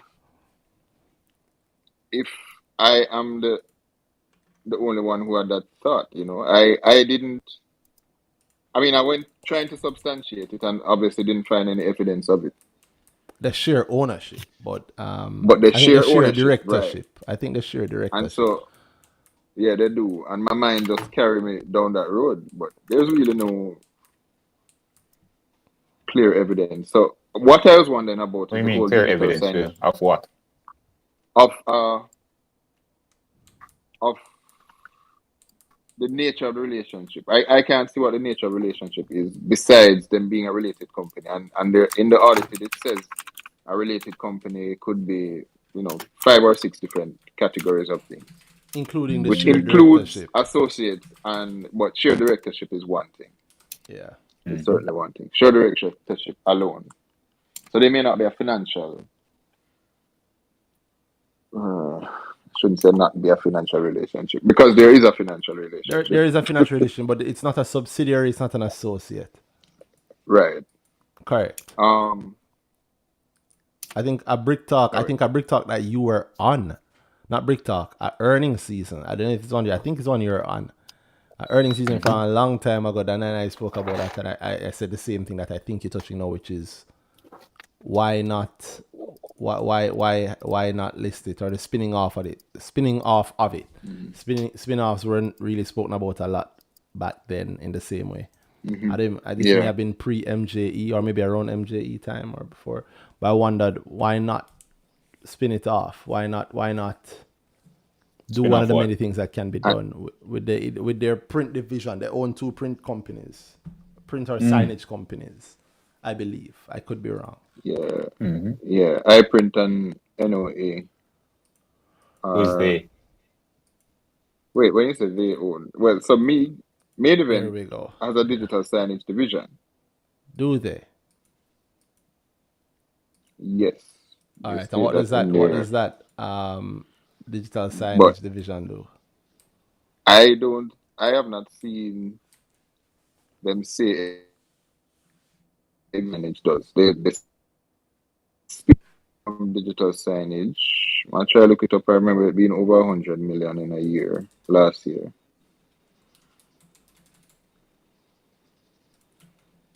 And I kind of went down this road after seeing, you know, the whole I create visual vibe thing and trying to compare the numbers for their digital signage. So yeah, to compare the numbers for both. But then, you know, it led me to see that iPrint / National Outdoor Advertising is a completely, so when you see the numbers for MEAG's digital signage division, iPrint is a completely different thing. So that's completely different set of money. I'm not under the impression that Main Event has any subsidiaries. Yeah, man. Sure. And I'm not sure. That's what I'm saying. I'm not under the impression. I could be wrong. They don't Yeah, seem man. to... Like what? No, I don't see that in their finances. In their wait, financials, no. in their What the audited hell? financials. This is screwing with me. No, this is not, because I've done this right before. We had the conversation. Main Earlier this Event year. is a subsidiary of MEAG Main Holdings. Event, no, man. Yeah, I know what I was talking about, and I know why I think why I roll back on it, because good. Agreed. In fact, we had this conversation earlier, Andy. I'll show you. Where is it?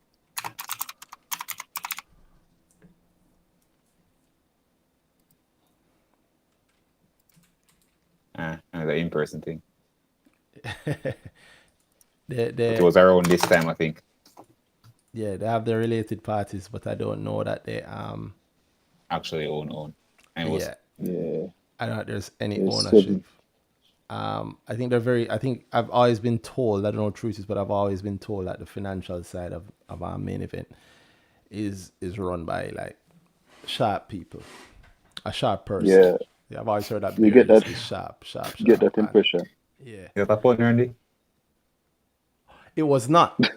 It was not. But you know what? I'm gonna say yes. Funny. I just get it. I just get it. Okay, cool. I didn't get it either. Yeah, That's big funny. up Sir Salah himself. But no, that Yeah. I wasn't thinking that, but that is also true. That is also true. I don't think they move. But then think about that association.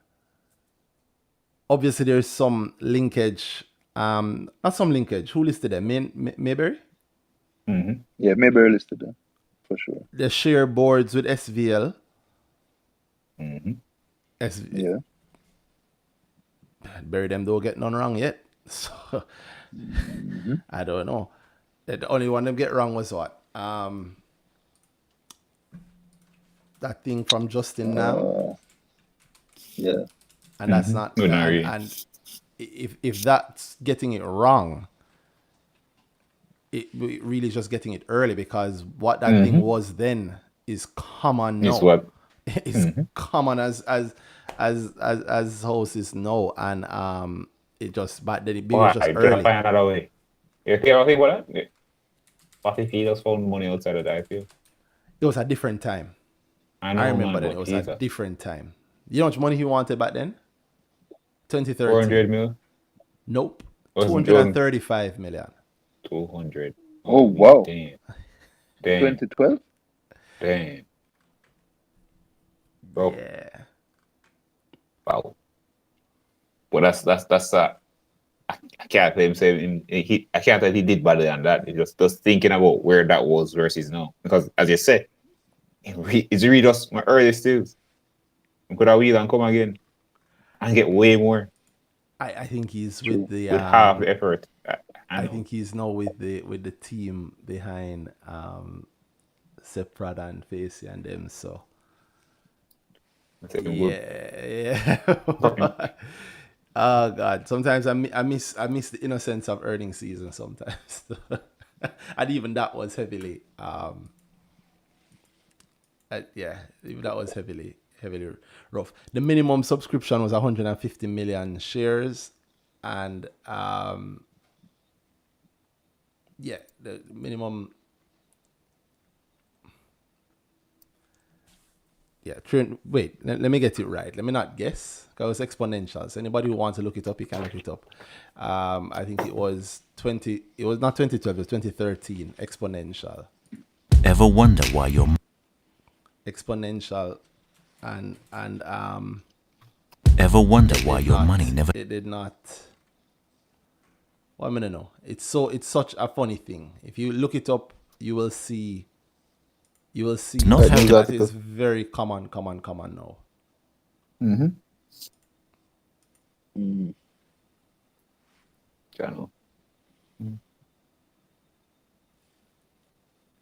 Danhai, I see what you're talking about. With Mystique. Mm-hmm.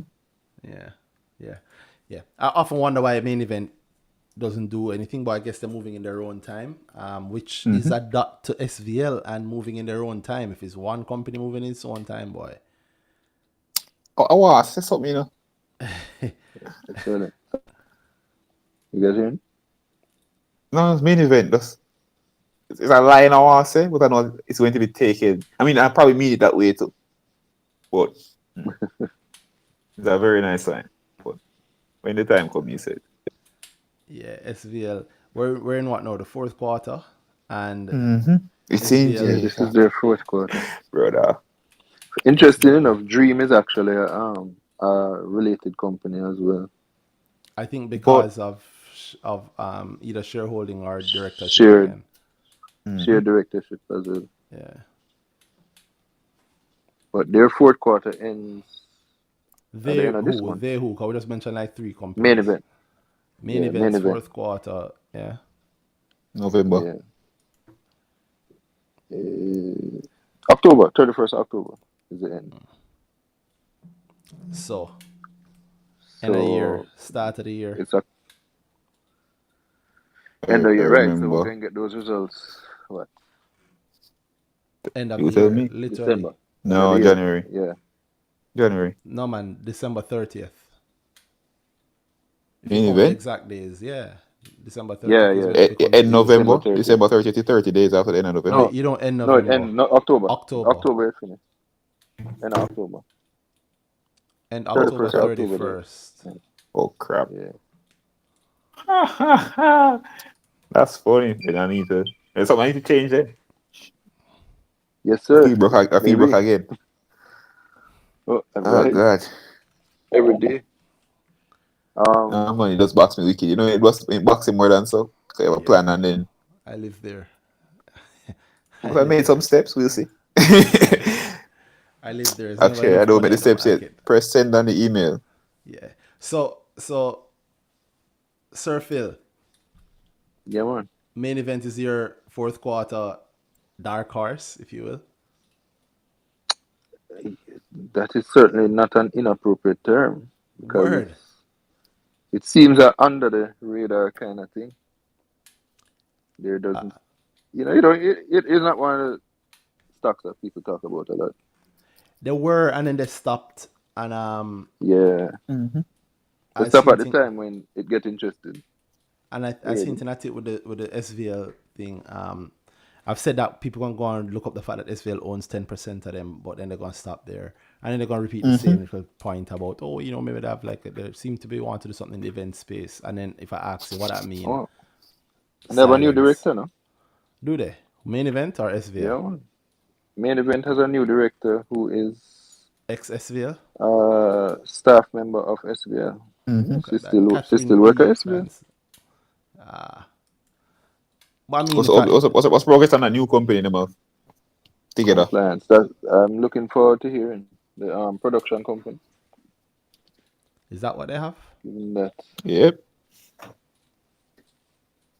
And it's geared my money specifically GA has the around. news. Is it not? It's a production company. It's not geared specifically around Caymanas. It's a production company geared specifically around Caymanas. You mean an events Yeah. company? Production Which is the is word an they event used. company, right? Production is the word Correct. they use. Yes. Yes. Dark horse, indeed.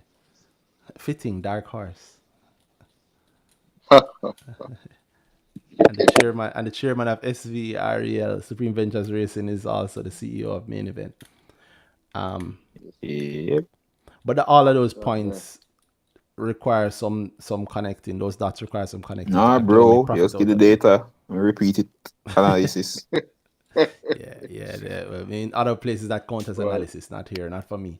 But that's not a bad dark horse. I like I said, I've owned some since IPO. I bought some this year.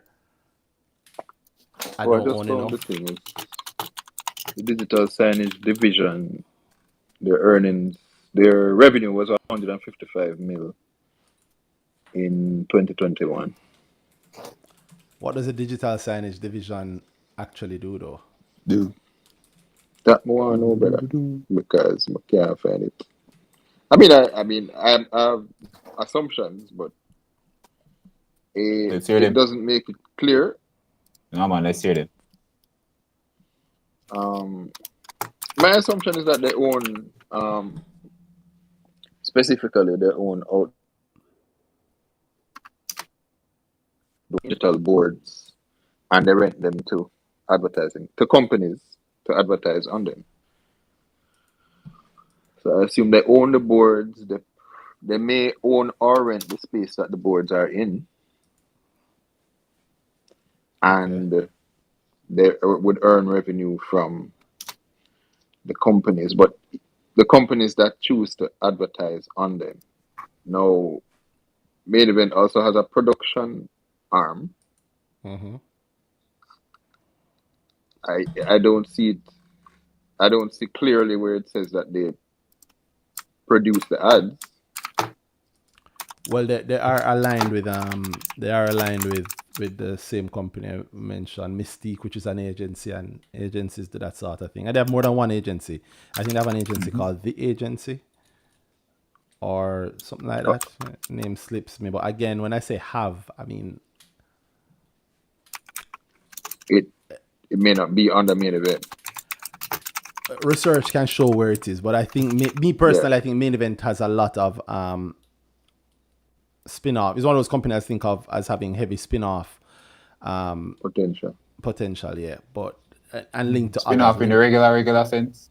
Spin-off, call it whatever you want as long as I make money. Okay, gotcha. Makes sense. True. I agree.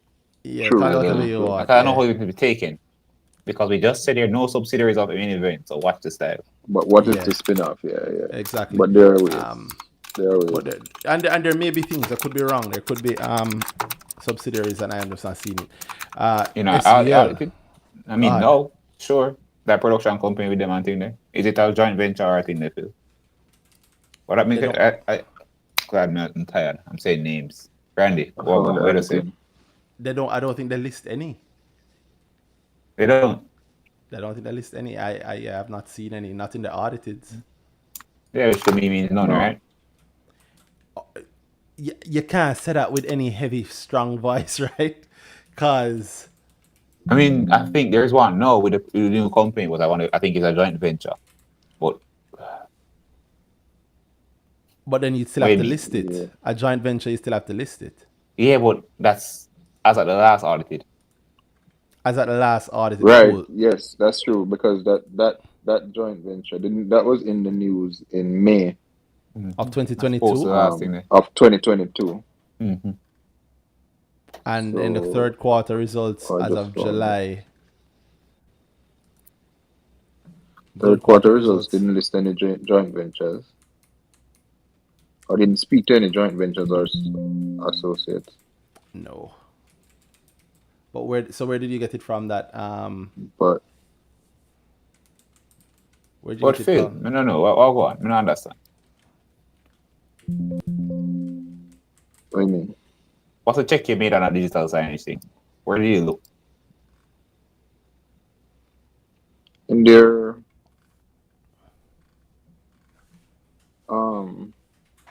financials. Looking in their audit, in their financials. I know, man, but he's saying he doesn't know what they do. I didn't see clearly where it said what they do in what the digital signage division does. All right. Okay. I know they use this thing that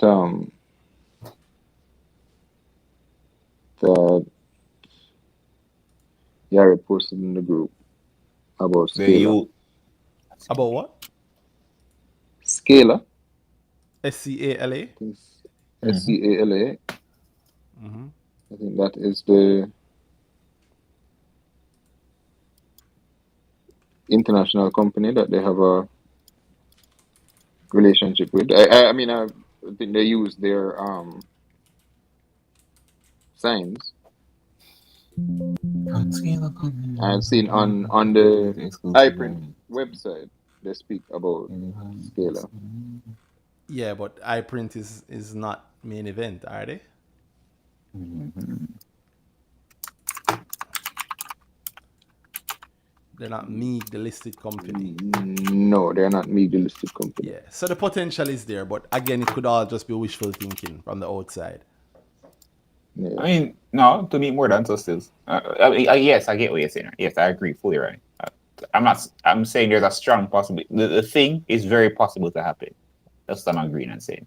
But it's very, very possible. Likelihood, I don't know. Yo, possibility is possible. It's been possible from day one, but it's been years. Exactly. Yeah, man. So not.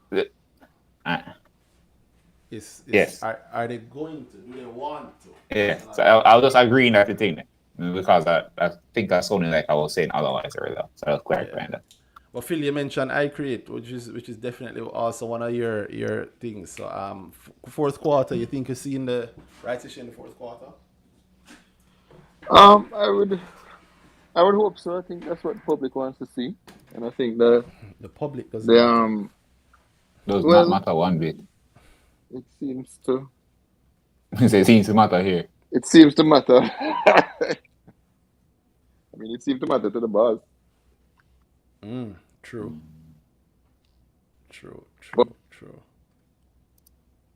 but I mean, yeah, also yes. they seem to have pressures to get the money. But I think they've gotten low, so I don't think that they have an issue sealing the actual.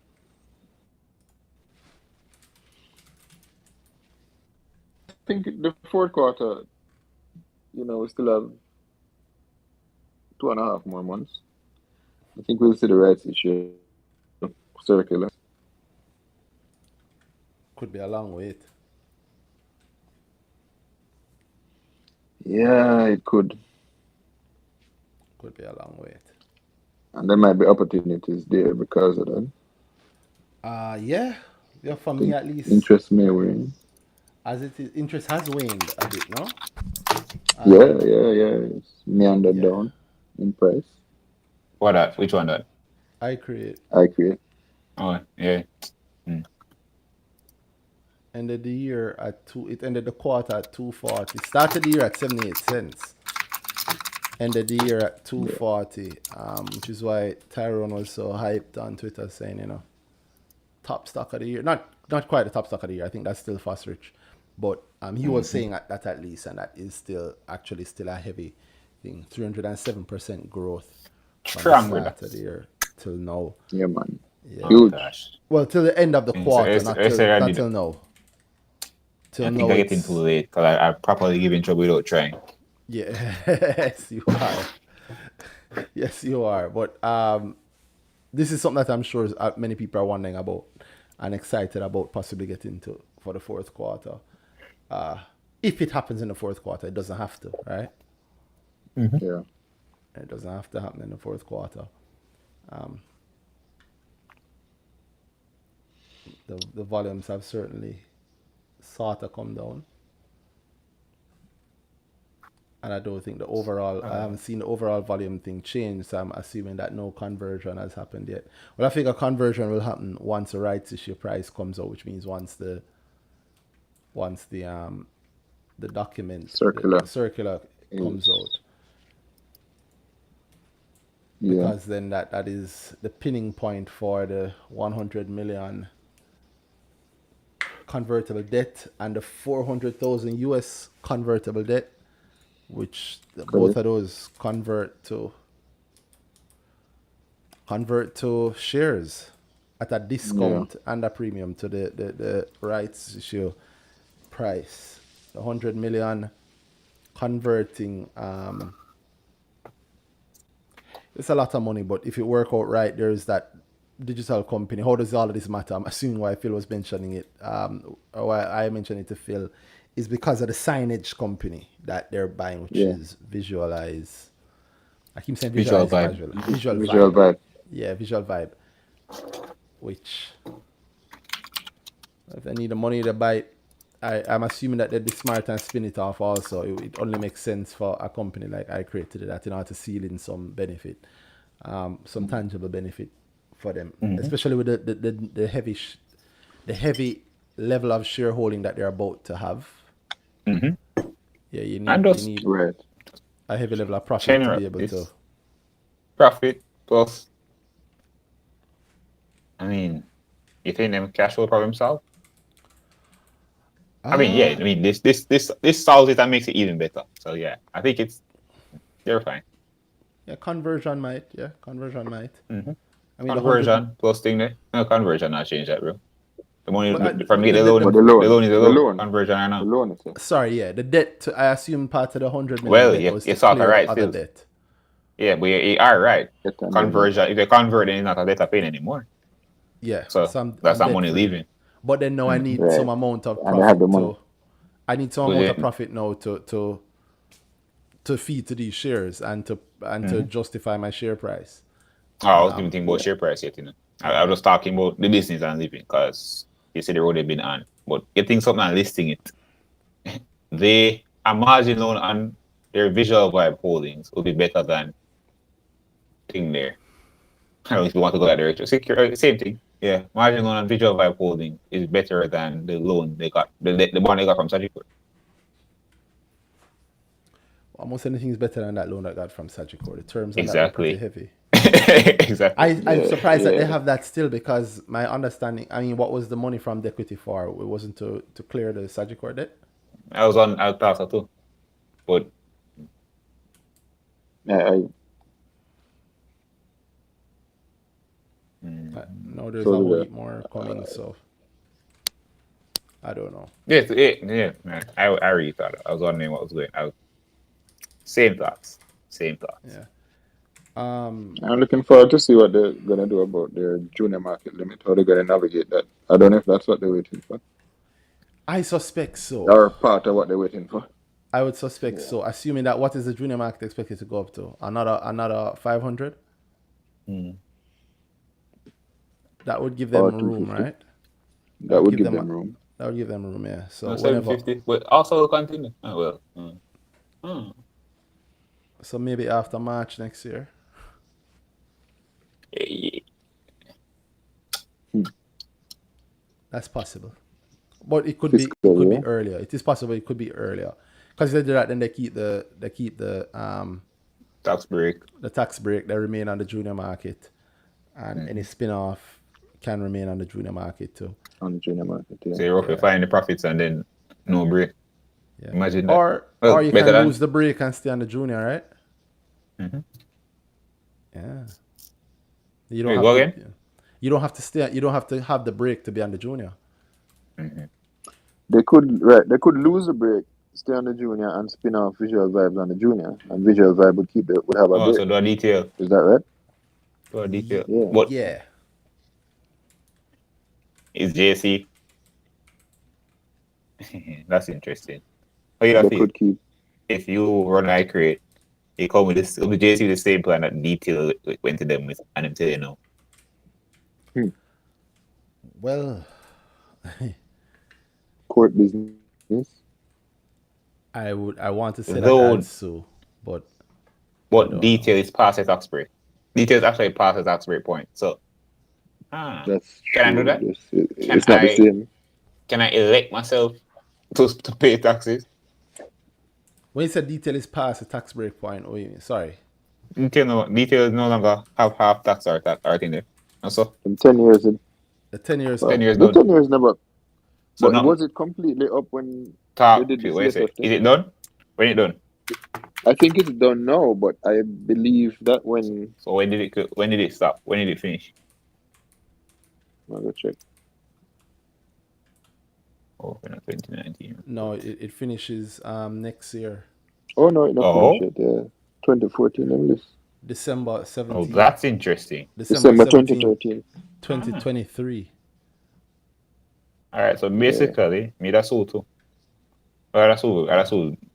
Either way, to be honest. I can't imagine But- they tell him no though, because the law says that the rule says main market. So once you're not on the main market, you should qualify, right?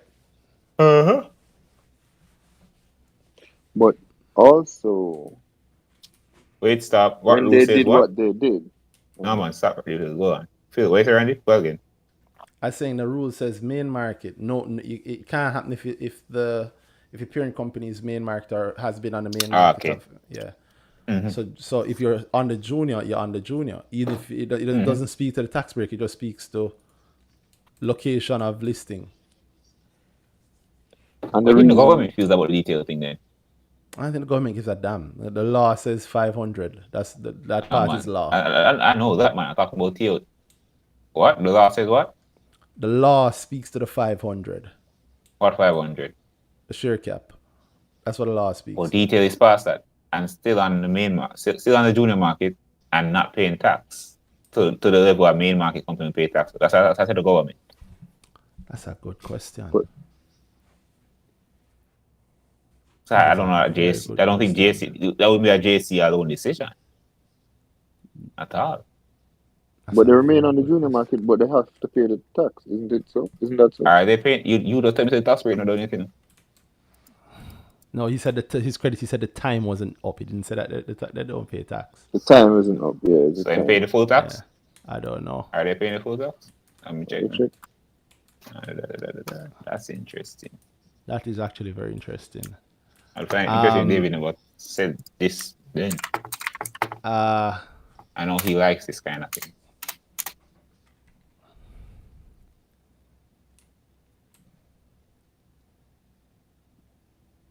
it's actually December 16, 2021. It up, you know. I want to come here and feel. You mean it feel 15 years finished in 2023? Yeah, Detail? that's strange. Yeah, man, detail. They bought a long time in the bossy.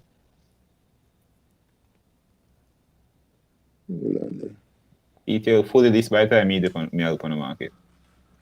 Detail listed in on the junior market December 17, 2013. Yeah, Mm-hmm. Yeah, that's what I'm 10 saying. years on that puts us 2013. to what? Yeah. 10 years would So be next they year. half tax now. It'd be half Half tax. We're tax supposed to be kicks half in tax at now. half tax kicked in at December 17, 2018. 5 years, right? Uh-huh. Audited. So as far as I know, Half tax finished in half tax 2023. up to December 16, 2023. Yeah. Mm-hmm. Right. This report.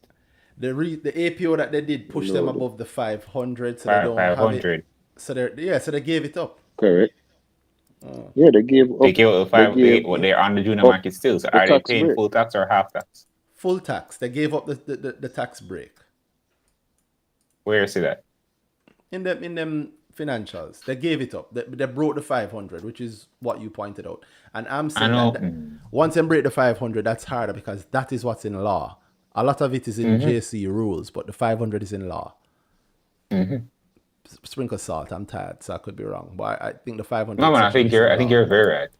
Yeah. Yeah, It's a thing I remember. No 29. No 29 of the audited has it. Audited. What I say?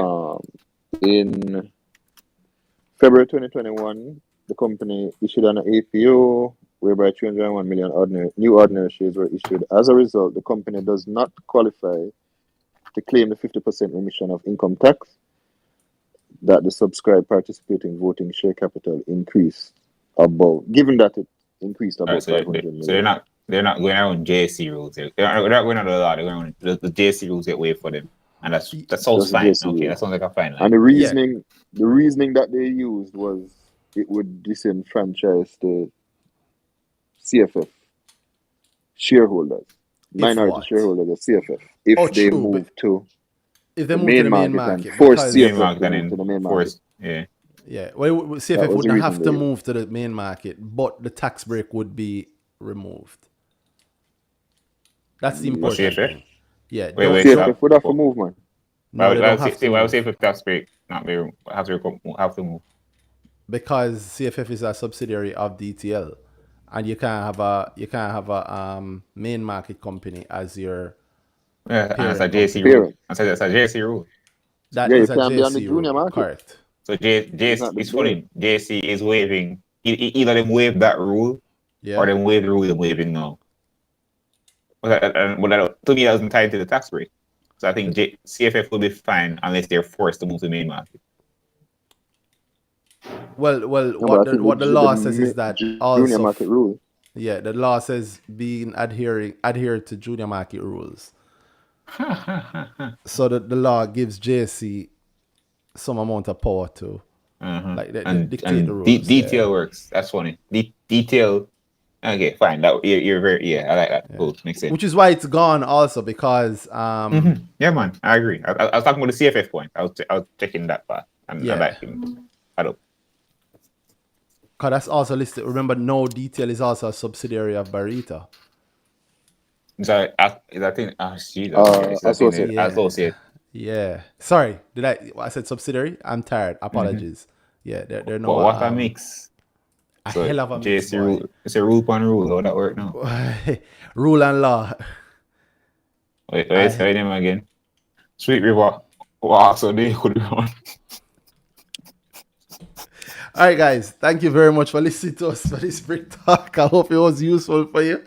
I hope you guys enjoyed it. Phil, have anything you want to help the people close off with? Oh man, bless up. Big up my money, JA, every time. All right, I'm happy you like it. I hope you guys like the product also. And I know you guys will be excited about the stuff that we have to come. Then I have anything you want to tell the people before we go?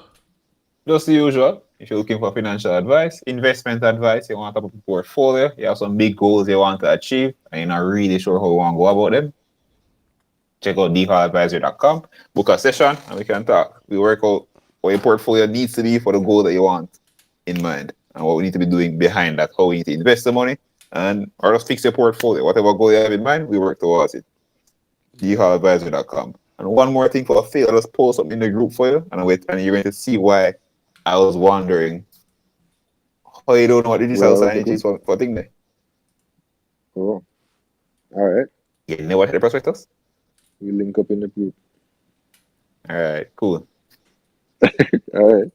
Yeah, read the prospectus. That's a nice circular thing that I read main events prospectus if you all have an idea what I was talking about. Interesting. I did it. Yeah, it's a long time ago. Read it properly. Yeah, but it doesn't clear up your situation. I don't know why you didn't know that, but it doesn't clear up the situation around what main event actually owns, what falls under public and what doesn't, and what may fall. Oh no, man. The thing I was asking about, he said he doesn't know what it is. He just has science, but he doesn't know the department does exactly. Okay. Yeah. I'll check it.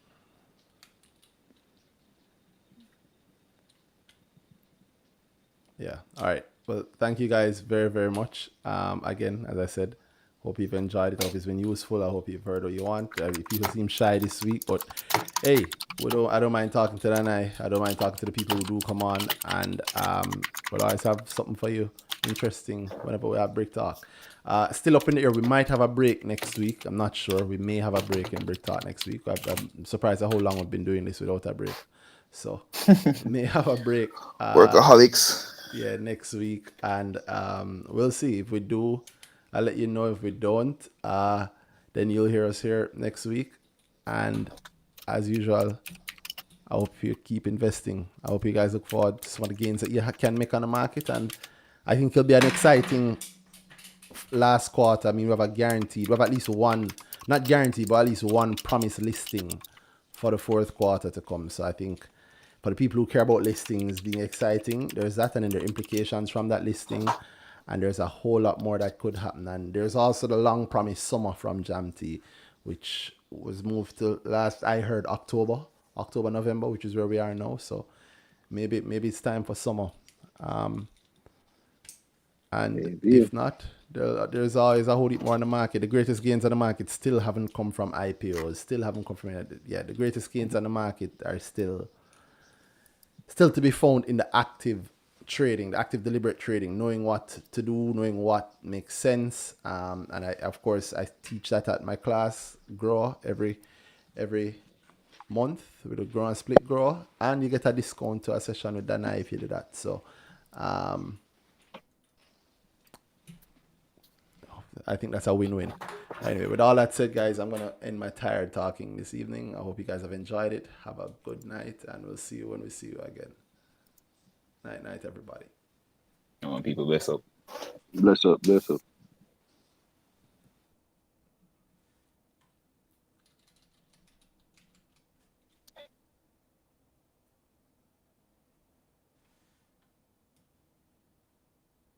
I always wonder if I've ended it with the right amount of gap time, I never ever know, but I know the stream is still going. Have a good night, everybody, on YouTube. Or a good day, depending on whenever you're watching this.